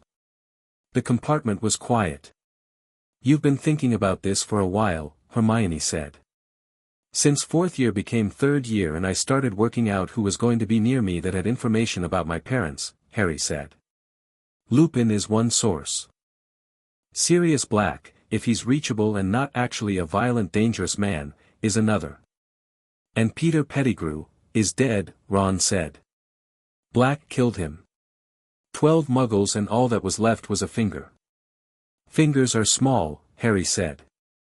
A skilled enough animagus, running fast, in a crowd of panicking people, a finger is extremely small. He looked at Ron. Your family has a pet rat. Percy had him before you. Ron stared at him. He's been a pet rat for 12 years, Harry said, gently. I don't think he had a choice about being in your family specifically. I think he just went to ground in the first safe place he found and then couldn't leave without revealing himself, and 12 years went by. But Ron, Peter Pettigrew is alive. He's been alive this whole time, and Sirius Black has been in Azkaban for 12 years for a crime that was mostly Pettigrew's. The silence was longer this time.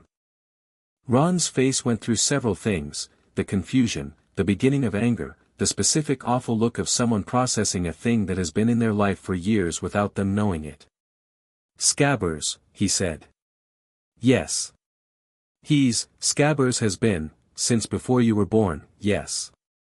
Ron picked up Trevor, who was the nearest thing to him, and held the toad with the automatic displaced care of someone who needed something to hold. Trevor submitted to this with the dignity of a creature that had been through a great deal. "Right," Ron said, eventually. "Right. So what do we do about it?" "Lupin first," Harry said. "He knows the full story of that night. If he trusts me, and I think he will, because he knew my parents and he's a decent man, he can fill in the gaps. Then we find Black." "Black's in the country," Hermione said quietly.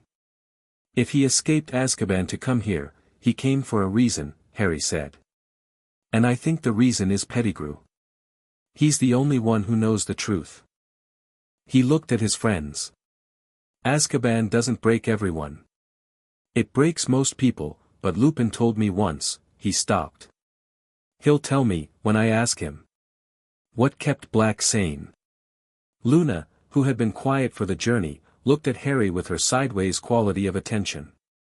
"He had something true to hold on to," she said.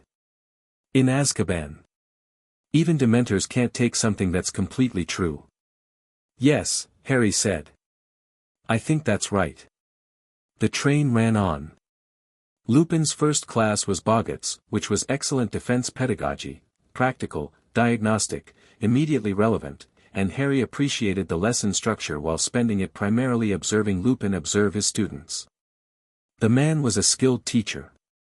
Genuinely skilled, the kind that had thought about how knowledge transferred and had shaped his lessons around the transfer rather than around demonstrating his own mastery of the content. He created safety in the room without being soft about the reality of what they were facing, and he managed the class's individual personalities with a deft light touch that was clearly practiced and clearly came from caring about the outcome. He was also watching Harry throughout. Not obtrusively. Not with the complicated conflicted attention that most adults gave Harry, who had a relationship with the idea of Harry Potter before they had a relationship with the person. Lupin watched him with something simpler and more specific, the attention of someone looking for a person they know through the face of someone they don't.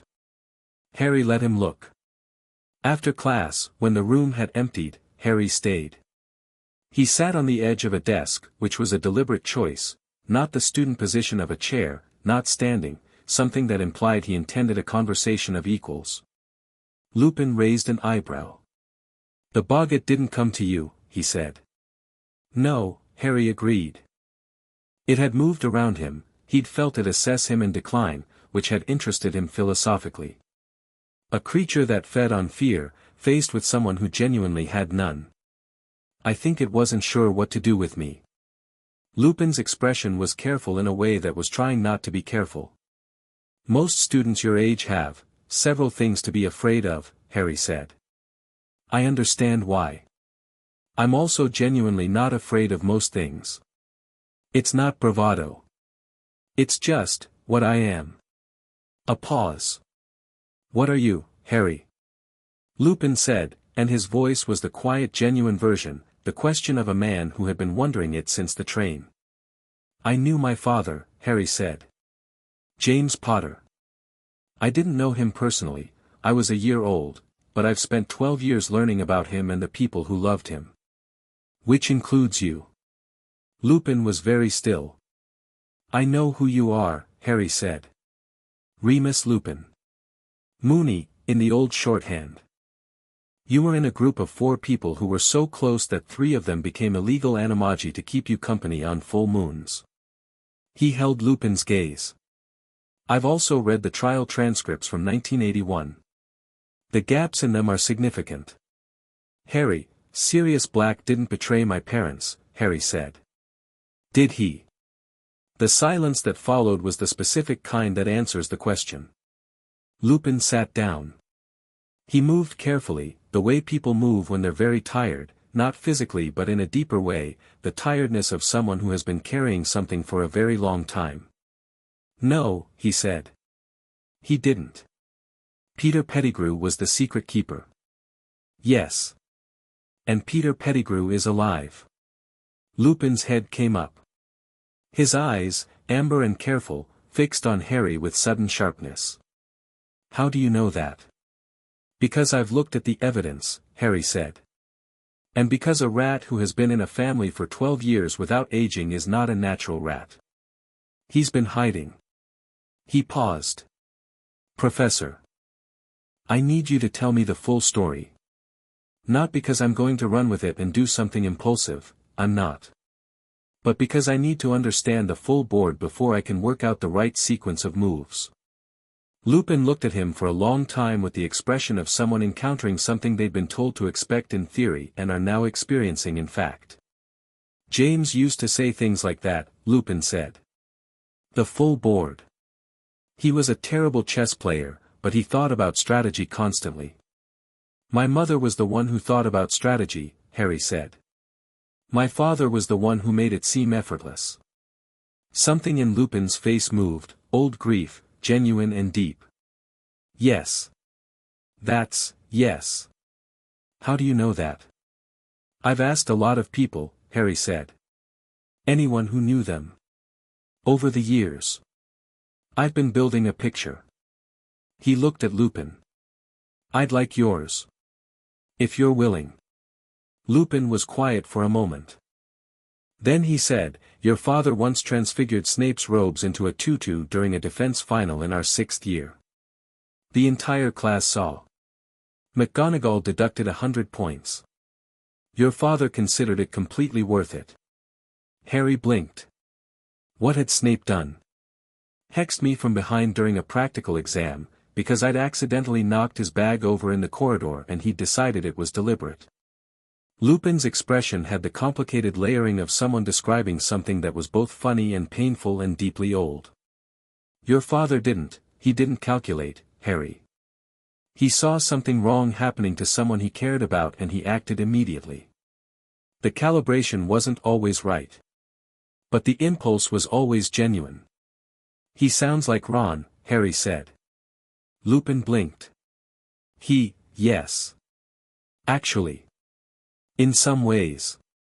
He looked at Harry more carefully. And your mother? From what I know of her, Harry said, she sounds like Hermione. Which makes a strange kind of sense. It makes complete sense, Lupin said, and smiled, and the smile was the saddest and the most genuine thing Harry had seen on an adult face in some time. They talked for an hour and 15 minutes, and Lupin told him things that no book contained and no record preserved. Small things, specific things, the texture of who James and Lily Potter had been in actual life, not in legend.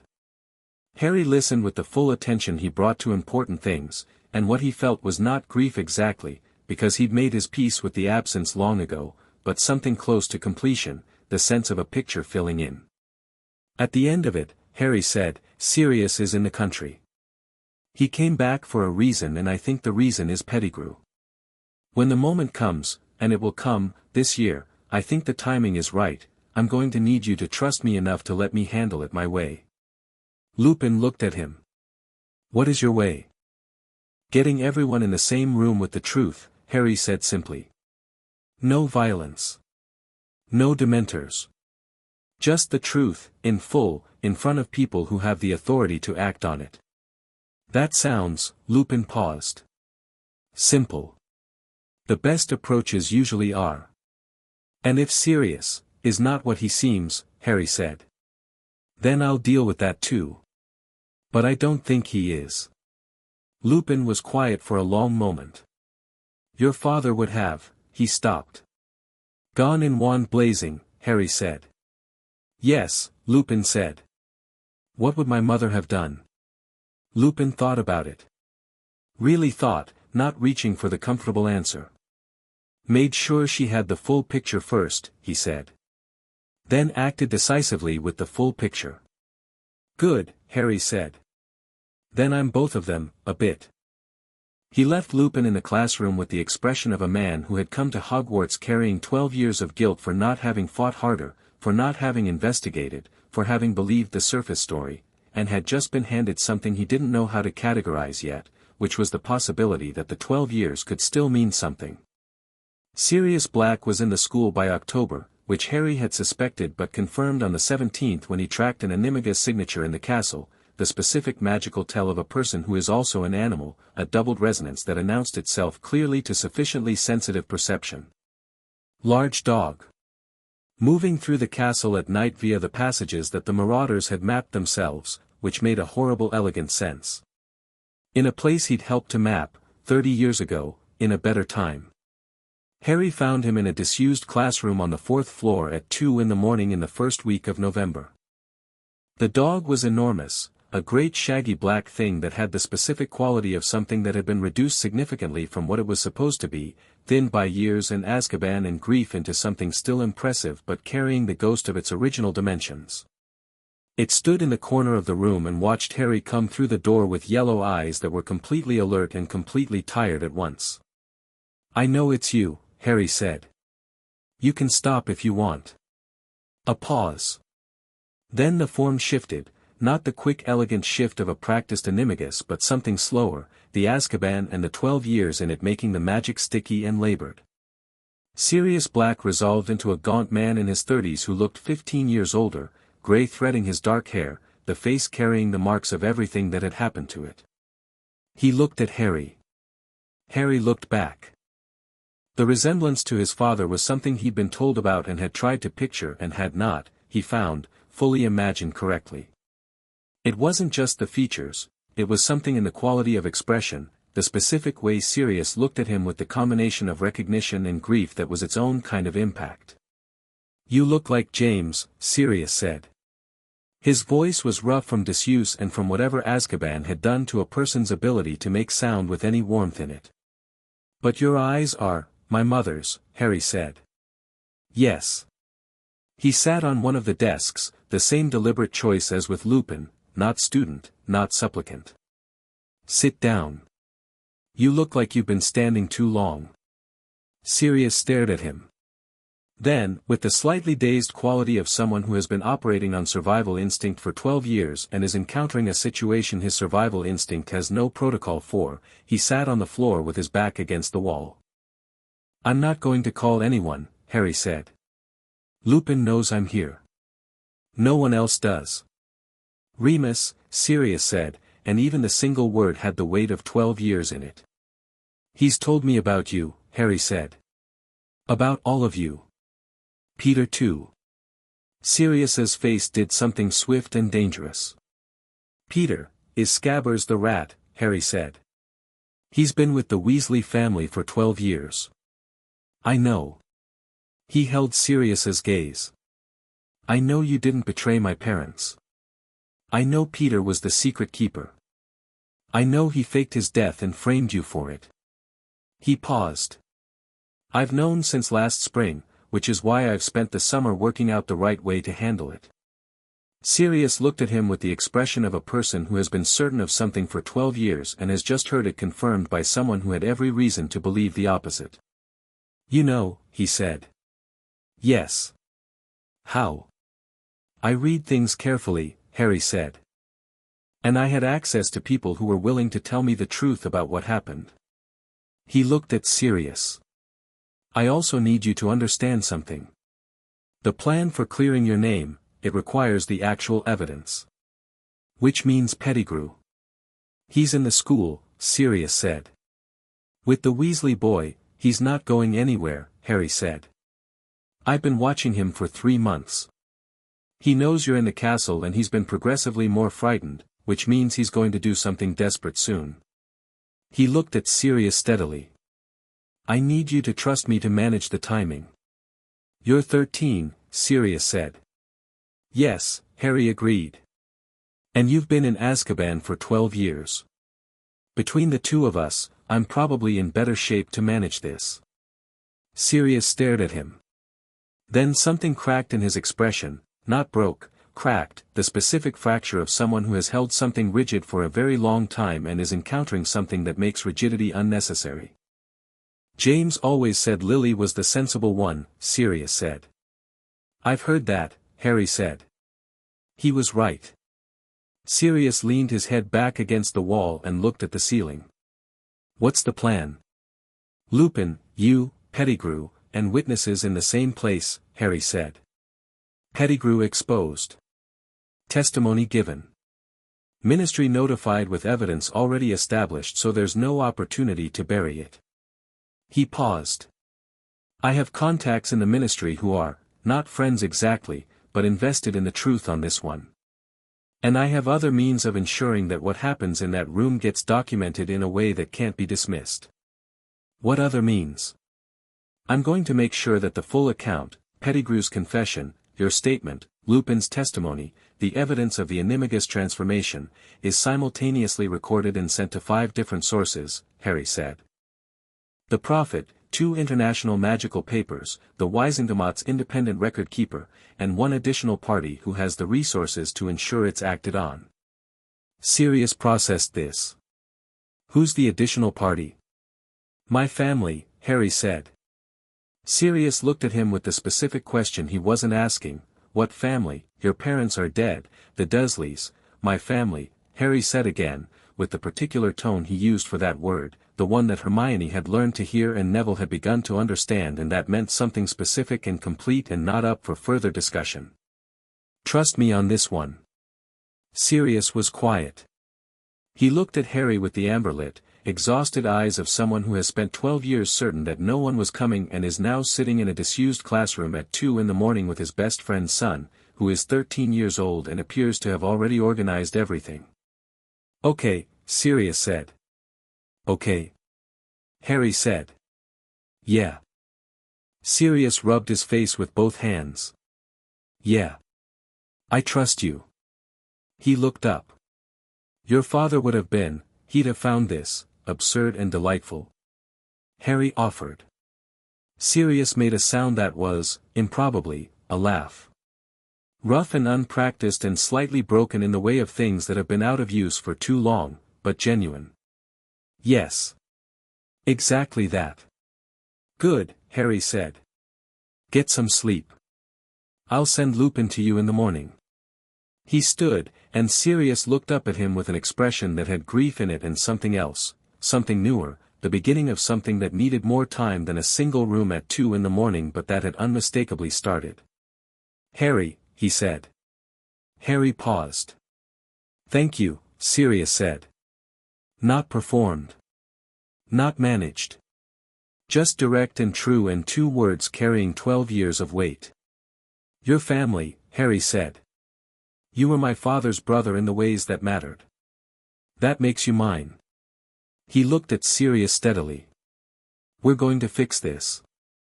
He left. The night of the full moon in June was cold and clear, and everything happened within the space of 90 minutes, which was not enough time for anyone to execute a subtler plan than the one Harry had prepared, and was exactly enough time for the one he had. Pettigrew broke for it when Lupin transformed. Harry had anticipated this, the full moon as cover, the animagus form, the 12 years of practice at disappearing.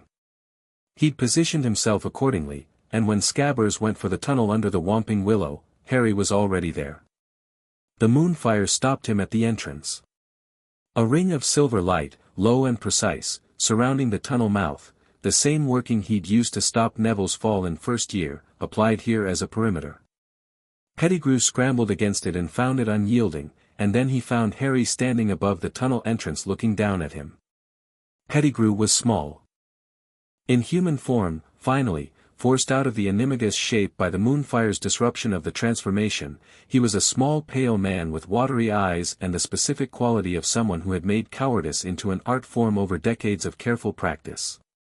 Harry looked at him without contempt. Contempt was easy and useless. It's over, Peter, he said, using the name the way he used names, with full attention, with the knowledge that names mattered. There's nowhere to go. Sirius is behind you, Lupin will be Lupin again in 2 hours, and everything that happened in that street in 1981 is already documented and transmitted to 5 separate sources. Pettigrew made a sound. You don't understand, the Dark Lord. If I didn't, I know, Harry said. I know you were afraid. I know he threatened you and you believed him and you made the choice you made. He crouched down, bringing himself to Pettigrew's level, deliberately, consciously. I'm not here to punish you, Peter. I'm here to make sure the truth exists. You're going to tell it. Every piece of it, in front of witnesses, with veritaserum if necessary. And then what happens next is for the Wisingamot to decide, not me. They'll, Azkaban, probably, Harry said honestly. But you've been a prisoner for 12 years already, in a different kind of cage. At least this one ends with the truth existing. He stood. Will it? Pettigrew said, and his voice was small and genuine and terrified in the way that stripped away all the years of performance and left just the person. Does the truth, does it actually, it matters, Harry said. Yes. Even when it's hard, it matters. Pettigrew wept. It was not dignified. It was not redemptive in any satisfying story sense. It was just a man who had made catastrophically wrong choices and had been living in the shadow of them for 12 years, weeping in the cold June night in his human form with the moonfire ringing him softly in silver.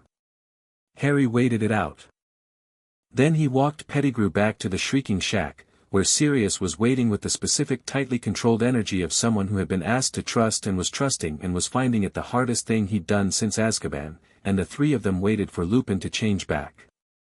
The testimony was given at 4 a.m, Lupin solid and real and steady as a specific kind of anchor, Sirius holding himself together with visible intention, Pettigrew shaking through every word but not stopping.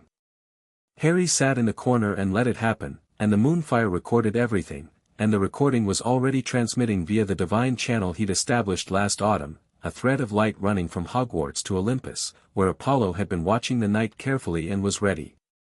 6 copies of the testimony, all complete, all verifiable. In the ministry, the following morning, it arrived on 6 different desks simultaneously.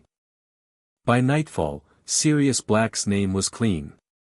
They were standing on the Hogwarts ramparts when Harry told Sirius, who had spent the day in a conference room in the ministry with Dumbledore and a team of Wisengamot members and had emerged free and deeply uncertain what to do with freedom after 12 years of its absence. You sent it to Olympus, Sirius said. He was leaning on the parapet, looking out at the grounds in the early evening light, and his voice was careful with a new kind of careful, not Azkaban careful, not survival careful, but the careful of someone reassembling who they were. Yes, Harry said. And Apollo distributed it simultaneously, Harry said. He's been practicing magical telecommunications since around 700 BCE, so the reliability is excellent. Sirius looked at him sideways. You really live with, since I was 4, Harry said. And Artemis. Yes. Both of them. It's quite a household, Harry said. Sirius was quiet for a moment, looking at the grounds. The lake was gold in the evening light. The forbidden forest was going dark, the way it always went dark, absolutely, completely, the forest that had its own rules about light. James would have, Sirius said, and then stopped, and started again. He would have had a great deal to say about his son being raised by twin Olympian gods. Several weeks' worth of things, probably. He'd have been, he paused. He'd have been so bloody proud of you, Harry. I know, Harry said, simply. You sound sure. I am sure. Apollo's told me. Artemis, in her way. Lupin last night. You just now. He looked at Sirius. I know who my parents were and I know they would have, I know. It took a while to know it without it hurting first. But I know. Sirius looked at him with the raw expression of someone whose grief was real and whose relief was real, and both were happening simultaneously and there was no clean way through it. What happens now? Sirius said. For you. Next year. The year after. The work continues, Harry said. There are things to be done before this is really over. But we're getting there. He looked at Sirius. What happens for you? I don't, Sirius stopped. I have a house. Grimmauld Place. I have some money in Gringotts that survived 12 years of sitting. I have a godson who apparently doesn't need saving. The last thing he said with something that was trying to be humor and contained something more. You could be around, Harry said. Not as, you don't have to be anything formal. But the school year ends in 3 weeks and I go home for summer and I come back in September. If you were around, in between, I'd like that, Sirius said quietly. Good. Harry looked at him. Grimmauld Place needs airing out. Creature is, he has significant opinions that need addressing. Sirius looked at him. You know about Creature. I know about most things, Harry said. Creature has loyalties that were formed a long time ago and that can be shifted with some patience and specific attention. He's not what he seems. He paused. Most people aren't. Sirius was quiet, and then he said, You keep doing that. Doing what? Finding the inside of things, Sirius said. The basilisk. Pettigrew. Creature. Me, probably. You don't look at the surface and stop. Artemis taught me to track, Harry said. Apollo taught me to read. The combination means I'm constitutionally incapable of accepting a surface as a complete account. He looked out at the grounds. Also, surfaces are usually the least interesting part. Sirius laughed, a real laugh, fuller than the one in the disused classroom, a laugh that had more room in it. James would have loved you, he said. Not past tense, genuinely, right now, you, specifically. He'd have loved watching who you've become. Harry was quiet for a moment. Tell me more about him, he said. Not the big stories. Small things. The ordinary things. And Sirius told him. About James burning toast and insisting it was fine. About the way he'd sit up half the night before Quidditch matches running plays in his head. About the specific laugh he had for genuinely terrible puns. About the way he'd stood at the front of his wedding at 19 with the expression of someone who could not believe how well his life had turned out. They talked until it was properly dark, and the stars came out above them, and Harry looked up at the sky the way he always did, found the two permanent stars, the ones that were not quite stars, the ones that had been there since an October night in 1984 and would be there always, silver and gold burning side by side. Sirius followed his gaze. What are those two? That's us, Harry said. Apollo put them there when they made me what I am. They've been there for 12 years. They're always there, Sirius said, with the slightly wondering quality of someone realizing something they've seen before without knowing what they were looking at. I could see them from Azkaban. On clear nights. They were, he stopped. What? Harry said. They were the thing I looked at, Sirius said quietly. On the worst nights. When the Dementors were very close. I didn't know what they were, they were consistent. They were always exactly where they were supposed to be. Harry looked at the stars. He thought about Sirius in Azkaban, in the cold and the dark, looking at two stars that were, without his knowing it, the specific mark of his godson's survival and transformation and love. The specific visible proof that something had been saved. He thought about a 4-year-old boy counting tally marks on a cupboard wall. He thought about the distance between that child and this moment on the ramparts, and it was not a straight line, it was a long complicated beautiful human and divine line full of choices made by people who had decided that love was worth the inconvenience of action. Good, he said, and his voice was steady and warm and meant about 12 different things at once. Good, Sirius agreed.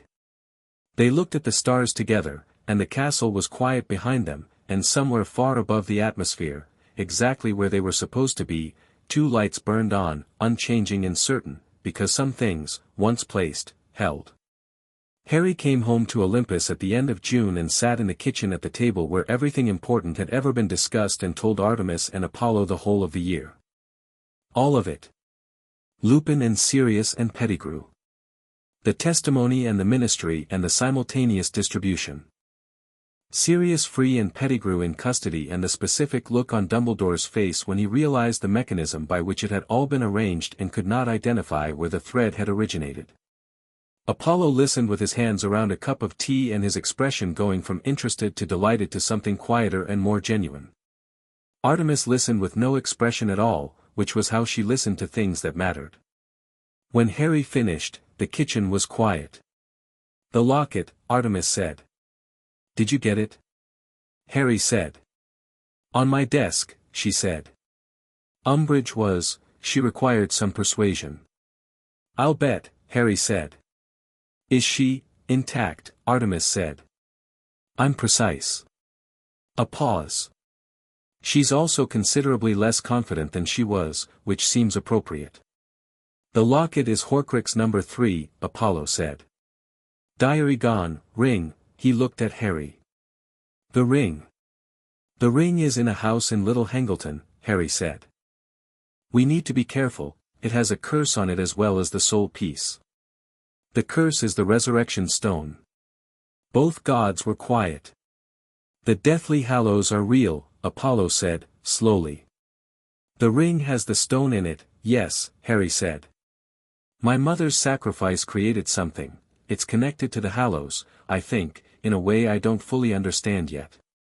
The stone needs to be separated from the ring before the ring is destroyed. He looked at Apollo. I need you on this one. Yes, Apollo said immediately. And Artemis on the ring's curse. It'll try to kill whoever removes it. It can try, Artemis said, in the tone she used for things she found mildly ambitious. Harry looked at both of them across the kitchen table. The light was morning light, full and summer and warm with the specific quality that Olympus had in July, and both gods looked back at him with the faces of people who were in something fully and had been since a rainy October night in Surrey and were not remotely considering leaving it. We're going to do this, Harry said. All of it. We're going to dismantle every piece of what he built and then we're going to address what's left and it's going to be done. He said it the way Artemis said true things, not as aspiration but as established fact from a slightly inconvenient future. And then it's over. And then? Apollo said. Harry thought about it. And then we figure out what's next, he said. Whatever I want to do with an immortal life and dual divine magic and a very patient basilisk in the room of requirement and 3 friends who are going to be extraordinary people and a godfather who needs reminding what living actually feels like. He looked at Apollo. What's next is whatever we decide it is. Apollo smiled, the real one. When did you get to be wise? Around age 4, Harry said. I had help. Artemis made the sound she made when she was amused and refusing to show it fully, which was barely a sound at all but which Harry had been reading correctly for 9 years. He reached across the table and took the locket and turned it in his hand, small and golden and humming with the dark trapped fragment of Tom Riddle's divided soul. He felt it reach toward the piece of itself in him, the connection, thin now, thinner than it had been last year, thinning with every piece of the network they removed. He set it down. He looked at the 2 people who had found him in the dark and brought him into the light and stayed. Right, he said. What are we having for breakfast? Apollo stood up with the enthusiasm of someone who had been waiting for permission to make breakfast and considered burning it slightly an acceptable creative decision. Artemis picked up a pan before he could reach it. Harry laughed. The summer morning opened up ahead of them, full and bright and specifically theirs, the way all their mornings were, not promised by prophecy or arranged by fate, but claimed, deliberately, by choice, which was the only kind of morning worth having. Above the mountain and the palace and the argument already developing about whether eggs required additional seasoning, 2 stars burned in the blue of the sky, visible even in daylight if you knew exactly where to look. They were always there. They always would be.